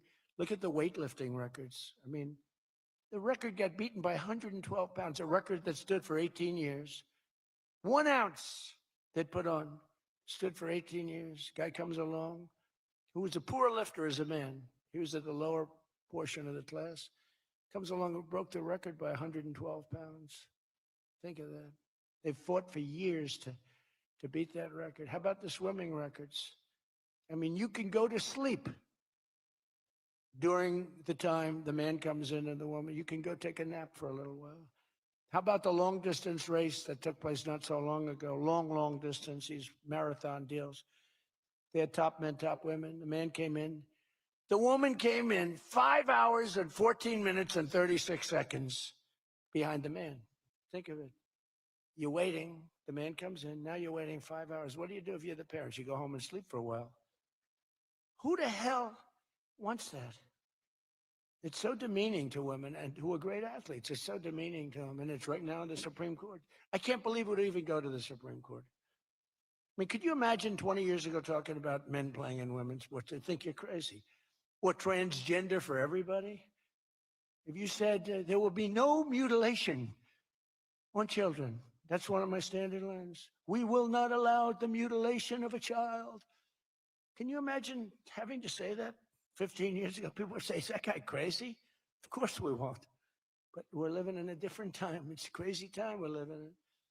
After real wages plummeted by $3,000 under Sleepy Joe Biden, real wages are up by $1,300 in less than 1 year under President Trump. For construction workers, wages are up $1,800. Don't forget, they were down $3,000. Factory workers over $2,000, and for many other workers, over $5,000. And I just gave the military, because we're doing so well, we're taking in so much money with the tariffs, I just gave them $1,776. You saw that, right? Did you see that? They had 75, and I said, you know, if you had one more dollar, $17.76. They said, that was a good idea. We could afford one more dollar. We gave them $17.76. Meanwhile, grocery prices are starting to go rapidly down. Rent is down. Airfares are down. Hotel rates are down. Cell phone prices are down. And we're just getting started. But more importantly than going down, our growth is through the roof. It's way up. Among my first acts in office was to end the radical left war on oil and gas and stop the crusade to kill American energy, and frankly, to open up cars so that you don't have to have an electric car. I love electric cars. I think they're great. I like Elon a lot. I don't think he was too happy with my policy of opening it up, and I can understand that. But I've been saying it for 4 years. They wanted everybody to have an electric car in a very short period of time. There was no way to build the stations. There was no way to get it done. I want you to have gasoline-powered cars. I want you to have electric. I want you to have hybrids. I want you to have everything. Hydrogen, I don't know about. I'm hearing it's not testing so well. It's fine, except when there's an explosion, you're a goner. Now, have you heard that with hydrogen? One guy is trying to sell hydrogen, and I say, yeah, but, sir, that only happens 1 in 100. Oh, great. When it happens, they find the body like 300 yards down the road. So I said, I'll pass on hydrogen. Maybe there's something I don't know about, but is anybody in the hydrogen car business? Gasoline is now under $2.50 a gallon in 17 states and under $2 in many places. We have some states it's $1.95, $1.99, $1.97. As we speak, these are gas stations, and think of that. We have gas stations in the Detroit area where you can fill up for less than $2.30 a gallon, whereas 2 years ago it was $4.50, and in many places it was way over $5. Think of that, $2.30. You see it. That's like a massive tax cut, which we gave you under the great big beautiful bill, by the way. No tax on tips, no tax on Social Security, no tax on overtime. And with our extremely successful operation in Venezuela earlier this month, that number soon is going to go lower because we're going to have a lot more energy. We're going to have a lot more, as opposed to a country that's going to be totally shut down. No fuel, no gasoline. And it's, you know, they say it's got more than Saudi Arabia. Who knows? Got a lot. And by the way, to all Iranian patriots, keep protesting, take over your institutions if possible, and save the name of the killers and the abusers that are abusing you. You're being very badly abused. if the numbers are right. Now I hear 5 different sets of numbers. I hear numbers. Look, 1 death is too much, but I hear much lower numbers, and then I hear much higher numbers. But I say save their names because they'll pay a very big price. And I've canceled all meetings with the Iranian officials until the senseless killing of protesters stops. And all I say to them is help is on its way. You saw that I put tariffs on anybody doing business with Iran. Just went into effect today. And I say, make Iran great again. You know, it was a great country until these monsters came in and took it over. And it's all very fragile. What would have happened to us? I'm telling you. If I didn't win this election, what would have happened to us? In the coming weeks, I will be laying out even more plans to help bring back affordability. And again, remember, that's a fake word by Democrats. Prices were too high. They caused the high price. They never want to talk about affordability. They always go, this is an election about affordability. I say, they caused it.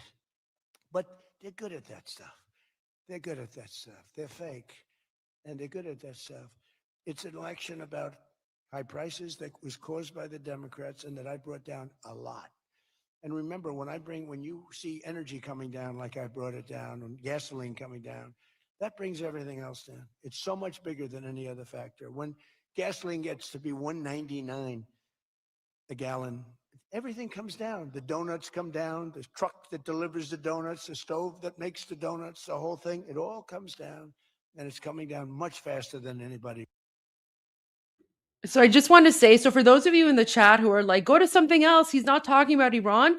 This is why we're watching the entire thing, because he's bouncing around between topics, right? So we're going to watch this until the very, very end, literally.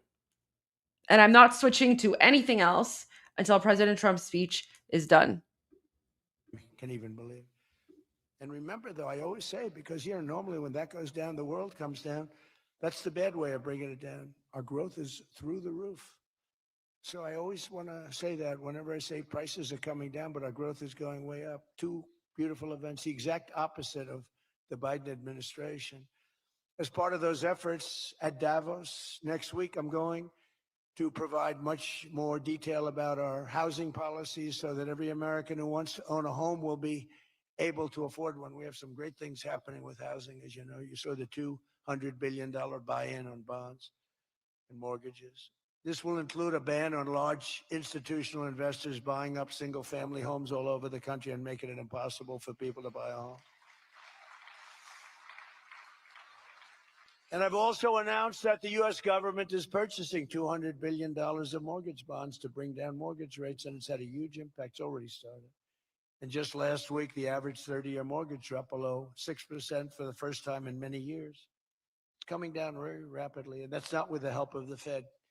If I had the help of the Fed, it would be easier. But that jerk will be gone soon.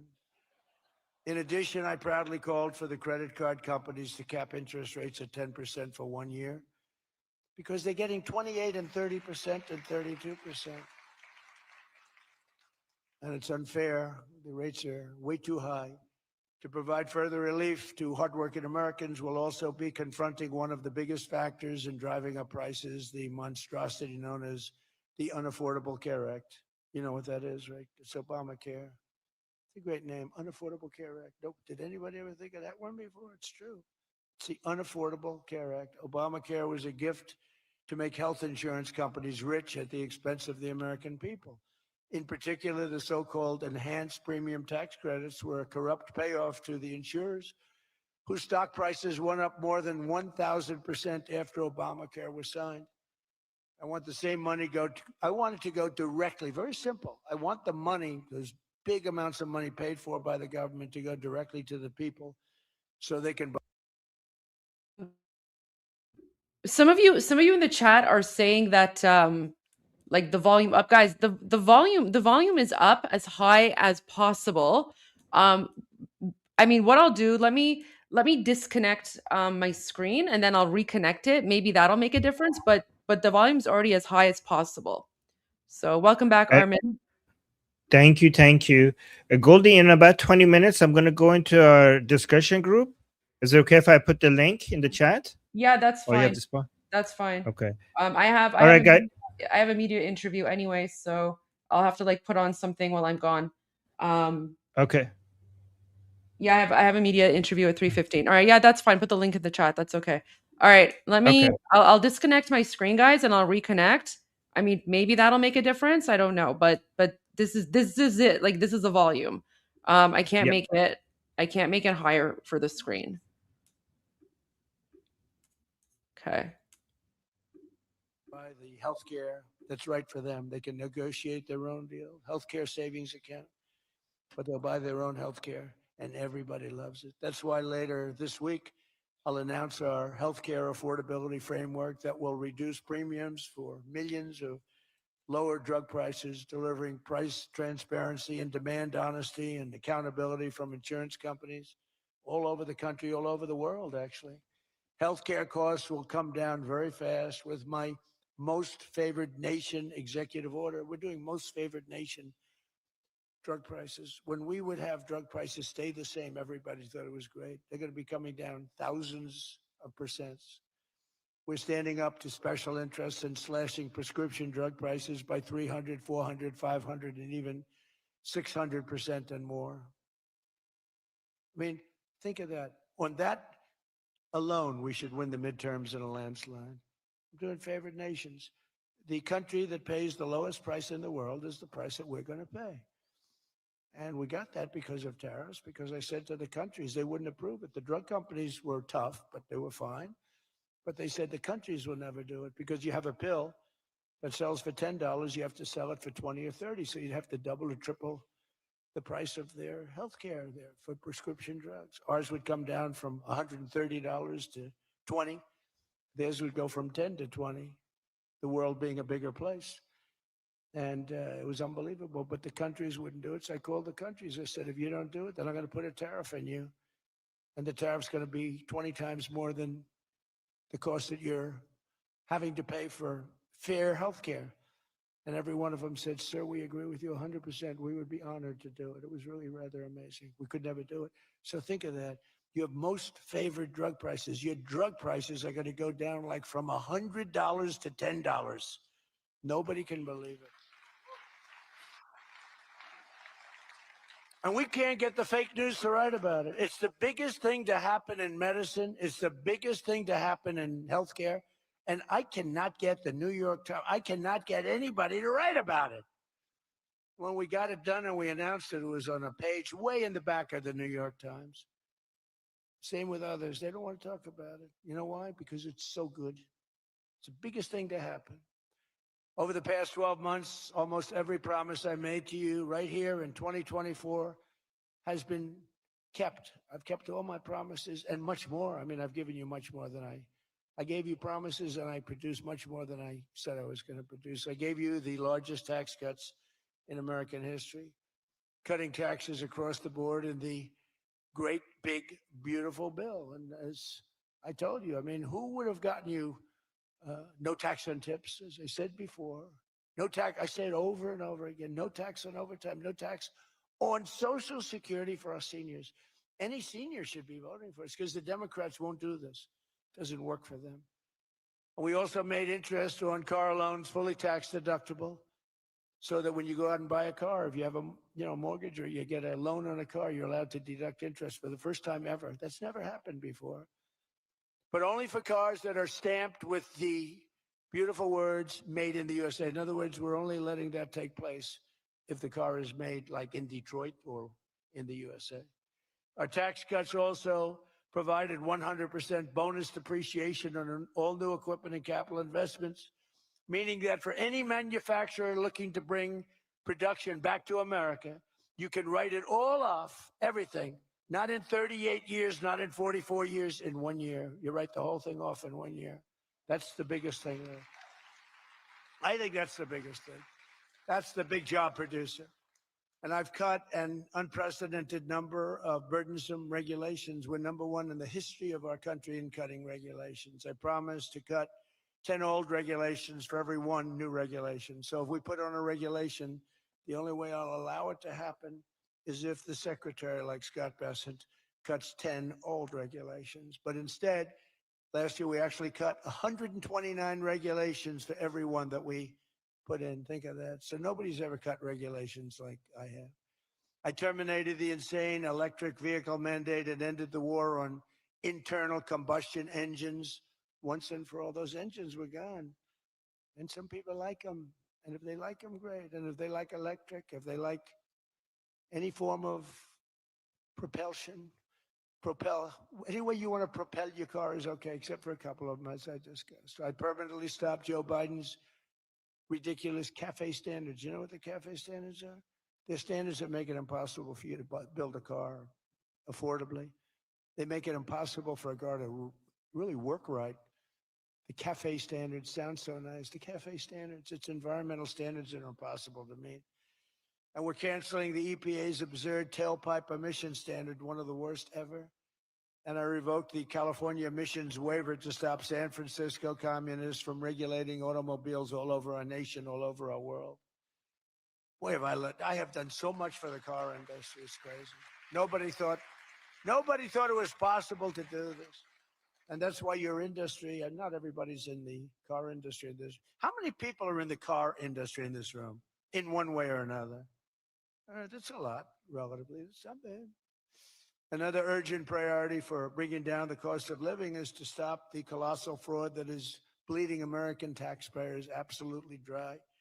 The fraud being committed by the Somali population in Minnesota. Have you heard of them? They're lovely people. Is monumental. And California, Illinois, New York, and others are just as bad. Our country has been losing over $500 billion to fraud every single year, but those days are over. We have the best group you've ever seen assembled going after fraud.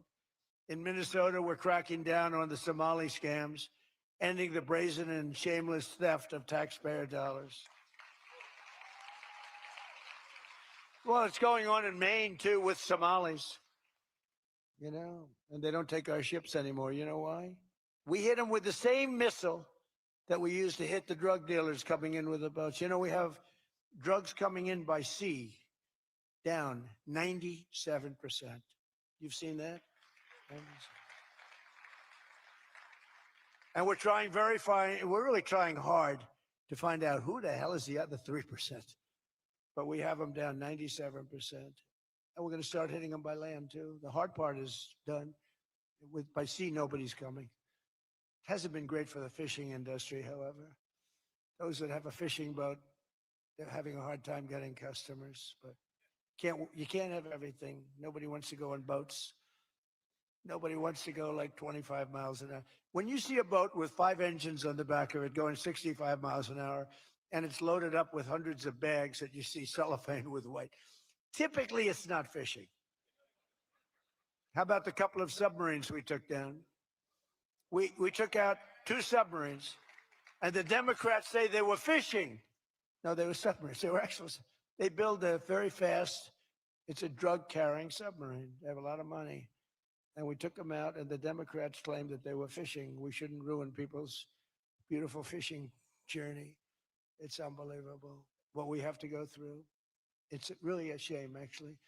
We froze it all, children's payments to those states that we're talking about, and we will now require proof of attendance in order to receive federal funding for child care or any of that. How about all these child care places in Minnesota where there is no children? They go there, they get paid millions and millions of dollars. The biggest operation in all of Minnesota had no children. And we pay millions of dollars. They're scammers. They're scammers. They always will be. And we're getting them out, and we're not going to pay them. We're not going to pay Minnesota. Right, Scott? We're not paying Minnesota any more money for any of that crap. It's a big scam. It's a giant scam run by an incompetent, crooked governor. He's an incompetent, crooked guy.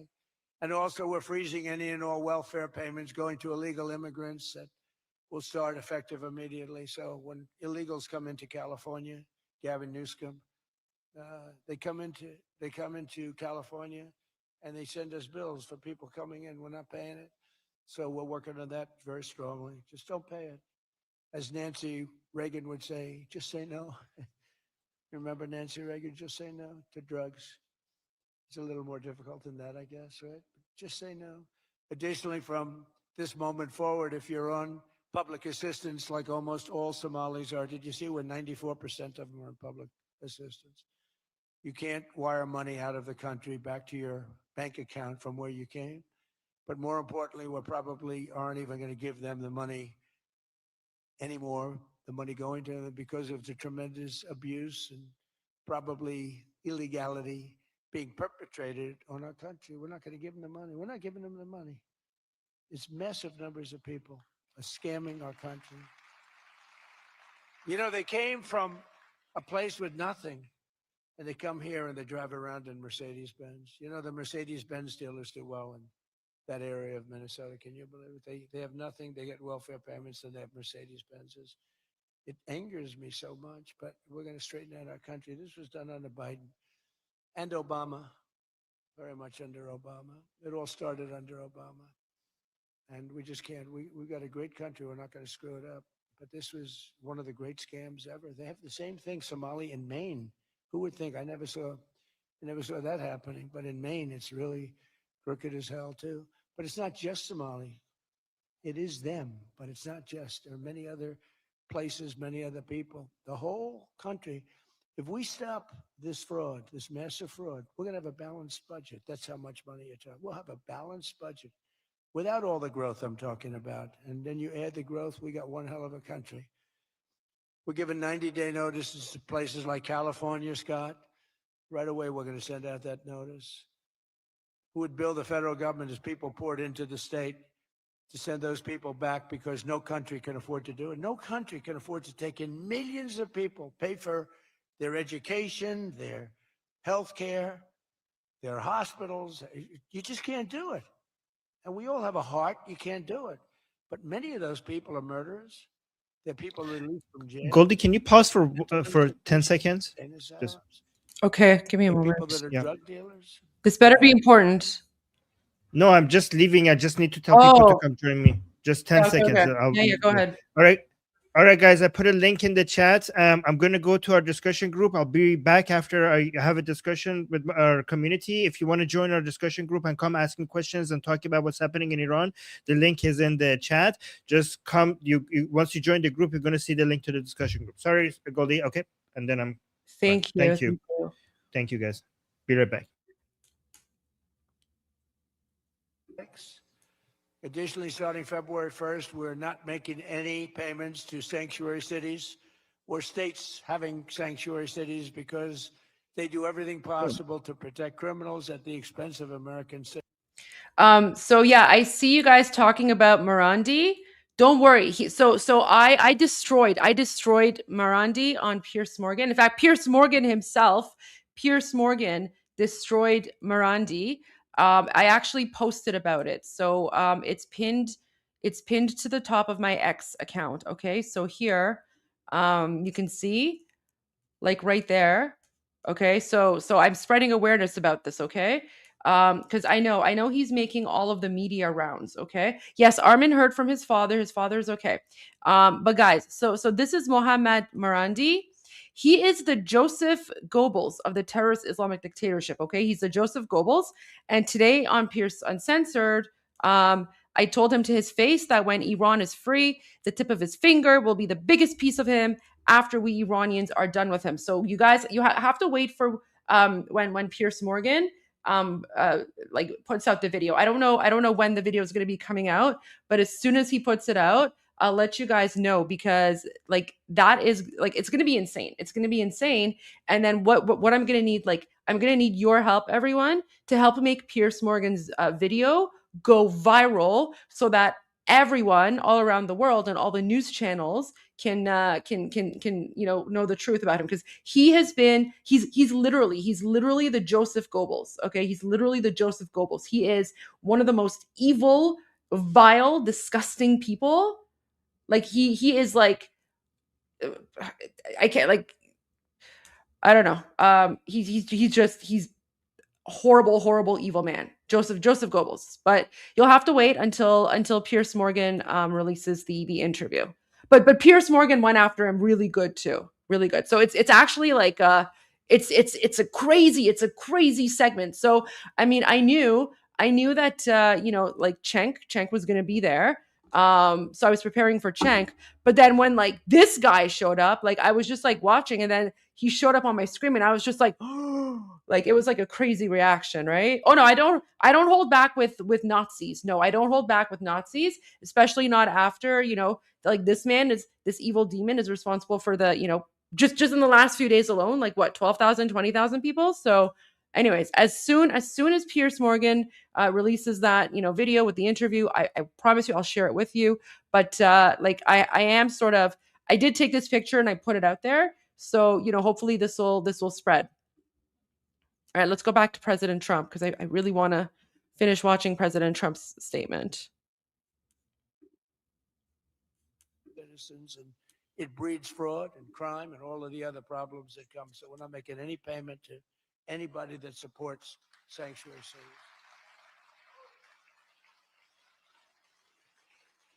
We have also suspended nearly 8,000 SBA loans, Small Business Association loans, to suspected scammers in Minnesota, of which there are many. It's a great state. It was a great state. Now it's getting destroyed by that stupid governor. What a stupid guy he is. But he's a crook. I mean, he's an incompetent guy, but he's a crook. He allowed this to go. You can't have corruption on a scale that nobody's ever seen before, and you're sitting as a governor and you don't know what's going on. It's impossible, even though he's a stupid guy. We're investigating large-scale visa fraud, and the Department of Justice has already charged nearly 100 people in criminal conspiracies in Minnesota. They're all over the place. Last week, we announced that I'm creating a brand new division at the Department of Justice, a legal strike force led by a really tough, smart new Attorney General for fraud. He's a fantastic young guy. He's so impassioned to do this properly. We intend to imprison any fraudster, politician, or public official involved in these sick plots to loot and pillage our country. Think of that Ilhan Omar. She lives in Somalia. They don't have a government. They don't have a military. They don't have police. They don't have anything. All they have is murder and robbing ships, bringing in ships, pirates. That's stopped. Same missile, ping. That's the end of them. It's amazing how that can stop corruption. Those missiles, they never miss, The same one, exactly the same one. But think of it, she comes from a country with nothing, and she comes here and she tells us about our Constitution. I have a constitutional right to rip off the country. I guess she's a total scam artist. Anybody knows it. How do you let her get away with it? AOC +3. She was one of the three. They're all scammers. They're so bad for our country. They're so bad for our country. Our ICE operation in Minnesota, for example, is finding hundreds of killers, violent predators, and child rapists, some of the worst criminal offenders anywhere in the world, murderers all over the place. All we want to do is get them out. Did you see the pictures that we put up? Hundreds of them. Murderers wanted for murder, wanted for the worst drug selling. One of them is one of the biggest drug dealers in the world. And vicious, sells bad drugs too. Bad drugs, like if you take a tiny little morsel, your child is dead. And we're getting them. But it's hard to get them because they make it so impossible for you. And you wonder why. Why would they do that? Do they want to live with murderers? Do they want to live with these people that are emptied out from prisons? They have a lot of people. One of the reasons I was so angry with Venezuela, they emptied their prisons almost entirely into the United States of America. Tren de Aragua was the gang, one of the worst, probably the most violent gang there is anywhere in the world, they say. We get them out. We've got a lot of them out already, but we're getting them out. We're also going to revoke the citizenship of any naturalized immigrant from Somalia or anywhere else who is convicted of defrauding our citizens. We're going to get them the hell out of here fast. And if you come to America to rob Americans, we're throwing you in jail and we're sending you back to the place from where you came. We're throwing you right in jail.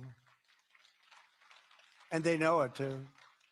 And one of the reasons they're doing these fake riots, I mean, they're just terrible. I mean, you see it's so fake. Shame, shame, shame. You see the woman, that's all practice. They go practice. They go to areas, they take hotel rooms and they all practice together. It's a whole scam. We're finding out who's funding all this stuff too. We pretty much know. But in conclusion, as we liberate our country from this cultural scourge and the plague of corruption and fraud, we'll rediscover the natural energy and native spirit that truly makes America great again, like we're doing with Detroit and Michigan. If we get rid of fraud and do our job properly on the trillions that are being extorted out of our country from corrupt and incompetent governors like Gavin Newsom, J.B. Pritzker, and Tim Walz, we will very soon have a balanced budget, and that's the kind of money that we're talking about. We're talking about massive amounts of money. Our country wasn't built by people who tried to lie and cheat and scam their way to success. It was built by legends like Henry Ford, Henry Dow, Thomas Edison, the Kellogg brothers, Alfred P. Sloan, the founder of General Motors, men who lifted up American workers and strengthened our nation beyond even belief. And we're doing the same exact thing right now. I think we're doing it even better. This is the fierce spirit of patriotic free enterprise that we're now unleashing once again. We are unleashing it like maybe never before. Together we have turned the page forever on the failed left-wing model that makes our America poor, desolate, and makes people feel sorry for us. That's what we had. We had a country where our leader was laughed at and our country was scorned. We had a country that was laughed at. They laughed at us. 2 years ago, they laughed at us. They thought we were fools. They thought we were stupid people. Now we're seeing that they're not the smart ones. We are. But we have a great America, and we're going to enrich it. And foreign nations, foreign migrants, criminal fraudsters, and corrupt politicians are not going to play a role anymore. They're going to be in jail. Under the Trump administration, we're reclaiming America's dignity, rebuilding America's wealth, and we're putting the productive, hardworking American citizen at the center of every single thing that we do. They were the ones that built America, and they will build it up again, and that's what they're doing at levels nobody thought was possible. So today, after less than 1 year, our border is secure. Remember, they talked about the border, how bad? In 3 weeks, I didn't go to Congress. I said, secure our border. And they did. Remember Biden, he said, I have to get approval from Congress. Had nothing to do with Congress, had to do with respect. Our spirit is restored. Inflation is stopped. Wages are up. Prices are down. Our economy is booming like I think you'll see soon, like never before. Our military is strong and unprecedented. I rebuilt our military in my first term. Our workers are thriving and our auto industry is returning to the country where we all began and where it all began, and frankly, a country that we love. The United States is winning again, and we're rapidly making America and the great state of Michigan greater and more prosperous than ever before. I want to again thank the Detroit Economic Club. You do a fantastic job, so respected. God bless you, and God bless America. Thank you very much, everybody. Thank you.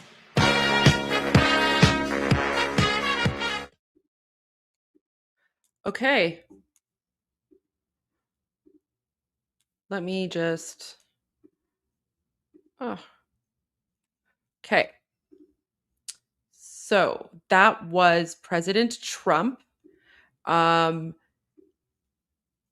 was very interesting, guys. That was very, very interesting. And yeah.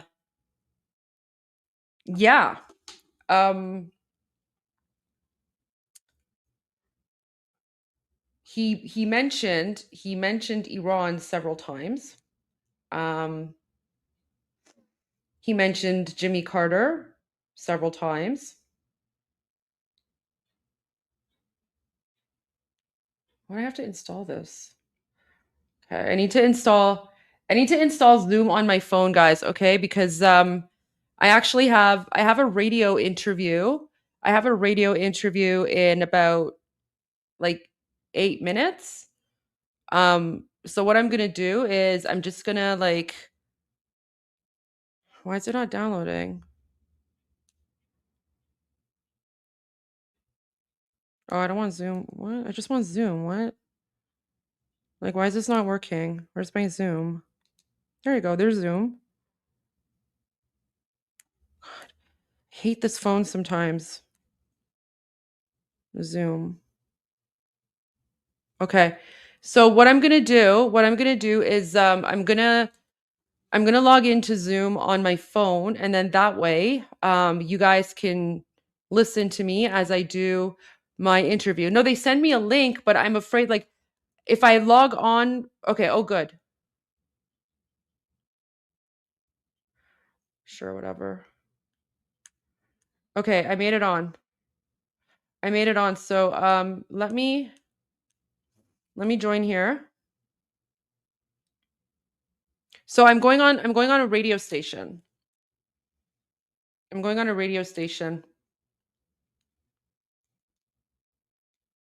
So I'll let you know when it's starting. But see, I'm just there you go. Just waiting for that. My interview. So the Piers Morgan show. Listen, as soon as he releases it, I will share that with you guys, right? But I don't. He hasn't. I don't know when it's coming out. I have no idea. Like I'm monitoring his YouTube channel. I don't see it yet. So as soon as that is released, I will definitely share that with you guys for sure. Wait. Unable to connect? What? All right. Let's try that again.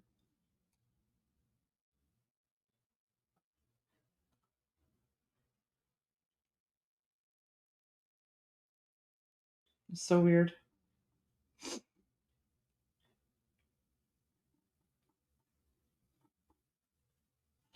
Okay.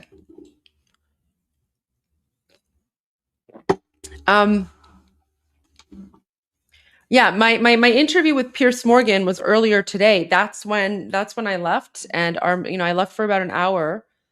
And so that's what I was doing. So let me see. I'm going to show you guys. Okay. I have some new footage. For you. But I think what I want to show right now while we're waiting is I want to share the interview on Sean Hannity last night with His Royal Highness King Reza Pahlavi, okay? The level of massacre has been unbelievable. Look at this. The level of massacre has been unbelievable, unfortunately. The regime is, with no pity, using military machinery, AK-47s to shoot to death protesters. Morgues are overfilled. Despite all of that, these brave kids are still on the street. A doctor reported to us that she had a young patient that came in with her face being shot, bullet ridden, and she told the doctor, patch me up, I want to go back to the streets. I'm going to keep fighting until we are saved, and I want our leader, Reza Pahlavi, to return home to save us all. This is the level of commitment you see in Iran today. It's really, it has attracted the awe and admiration of the whole world. But the decisive element that everybody's waiting for is when will the cavalry arrive, because we can only hold the Alamo for that much amount of time. So it's very critical, the timeline of when, as the president promised, and part of the reason they are still on the streets fighting is they believe that this president is committed to do what he promised he will. Someone saying to check Tusi? All right.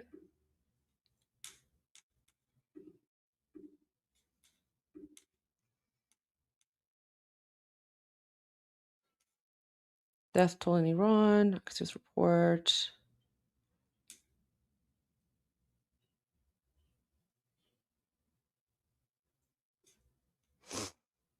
I mean, I could check for Mahir Tusi himself.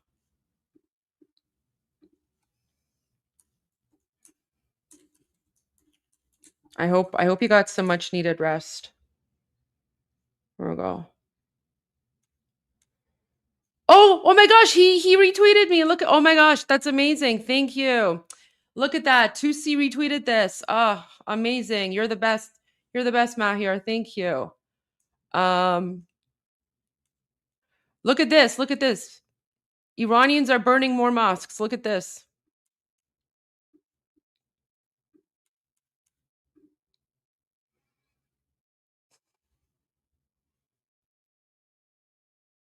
You see what I mean? See what I mean?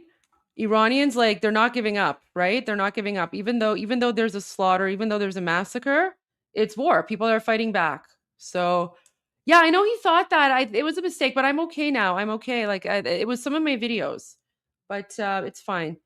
Okay. I'm so glad he did that one. I'm so glad. So glad he did that one. Okay, let me Okay.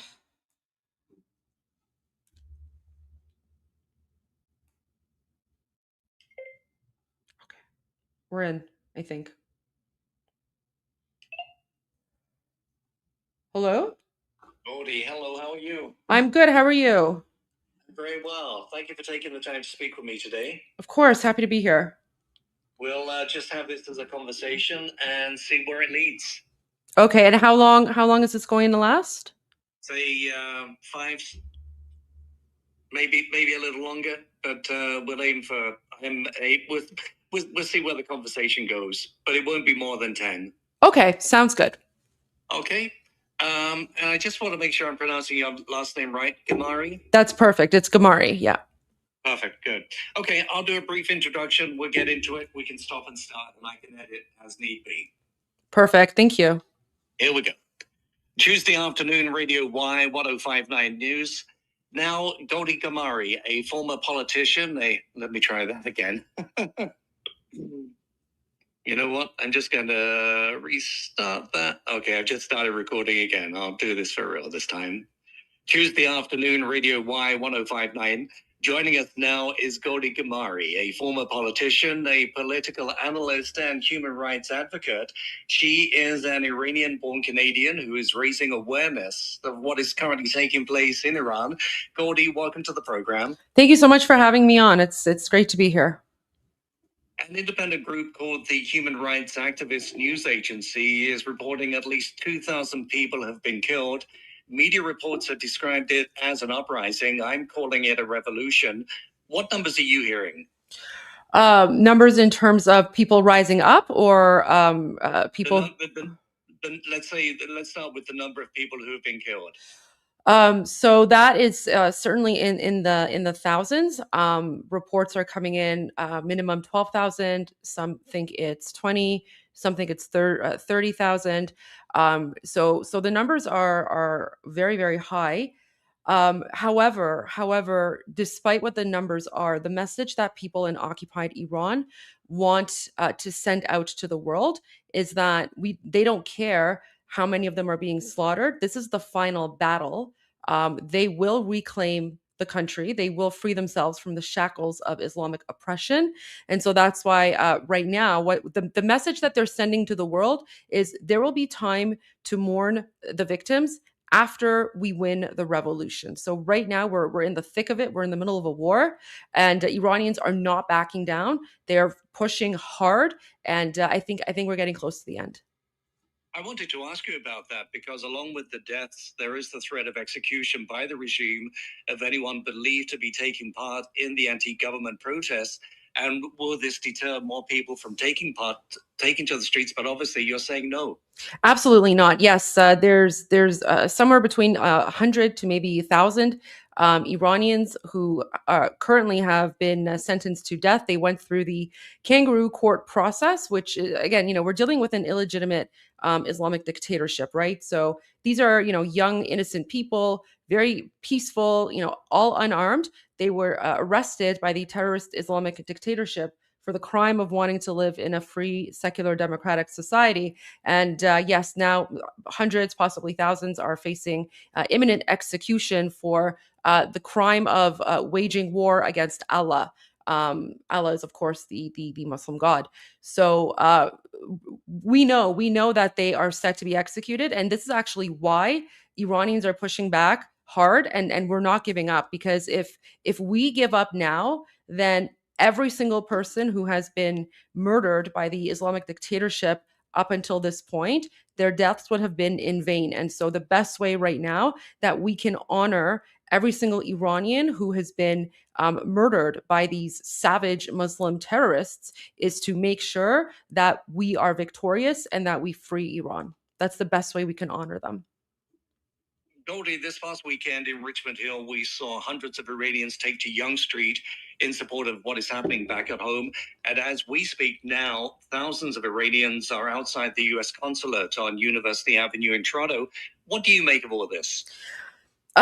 So Iranians are sending a message to President Trump that, now is the time to act. So I want to say, first of all, Iranians are very, very grateful to Americans. Iranians, I know for a fact that the Iranian American community, they specifically voted for President Trump because this is sort of, this is what they were hoping to get. So this is the best case scenario. The reason that Iranians right now are gathering outside the U.S. consulate, it's not, I wouldn't call it a protest. It's more of a raising awareness campaign because the Islamic dictatorship, they have shut down the internet. So they're making it very difficult for Iranians in occupied Iran to communicate with the outside world. This is something that is typical of the Islamic dictatorship. So, for example, back in November of 2019, the terrorists shut down the internet for about a week, and within that week, almost 5,000 innocent Iranians were slaughtered. We're seeing the exact same thing happen right now. The internet has been shut down for over 4 days. We're now into the 5th day, except the number of casualties is incredibly high. Like this is the biggest mass slaughter of Iranians since the Islamic dictatorship took over in 1979. And so that's why Iranians outside of occupied Iran, they are gathering at various U.S. consulates, for example, the one in Toronto. It's more to raise awareness and to thank President Trump for supporting the Iranian people, and basically just to demonstrate that this is very urgent, because right now Iranians in occupied Iran, they don't have a voice. So it is our responsibility, those of us who are on the outside, to be their voice and to make sure that the world knows what's happening in occupied Iran. And U.S. President Donald Trump has canceled all meetings with Iranian officials until he says the killing of protesters stop. And White House officials now say a military operation may be on the table. Is this the correct approach? Absolutely, 100%. 100%. The Iranian people are unarmed. They are peaceful, and they are being slaughtered in the thousands. And the Islamic dictatorship is a vicious, totalitarian dictatorship. Essentially, they are currently using their proxy forces like Hamas, Hezbollah, Houthis, and others in order to mass slaughter Iranians. They're using military grade weapons, AK-47s. We're hearing reports that the number of bodies is incredibly high. Hospitals have run out of blood. There's no food, there's no water. And the Islamic dictatorship, they've actually activated their propaganda mouthpieces. And those propaganda mouthpieces are now going around to various media outlets. And they're claiming that everything has died down. The show's over. This is not a revolution. This is just a bunch of like thugs, and we've captured all the thugs, right? But if that was the case, why did they shut down the internet, and why is the internet still shut down? So they have used this tactic in the past, but it's not working anymore. And all I can say is God bless President Trump for standing on the side of the Iranian people, standing on the side of freedom fighters. And I just pray that he acts sooner rather than later, because Iranians are currently being slaughtered. But what I can say is that their bravery is truly inspiring. And despite the mounting number of deaths, Iranians are still out in the streets, and they want us to know that they're not stopping until victory. How about Canada? Is the Mark Carney government's reaction strong enough? Absolutely not. It's incredibly shameful. But I mean, you can't expect much from Mark Carney and the Liberals. One thing that I've noticed is the people that have been out on the streets calling for a free Palestine and accusations that genocide was taking place in Gaza have been very silent about the revolution in Iran. Does that surprise you? No, not at all, because the Free Palestine people are all terrorists who are funded by the stolen money of Iranian people. In fact, all of these Free Palestine, savage jihadi terrorists are paid by the Islamic Republic. So they actually don't want Iran to be free because they profit off of the suffering of the Iranian people. In fact, they have been profiting off of the suffering of the Iranian people for the last 47 years. And so that's why they're not out in the streets, because they know who the true people are that are oppressed. It's not their savage terrorist society. It's the Iranian people who are being murdered. And in fact, Yasser Arafat and the Palestinians, they were partially responsible as well. They were also involved in the 1979 Islamic coup d'etat because they wanted to take control of Iran as well. So no, absolutely not. Palestinians are the enemy of the Iranian people, and I don't say that lightly, but they are the enemy of the Iranian people because right now many of them are in occupied Iran. They are fully armed by the Islamic dictatorship, and they are murdering Iranians right now as we speak. Goldie, we know what the people of Iran are fighting against, but what is it that they're fighting for? They're fighting for freedom. They're fighting for democracy. They're also fighting for the return of their king. They're fighting for the return of the king. His name is Reza Pahlavi. He is the crown prince of Iran in exile. And the one major unifying chant that we have, Iranians all across the country, is in akharin nabarde Pahlavi barmigarde, which means this is the final battle. Pahlavi will return. So this is very, very important because there are a lot of communists and Islamists who are trying to take the revolution away from Iranians. However, Iranians inside of occupied Iran, they are chanting Javid Shah. Javid Shah means long live the king.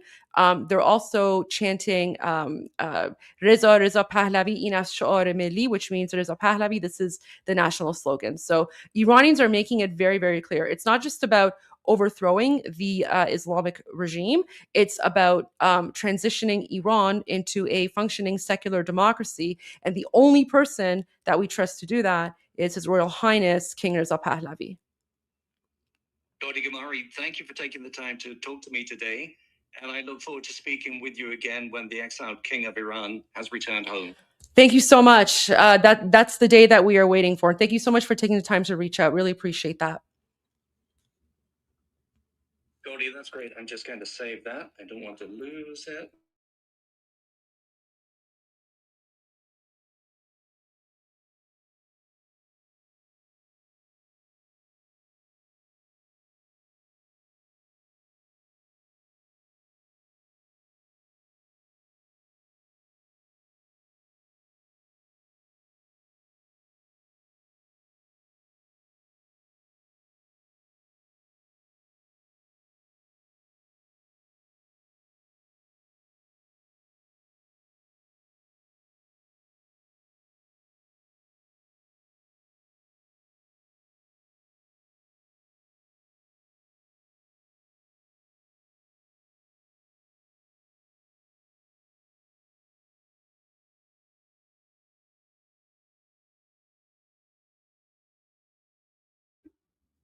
Oh my God, guys, he posted it. Oh, so first of all, what did you think of my interview? Did you guys enjoy that I did that live?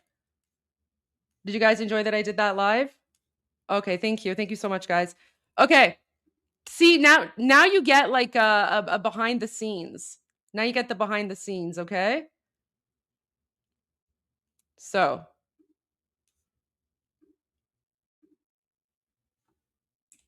all right. Are we good to go? How long is this? Oh, this is like an hour long. Oh, wow. All right. Okay, guys, let's go. I'm excited for this. Okay, so wait, what's it called again? So we'll end in disaster. Okay.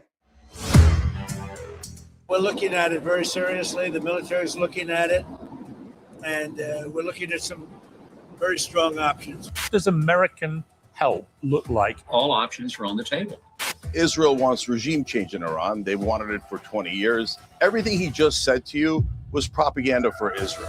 I let you speak your garbage jihadi Islamist propaganda. You should know your native language. You do not get to talk over me. This is serious. The estimates are between 2,000 to 12,000 people being killed in 2 days. And the people are still coming out in the streets. If Trump carries out an attack on Iran, Iranian retaliation will be massive. I was here listening. I wanted to tear my own arm off so I could had something to throw at the screen. He's obviously never been punched in the face. History will remember your lies, dears. In the short time since our last show, President Trump has ordered airstrikes. I just want to say that man, like he's the Joseph Goebbels, right? He's the one. On Islamists in Nigeria and Syria. He sent the U.S. Delta Force to seize Venezuelan President Maduro in a stunning overnight raid. And he's now controlling the regime by video link while a naval armada lurks in the Caribbean Sea. He threatened to seize Greenland from Denmark, one way or another. Mexican cartels, he says, could be bombed too. And most consequential of all, Iran is now on notice. Hundreds, if not thousands, of Iranians have been killed in the past week for protesting against the Islamic regime. Today, the president's posted cryptically that help is on its way. Crossing your red line yet to trigger a response? It's starting to, it looks like, and there seem to be some people killed that aren't supposed to be killed. These are violent, if you call them leaders, I don't know if they're leaders or just they rule through violence. But we're looking at it very seriously. The military is looking at it, and we're looking at some very strong options.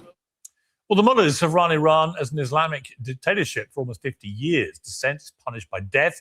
Women are beaten for not covering their faces. Minorities are denied housing and services. There's little dispute about any of this because the Iranian government wants its own people to know about it. Every popular uprising to date has been beaten down by one of the most formidable and ruthless security services in the world. Bodies are piled high as a warning, and eventually the protesters go home. So why will this time be any different? Well, Iran's exiled crown prince, Reza Pahlavi, says the difference is Trump. And I think we have some serious leaders that understand what is necessary, that understand the ask of the Iranian people, and are responding to that. I think President Trump is responding to the call that the Iranian people have. The Iranian people have heard his words. They are naming streets after him in Iran. There's a difference. They know he's no Barack Obama or Joe Biden. And that's why they do have a higher expectation. Well, there's no sane argument that the Iranian regime is good for the Iranian people, but you don't need to be an apologist for the mullahs to worry about what happens next. A regime has spent half a century embedding itself in every community on every street corner isn't going to just vanish into thin air. And many sympathetic Americans want the president to focus on rebuilding their nation, not anybody else's. Only Trump knows what he'll do next. But right now, peace through strength is starting to look like a lot like, well, the strength. And he wants the Ayatollah to know about it. Well, we'll start this debate by talking to someone close to President Trump, the U.S. ambassador to Israel, Mike Huckabee. Mike Huckabee, great to have you back on Uncensored. Thanks, Piers. Great to be back with you. So much going on in this year, and it's only, 2 weeks old. As we are about to talk, Donald Trump has posted to his Truth Social platform in the last few minutes, Iranian patriots, keep protesting, take over your institutions, save the names of the killers and abusers. They will pay a big price. I've cancelled all meetings with Iranian officials until the senseless killing of protesters stops. Help is on its way. MIGA, make Iran great again, President Donald J. Trump. First of all, your reaction to that post. What should we read into this? Well, I think President Trump is monitoring this situation very carefully. He's very admiring of the fact that the Iranian people are taking their country into their own hands. They recognize that if they don't stand up to the Ayatollahs, who for 47 years have made their lives a living hell, then no one is going to do it for them. I think the president is giving them encouragement that they just need to know that they're not being forgotten, that there are people who recognize that their quest for freedom is a legitimate quest. Iranian people are right now in an economic mess. For the cost of what used to buy them a car, they can barely buy a loaf of bread. They don't have water. Their government is spending all of its money throwing it away on Hamas, the Houthis, and Hezbollah, murdering people. They're the #1 state-sponsored terror organization in the world. They operate all over the world. It's not just a Middle East issue. It's not a Gulf States issue. It's a global issue. And these bad boys have not only made it difficult for people across the Middle East and the world, but they've really made it horrible for their own population. And this past summer, Pierce, the Iranian people saw that their nation, which is 10 times the size of Israel, got its butt kicked by Israel in the 12-day war. And they're wondering, why don't the Iranian officials spend some money on making our country better rather than on murdering people in other countries? What is Donald Trump going to do, do you think? Because he's making it clear in that new statement that if the killing, as he puts it, senseless killing of the protesters doesn't stop, and the Iranians, the regime's admitted at least 2,000 people have been killed. Many people on the ground believe you can add, at least 10,000 to that number, potentially more. Clearly, a lot of innocent people are getting killed here. What does Donald? Sorry. I was just saying, without a doubt, there are many. And, back in 2009 in the Green Path movement, there were like 100 people killed, and it almost toppled the regime then. We know that there are thousands who have already been killed by their government this time. So this proportionally is a much larger movement than we saw even back in that particular moment. So we're watching something that is clearly organic, that happened from within. It wasn't something that was stimulated by a foreign government. It was stimulated by the desperation of the Iranian people and by their being fed up with a government that just seemed to forget that they were hungry, they were thirsty, and their government was ignoring them and spending all their money sending big checks and weaponry to the worst terror groups in the world.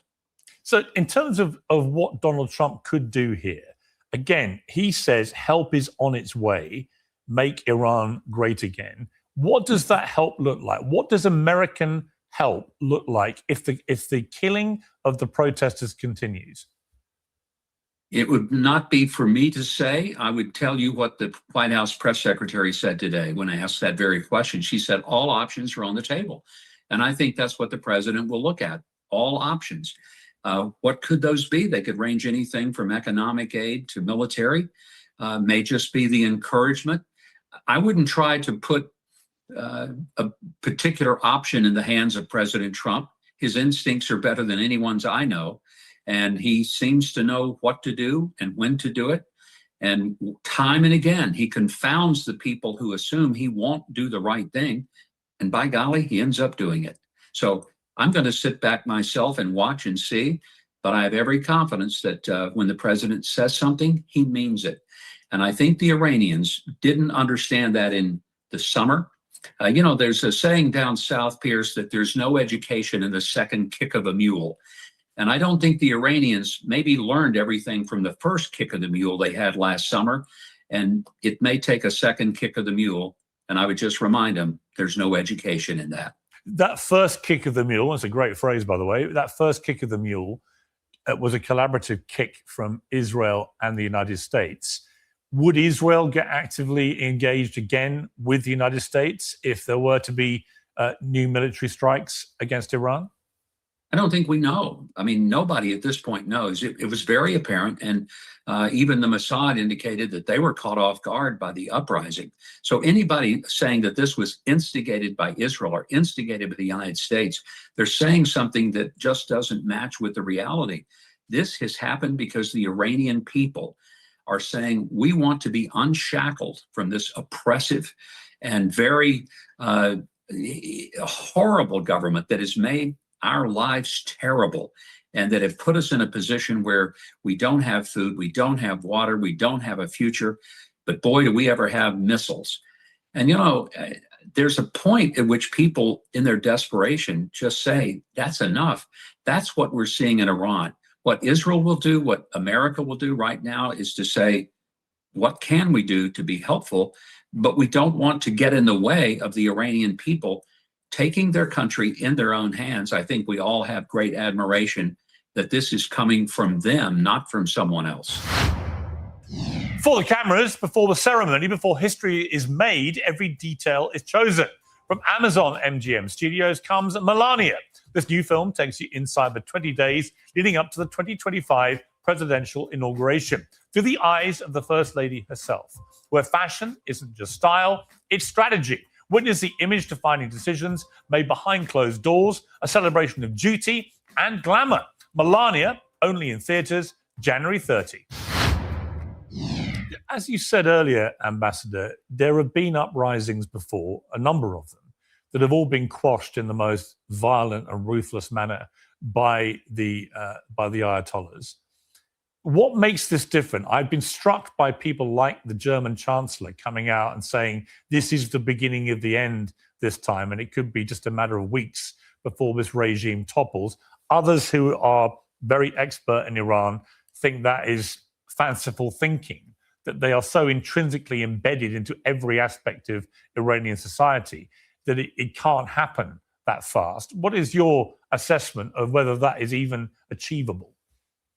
I think you and I both remember back in the late 80s when everyone in the world was caught off guard when the Berlin Wall came tumbling down one night, and the people of East Germany said, that's it, we're done. And over the course of the next few months, the entirety of the communist empire started falling apart and people had freedom again. Nobody would have imagined, nobody could have predicted. My gosh, if I could have predicted that, I could have predicted the stock market for the next 20 years. But why did it happen? It didn't happen because the US instigated it or because the Brits instigated it or because NATO instigated it.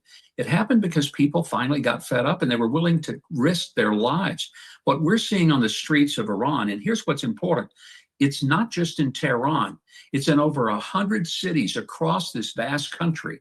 So this is not a limited issue with a few university students who are yelling and screaming and carrying signs.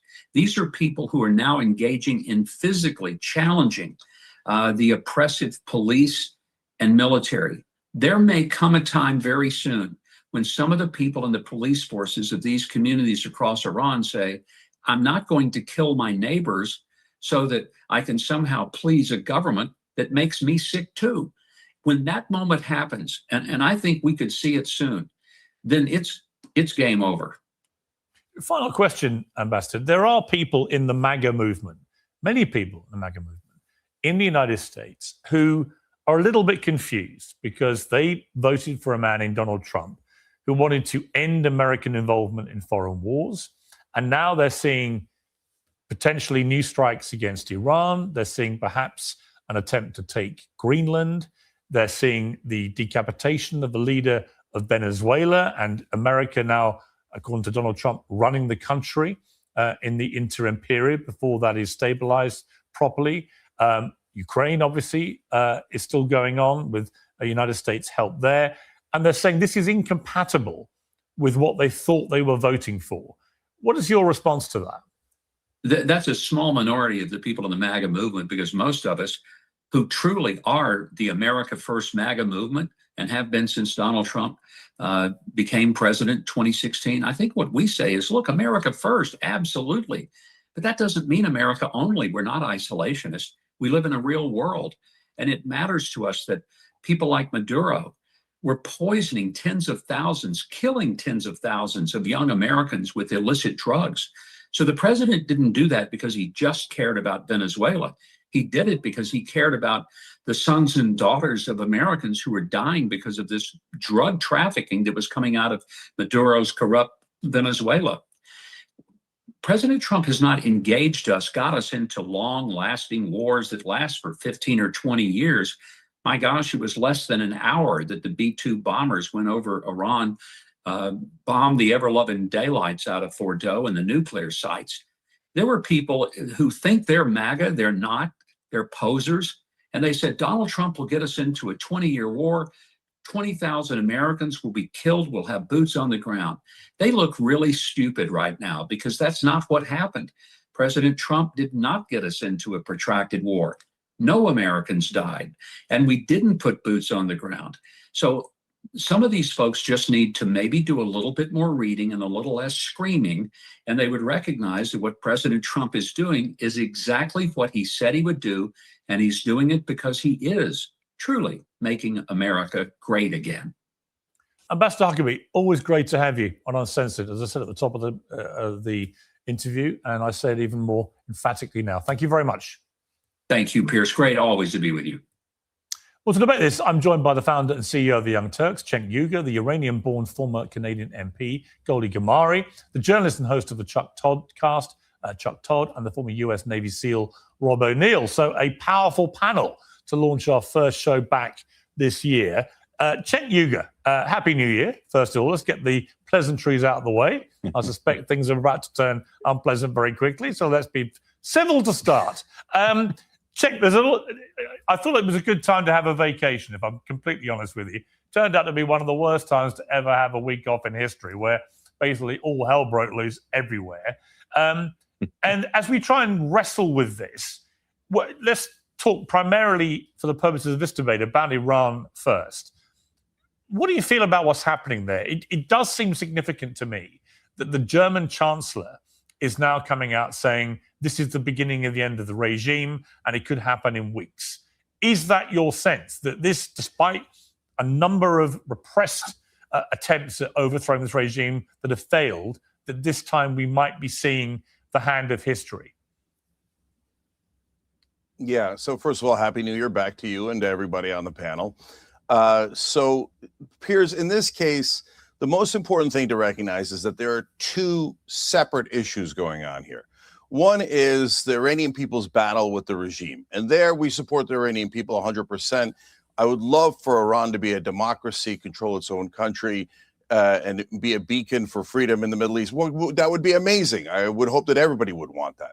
But there's a second issue also going on at the same time, which is that Israel wants regime change in Iran. They've wanted it for 20 years. They've agitated it for this entire time, including through the representatives of Israel like Mike Huckabee. He's not our ambassador. He's the Israeli ambassador.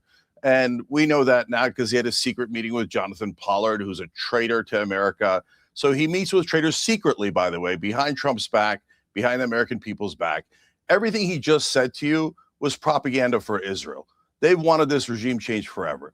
And now here's how you could tell that. Well, that doesn't mean he's wrong. They will not. Cenk, it doesn't mean he's wrong. Yeah. I mean, it might well suit. It might well that's suit. right. Well, hang on. It might well suit Israel's interests, but that doesn't mean it doesn't also suit America's interests, or indeed the rest of the world's interests.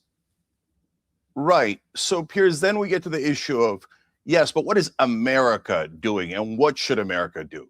So if you want to accomplish the thing that we all want, which is Iran to be free, the worst possible thing you could do is bomb them. Because if you bomb them, like all countries, they will rally around the flag. If you think there is no one who supports the regime in Iran, you're also wrong about that. I think they're a minority, but they're the minority with the guns, etc.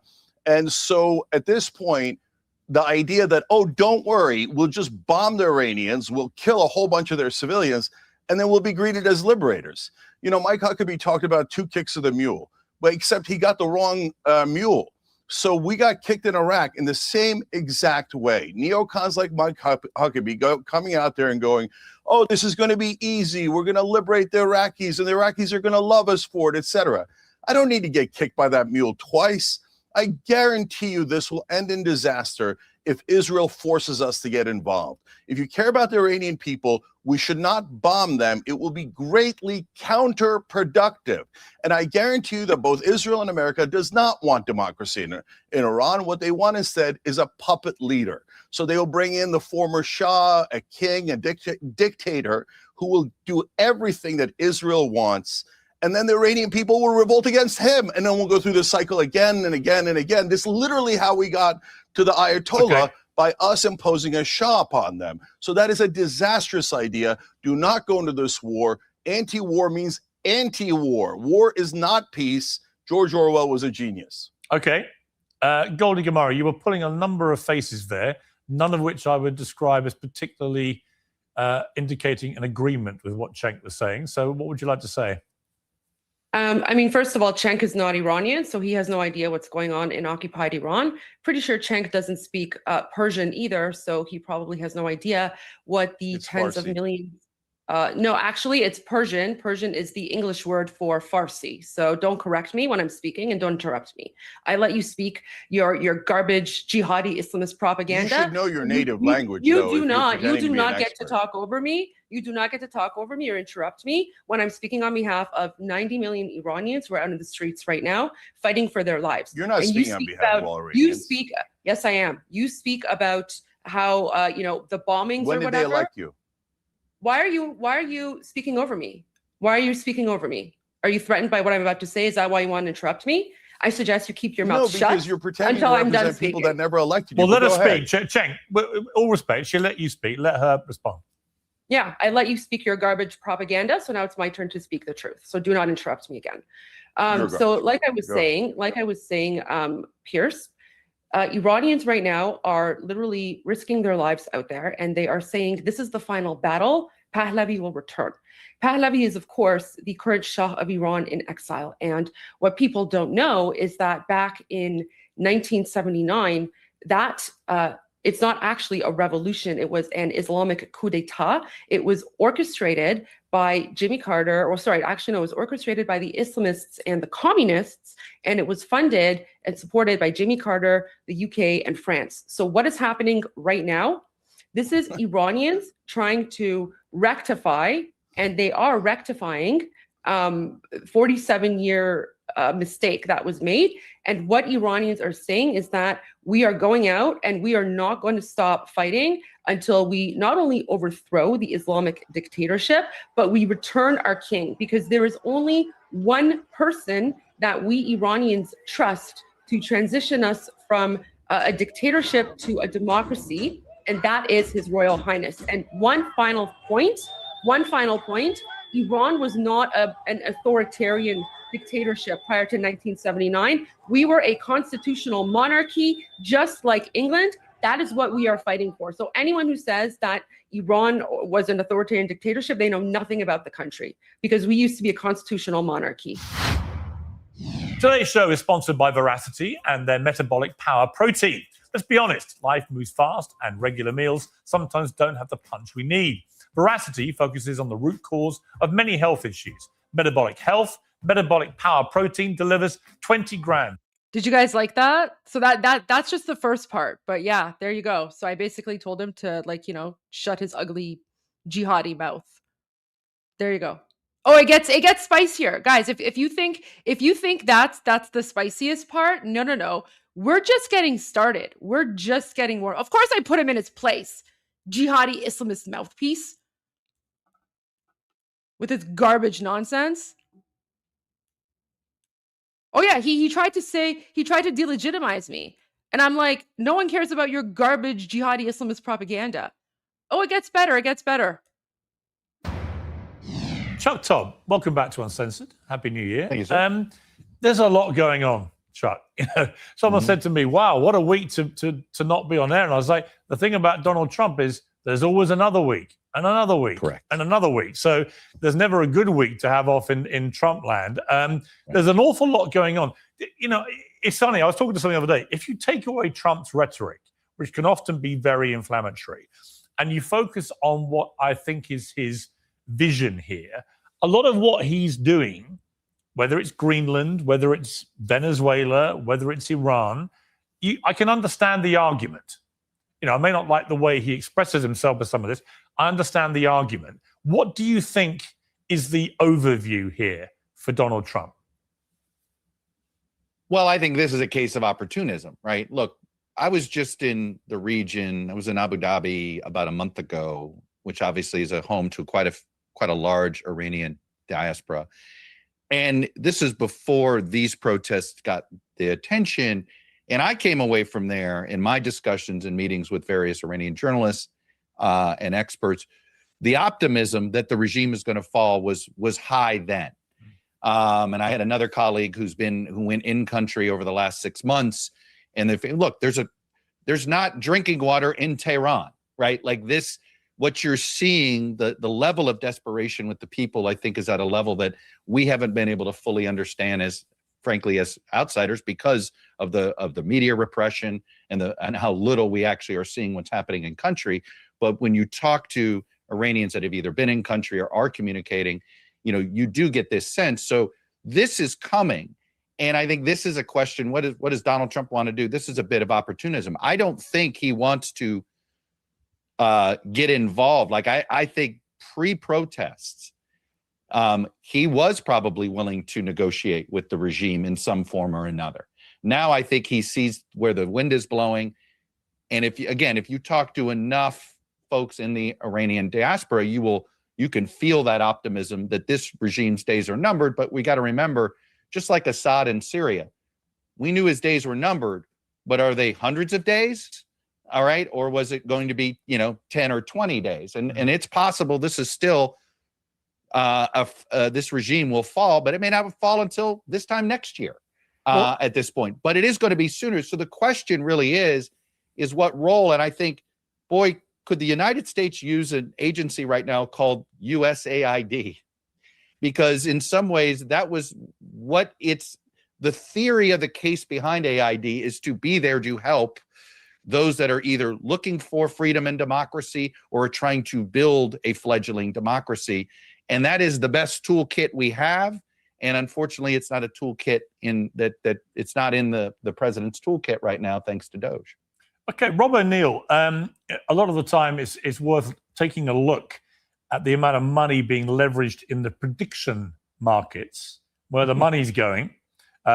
Looks like somebody thinks they know something, because Polymarket has a $19 million market right now on whether the Ayatollah will be deposed. And they're now saying there's a 24% chance, so pretty much a 1 in 4 chance that the Ayatollah goes here.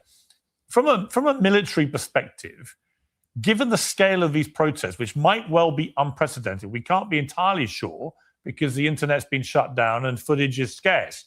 But if it is unprecedented, do you think we're beginning to see the beginning of the end here of this regime?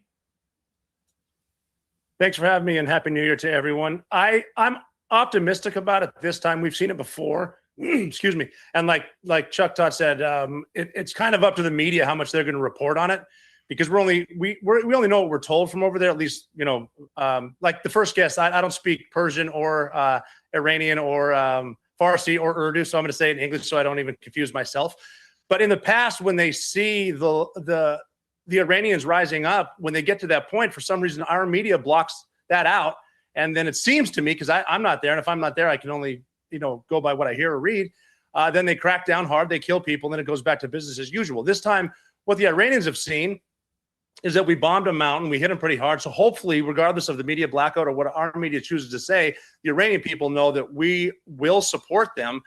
The biggest problem that we had, one of the major problems that we had in Iraq, the biggest problem being we went into Iraq, was we immediately disbanded the Ba'ath Party. And although they looked bad because they were doing what Saddam Hussein wanted, they're doing that because they want to keep their heads on their own shoulders. They're going to do what they need to do to survive and keep their family alive.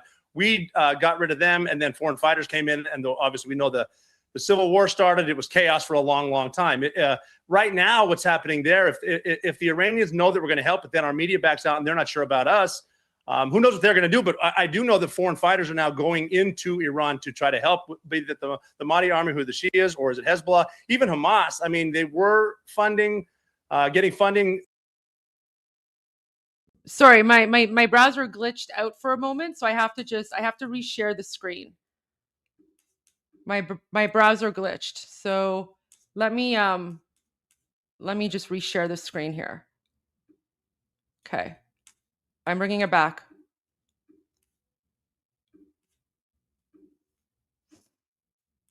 Okay. Through the Iranians, but I believe they're Sunni, and I'm not sure what's going to happen there. But I think the bottom line, and this is me just trying to be an honest broker, I think we should do as allies everything we can to support the Iranian people and help them get what they want. This is not Rob O'Neill from the United States. It's not my decision, but I would love to help the Iranian people, because I think everyone would agree they've been beaten down and oppressed for almost as long as I've been alive. Yeah, Pierce, can I quickly add something here? Chuck, just a piece of reporting that I got while overseas is that there's some thought that the current president, okay, and I may mess up his name, Pezeshkian, is he's turned out to be at least rhetorically more moderate than some expected. And I had a source who said, somebody close to him indicating he thinks he can be the Iranian Gorbachev. Meaning, and that's a real, so if you actually ask strategically, what could the United States do? Can it start to find people that are within the regime who want to help get rid of the regime? Right. Look, and who's to say that this even worked out as that well? But you do, in some cases, without Gorbachev, does the Soviet Union fall as cleanly as it fell? Right. And I think so. When you're asking, like, how do we deal with the next day?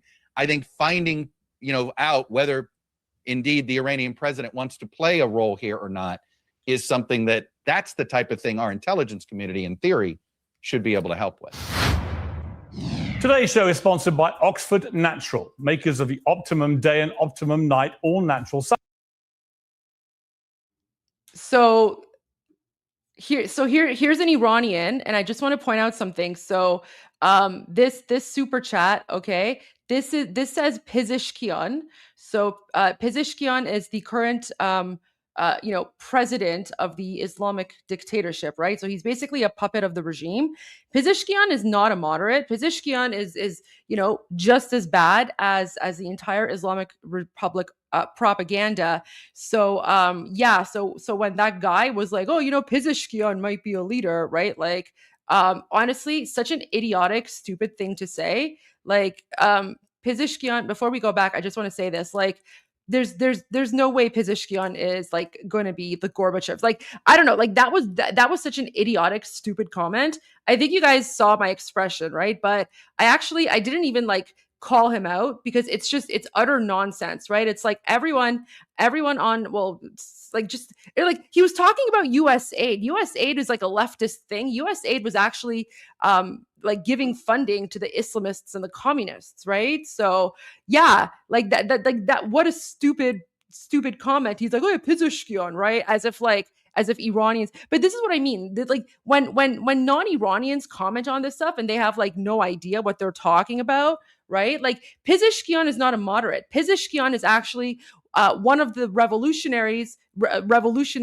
who was involved in the 1979. Not only was he involved in the 1979 Islamic Revolution, Pezeshkian was one of those Muslim jihadi savages who took the Americans hostage, right? So the American hostage situation, Pezeshkian was part of that group. And then this like idiotic American is like, oh, Pezeshkian might be a moderate, right? Like go learn history before you talk about like these things, right? Like it was such a stupid thing. So yeah, that's why like all Iranians are pretty much laughing. So yeah, so this super chat, this says Pezeshkian in Persian, and then of course with like a laughing face because it's like such an idiotic comment to make, right? Like Pezeshkian is a very, very like vile, savage person who was part of the American hostage situation. Yeah, zero research, zero. But you know what? I didn't even bother going after him on that comment because it's such an idiotic comment. It wasn't even like worth it for me to even like it wasn't even worth it for me to like legitimize what he's saying, right? So there you go. That's why like Iranians are like laughing when that like idiot man said Pezeshkian. So stupid. I want to just turn now to someone who's been on Uncensored a few times. Oh, this is where I get Mohammed spicy. Marandi, professor at Tehran University, a supporter of the regime. Welcome back to Uncensored, Mohammed Marandi. I appreciate you coming on. What is your assessment of what is happening on the ground in Iran? Well, first of all, when you say a supporter of the regime, you're framing it in a certain way. I assume you are a supporter of the British or the American regime.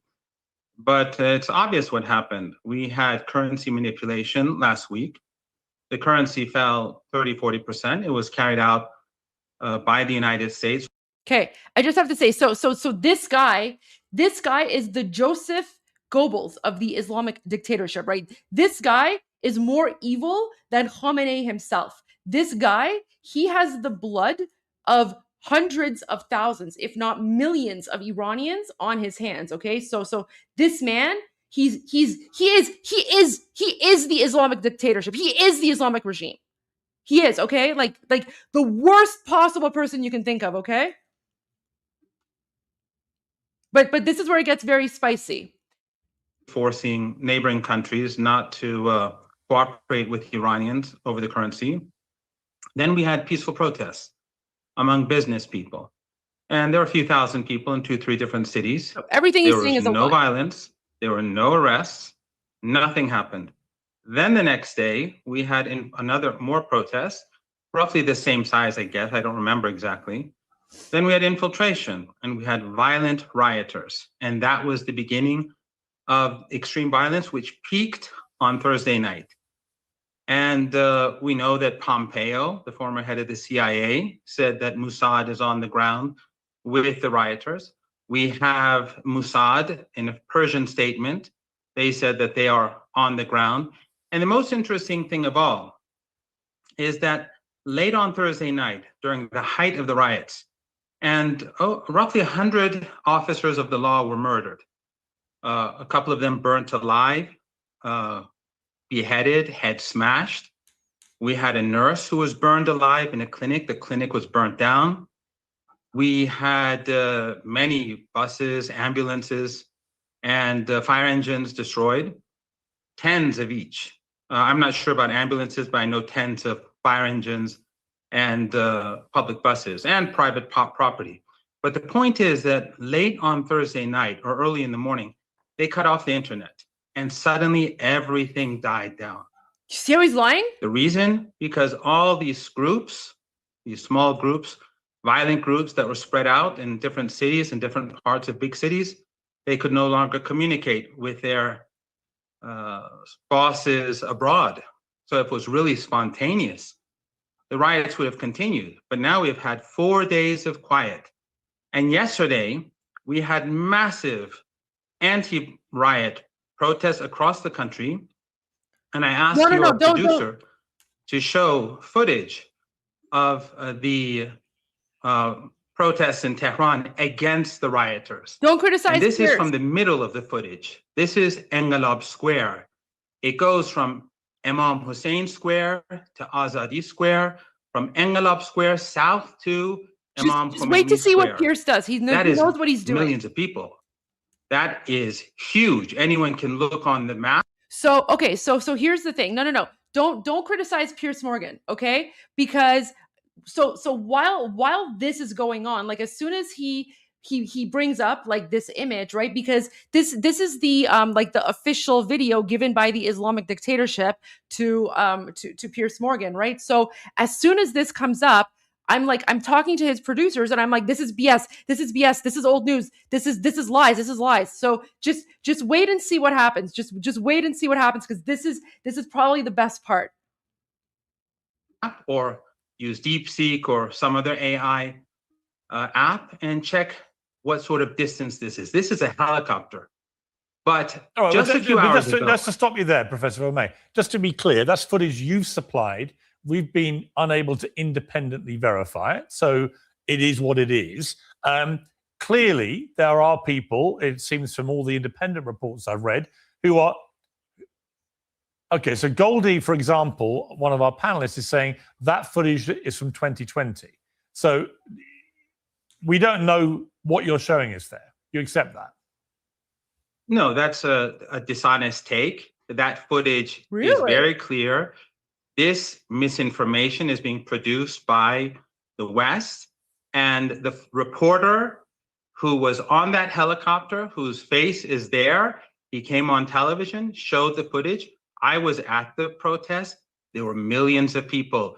What you are trying to do, just like you did during the Israeli regime's attack on Iran, is you are trying to help war.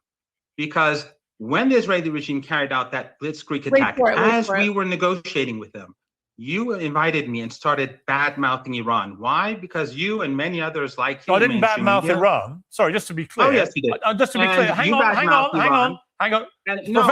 Professor, just to be clear, I never bad-mouthed Iran. I bad-mouthed the Iranian regime, which I think is one of the most malevolent regimes in the world. That's not bad-mouthing the country of Iran. or the Iranian people. Now, I want to bring in Goldie Gamari because she wants to directly challenge. You said she wants to directly challenge what you have said. One-on-one. Yes, you said that's it's fine. a one-on-one. That's fine. Okay, so this is the best part. So did you see? So as soon as Pierre says, I'm gonna bring on Goldie Gamari, he panics. He's like, no, and like he panics, right? And then look at my face. Look at my face. That is me confronting the Joseph Goebbels of the Islamic dictatorship, right? He literally panics. All right, let's go, guys. Fine. Your producer, but you've accused her. You did not allow me to continue. Fine, but you have. Your producer said. Producer said yes. it's a one-on-one between you and me. Yes. You're escaping the debate. Hang on, Goldie. Hang on, Goldie. Hang on, please. Don't all talk at once. Professor Morandi. Professor Morandi. You and me. Professor Morandi. Let me. Goldie, please let me handle this. Professor. So basically, I said bisharaf, which is honorless. Okay. So I say honorless. And then I say, when we get you, the tip of your pinky finger will be the biggest part of your body that's left. That's what I say to him in Persian.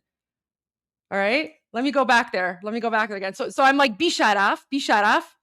وقتی گرفتیمت نوک انگشت to whatever, right? Like, but I basically, so this, when I'm like going like that, I'm referring to like the tip of his pinky finger. And I'm like, yeah, when Iran is free and we get you, the tip of your pinky finger will be the biggest piece of your body that's left. Look at this. Because he's panicking. All right. So let's go back to like this whole moment, and then as soon as he panics, right? He panics when I come on. Hang on. Professor, just to be clear, I never badmouthed Iran. I badmouthed the Iranian regime, which I think is one of the most malevolent regimes in the world. That's not badmouthing the country of Iran or the Iranian people. Now, I want to bring in Goldie Gamari because she wants to directly challenge. She wants to directly challenge what you have said. One-on-one. Yes, you said that's it's fine. A one-on-one. That's fine. Your producer, but you've accused her. You did not allow me to continue. Fine, but you have. Your producer said. Producer said yes. it's a one-on-one between you and me. Yes. You're escaping the debate. Hang on, Goldie. Hang on, Goldie. Hang on, please. Don't all talk at once. Professor Morandi. Professor Morandi. You and me. Professor Morandi. Let me. Goldie, please let me handle this. Professor Morandi. Here's why I brought Goldie back into the conversation with you. No, so you're being dishonest. Because she says to us, have you watched that footage? It is actually not what you have said it is. Goldie, tell the professor what you believe that footage is. That footage is from Qasem Soleimani's funeral in 2020. That is not footage from today. That is 100% propaganda. The Islamic regime, they are liars. They are murderers. They are thieves. I don't even know how he has access to the internet right now. The internet is shut off. Where is he communicating from? Okay, now, Pierce, I just want to remind you that your producer said this is a one-on-one. Yeah. And like on previous occasions, you do not abide by what you say you'll do. Well, you made a statement. You made a statement and gave us footage, which one of our panelists has directly challenged. But just to respond, in the General Qasem Soleimani's funeral, the bodies were on trucks, and there are no trucks in this crowd. And the crowd goes from Imam Hussein Square, which is to the top, towards the top. The crowd here goes all the way to Imam Hussein Square. The bodies never went there. The bodies the funeral procession began at the University of Tehran. So the path of the General Soleimani funeral and his companions was not towards Imam Hussein. And here, where are the trucks? Where's the funeral procession? Because it was not just him. There were a number of people who were murdered. Don't pretend. No one can pretend that the rallies yesterday, which took place across Iran, in Mashhad, in Tabriz, in Maran, in Esfahan. The footage rally, all been debunked. Pierce, if you next, I won't come again on your show because every time you're dishonest. You won't be able to come again on the show because when Iran is free, we're going to get you. You're going to go to jail. To be fair, let me explain. Goldie, let me explain. People on your hands right now. Goldie, I will come back to Goldie and the panel in a moment. I'll go back to one-on-one. I will go back to one. Did you catch what I said? So basically what I said, okay, because he's like, I'm never going to come back on your show again. And then what I said is, you're never going to come back on his show because when Iran is free, you're going to be in jail. Right? Did you hear that? Did you catch that part? Okay. I'm going to go back. I'm going to play that part again. And I know 2C TV starting in a few minutes, but there you go. So he's like, I'm never going to come on your show again. You're never going to go on any show again when Iran is free because we're going to come after you. You're going to be in jail like the terrorist you are. بیشرف ارزشی نمیتونم تو لایف فوش بدم. People on your hands right now. The bodies began, the funeral procession began at the University of Tehran. So the path of the General Soleimani funeral and his companions was not towards Imam Hussein. And here, where are the trucks? Where is the funeral procession? Because it was not just him. There were a number of people who were murdered. Don't pretend. No one can pretend that the rallies yesterday, which took place across Iran, in Mashhad, in Tabriz, in Maran, in Esfahan. The footage rally, all been debunked. This woman, Pierce, if you next, I won't come again on your show because every time you're dishonest.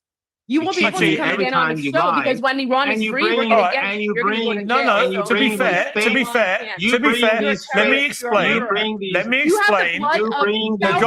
let me explain. People on your hands right now. Goldie, I will come back to Goldie and the panel in a moment. I'll go back to one-on-one. I will go back to one. Professor, I will go back to one-on-one with you now. She wanted to directly challenge that footage. She's done so. You have responded. That is perfectly legitimate journalism from where I'm sitting. No, that's not acceptable, Pierce. In any case, just hours ago, the BBC was showing the footage of the protests across Iran against the rioters yesterday and talking about an uprising, implying dishonestly that these people on the streets who are protesting against the rioters are in fact supporters of the rioters. This is how it works in the West. Well, the best way, surely. All right, Professor, the best way, Professor, the best way to talk about. Professor, just one moment. The best way to clear this up is to allow journalists to do their job freely in Iran, turn the internet back on, let everybody work out for themselves what is really happening. But when a regime shuts off the internet, what it's really doing is not trying to stop communication between protesters, it's trying to stop the truth about what it is doing in response being communicated to the world. And what it's doing is murdering thousands of Iranians who are protesting. They've admitted killing 2,000. Reports are that it may be as many as 12,000 or more. We're seeing footage here of body bags everywhere. And that is why the regime is turning off the internet. It's not out of some great altruistic,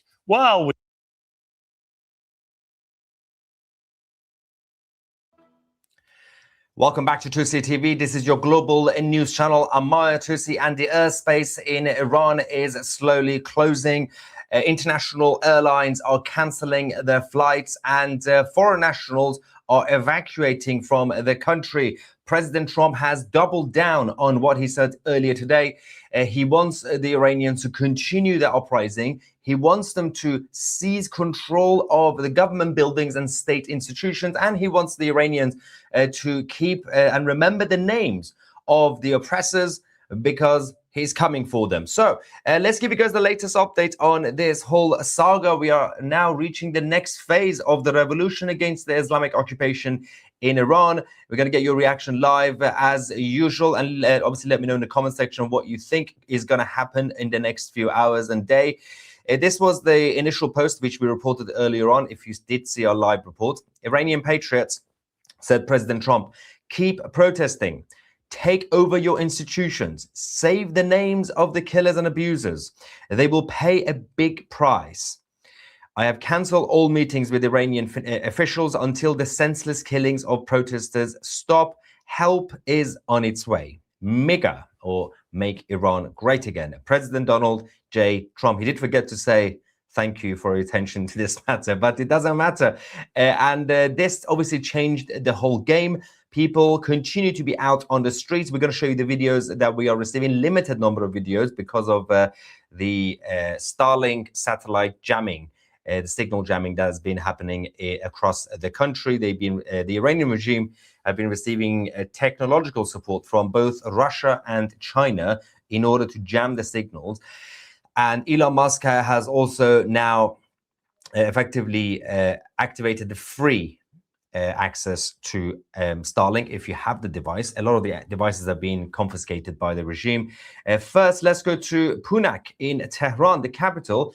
People continue to be out, determined, fighting, despite the fact that thousands have now been killed. The death toll is now has reached unofficially 20,000 civilians who have been killed.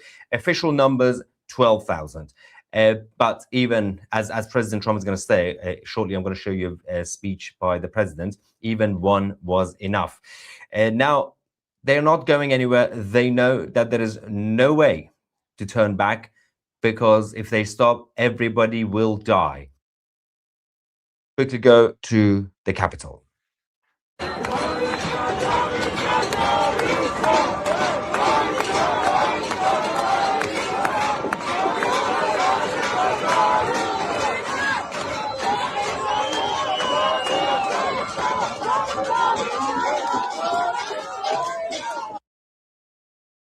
Now, in terms of the involvement of Elon Musk and Starlink directly, he had a meeting, of course, with Pete Hegseth, the Secretary of War, and is now confirmed that his company is offering free access to Starlink in Iran. The issue is that a lot of the Islamic Republic have been going around raiding people's homes and confiscating the Starlink devices, and of course arresting people who had the device. But those who still have it, even if they have free access, there is still a problem with their signal. There have been some solutions that people came up with, but the regime have still managed to do it anyway. But this fight continues in terms of the fight on a more informational communication level, and apart from obviously what's going on the ground, on the actual battlefield. President Trump, as I said, doubled down a few minutes ago about what he posted on social media. We go to him and see what he had to say. To all Iranian patriots, keep protesting, take over your institutions if possible, and save the name of the killers and the abusers that are abusing you. You're being very badly abused. If the numbers are right now, I hear 5 different sets of numbers. I hear numbers. Look, 1 death is too much. But I hear much lower numbers, and then I hear much higher numbers. But I say save their names, because they'll pay a very big price. And I've canceled all meetings with the Iranian officials until the senseless killing of protesters stops. And all I say to them is help is on its way. You saw that I put tariffs on anybody doing business with Iran. Just went into effect today. And I say, make Iran great again. You know, it was a great country until these monsters came in and took it over. So that's the biggest thing, because there are also thousands of people who have been kidnapped over the last couple of weeks by the Islamic occupation forces, and some of them are going to be executed tomorrow morning and on Wednesday, public executions, of course. And President Trump also said a few minutes ago to the members of the press that if they decide to also hang people, on top of obviously the fact that they are killing people on the streets, then we're going to go even harder. Now, I do believe that at this point, they are going to go hard anyway. There's no way you can, and the White House have already confirmed that any sort of one-off symbolic airstrikes, that's off the table. They're not doing that. They're doing a proper, precise, targeted attacks. But whether it happens in the next few minutes, few hours, or tomorrow, the Americans are coming regardless. and we just have to wait and see what the operation is going to look like. Now, the Islamic Republic are running out of the official personnel and security forces and their own militants. So what they are now doing is they are using children and training them to use AK-47 assault rifles and other things to use them against the Iranians on the streets. The images that we've been getting, and there's more as well. It's slightly disturbing, but this is the classic tactic of these Islamic nutters, same sort of stuff that you see in Judea and Samaria and the Palestinian territories, but also in Gaza. And these are the same tactics that the state of Qatar also helped the Muslim Brotherhood use. And of course, there is a massive move just made by the United States government on the Muslim Brotherhood. Obviously, massive hunt down by the US, and the Qataris are not happy about this, but it doesn't really matter what the Qataris think at this point. But obviously using children, that's clearly child abuse anyway. You're brainwashing them from the early days, but these guys could still have a bright future, these kids, just because obviously their parents or the people around them, the adults, are IRGC fundamentalists. That doesn't mean that they should have the same future, but they've all basically been told that you have to do this. It's a minority of people in the country, in Iran right now, but it is still extremely dangerous.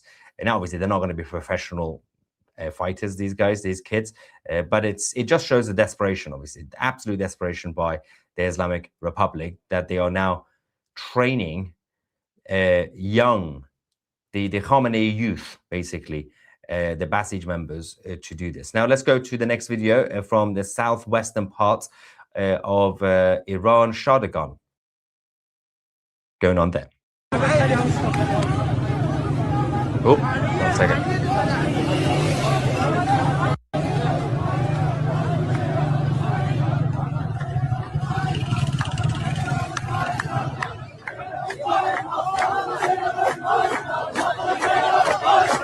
They are very motivated, as you can see.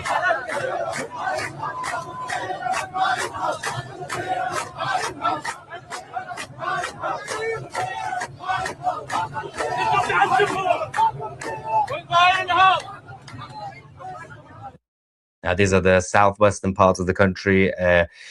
Some of these guys also speak Arabic, well, obviously in Iran.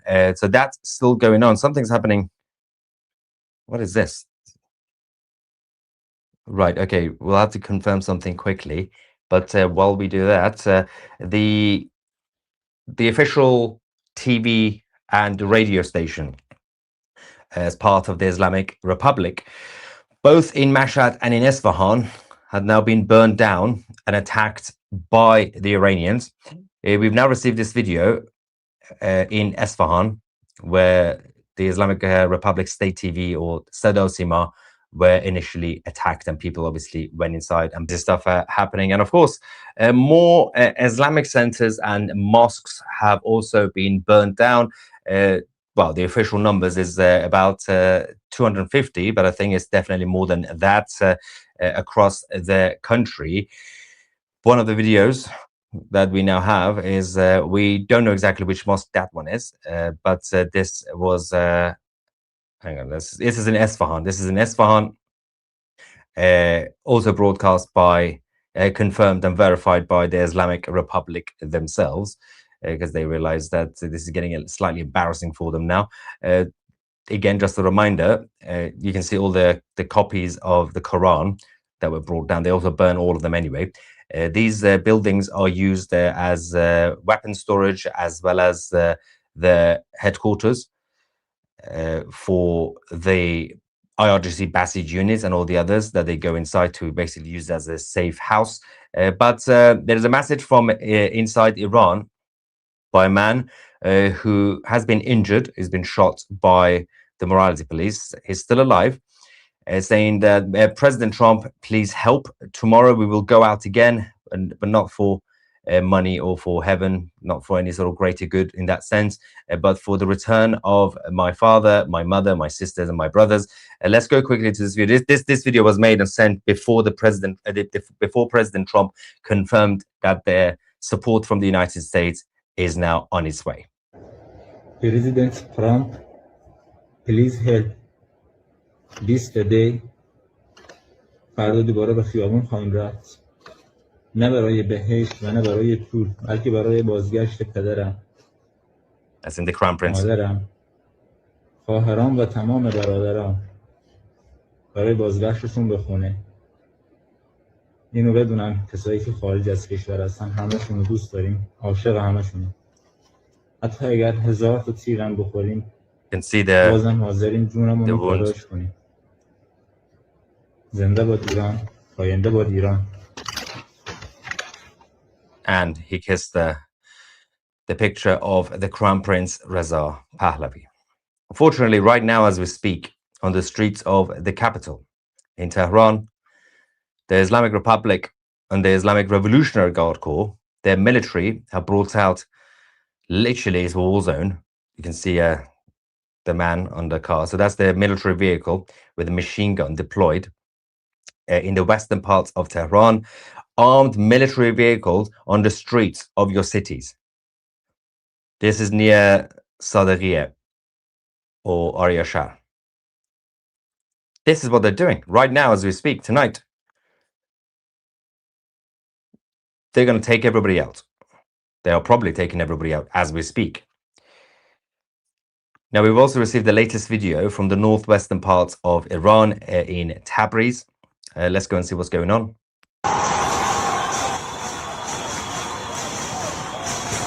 Oh, hang on. Wait.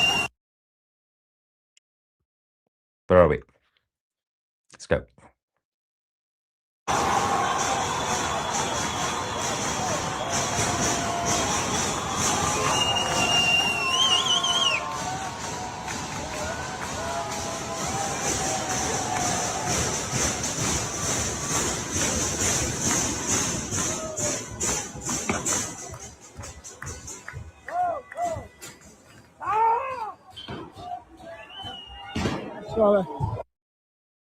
Yeah, tear gas once again.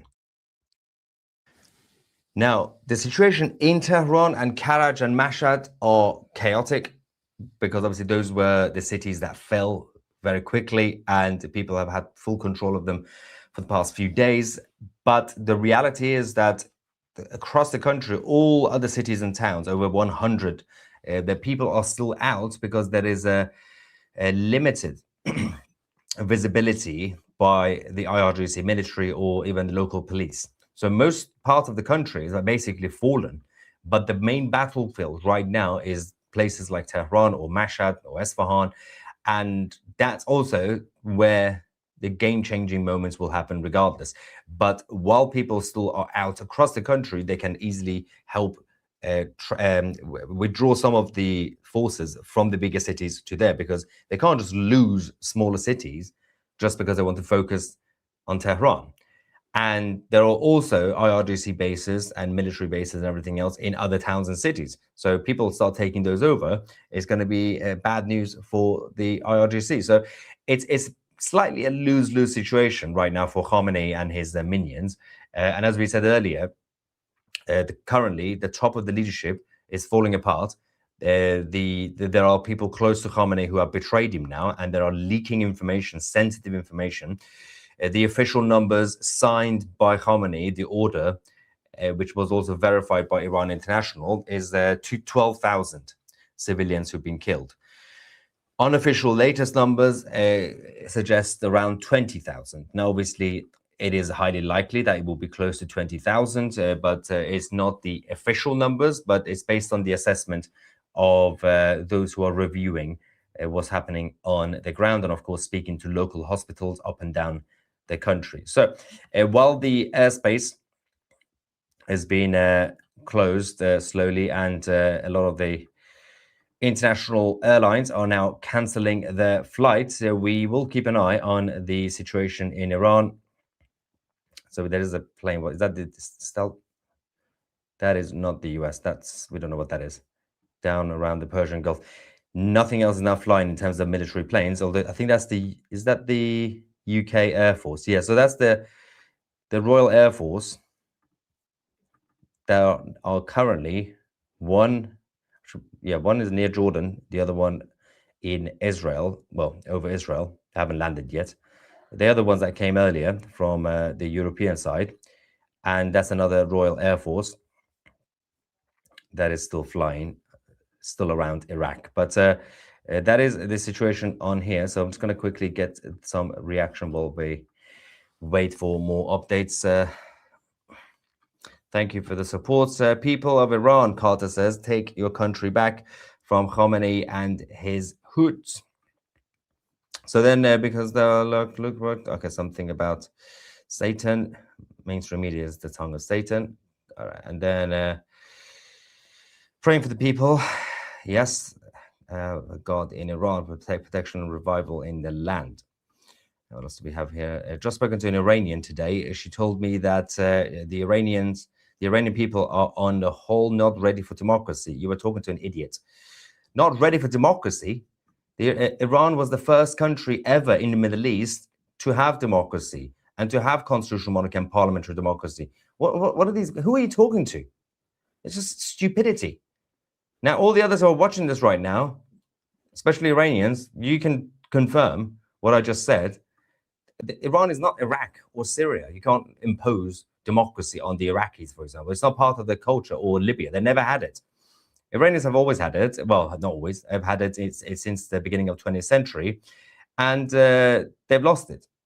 So no, they've gone backwards in 47. They haven't gone backwards. That's not how the Iranian society and culture is extremely forward and extremely advanced, because despite the fact that the reality is on the ground, the Iranian regime have tried their best to create censorship and oppression.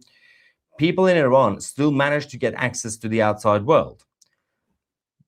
A huge chunk of them, the younger generation, basically all of them, speak English. They have access to the Western side. They know what they want, and they are demanding it. There's this stupidity. I don't know who you're speaking to, but yeah, that's still happening. A huge super chat, Mr. Rainbow, thank you very much, saying my prayers go out to all the fallen Iranians who fought for their lives. I will continue praying for the living who are on the streets, fighting for freedom and democracy. Love to Iran, love to the Iranian people, love to you, this beautiful channel, 2CTV. Thank you so much, Mr. Rainbow Loves Coffee, for your generous support. And it is a sensitive times right now. It's very, very close, but at the same time, the mood in the country and outside as well, Iranians outside, is still optimistic, but also very cautious, because this is a war that hasn't even ended yet. But we're getting very close to the end. One side will have to win. That's it. There's not going to be, this time around, there's not going to be a 50-50 situation. One side will win. Either the Iranian population will be wiped out, as the Islamic Republic plans to do, or the Islamic Republic will be completely crushed. So that's just a matter of time. Thank you, Deborah. In order for the stolen Starlinks to be unavailable to the thieves. Welcome back, Armin. So Piers Morgan came out with the video. Oh my God. Yeah. So here's what I was thinking. We have been live streaming for 7 hours now, which means this is going to get glitchy. So what we should do is we should end the live stream and start part 2. Okay. So for everyone who's watching right now, make sure you're following us, on whatever platform you are, because we want to restart the live stream so it doesn't get glitchy. Okay. And as soon as we restart, I'm gonna play you the Piers Morgan. I'll play you the whole thing. Well, I'll skip over the part by Mark Huckabee because he was fantastic, but I want to get into the part with Cenk, but then also the part with the Joseph Goebbels. Okay, so everyone who's watching right now, yeah. Goldie, I owe you 50 pounds. Somebody sent me a 50 whatever. Super chat. And they said, Goldie, this is for you. Pull this out of Armin's throat. So I don't know. That was it. That's fine. You keep it. That's all good. No. That's fine. That's fine. That's too funny. It's probably a joke. No. You keep it. It's all good. The fact that you're here. Okay, so guys, we are going to end the live stream, but don't go anywhere because we're literally just gonna like restart right away, and I'm gonna go back to the Pierce Morgan interview where Armin. It's crazy. Okay, I need your reaction on this because I think you're gonna freak out. It was actually fantastic. All right, okay, guys, we'll see you in like 5 minutes. 5 minutes.